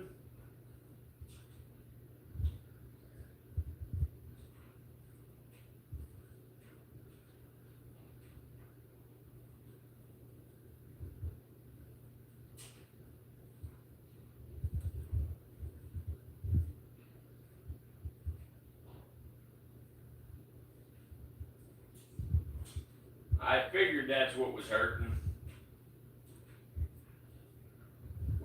good. We're only here for 5 more minutes, and then I will shut the stream down. If everybody will, just stay in here until I cut the stream off. That way it looks to the algorithm, you know, it looks good like I end it before y'all leave. I'm going to end it at 11:58, and that's in exactly 7 minutes from now.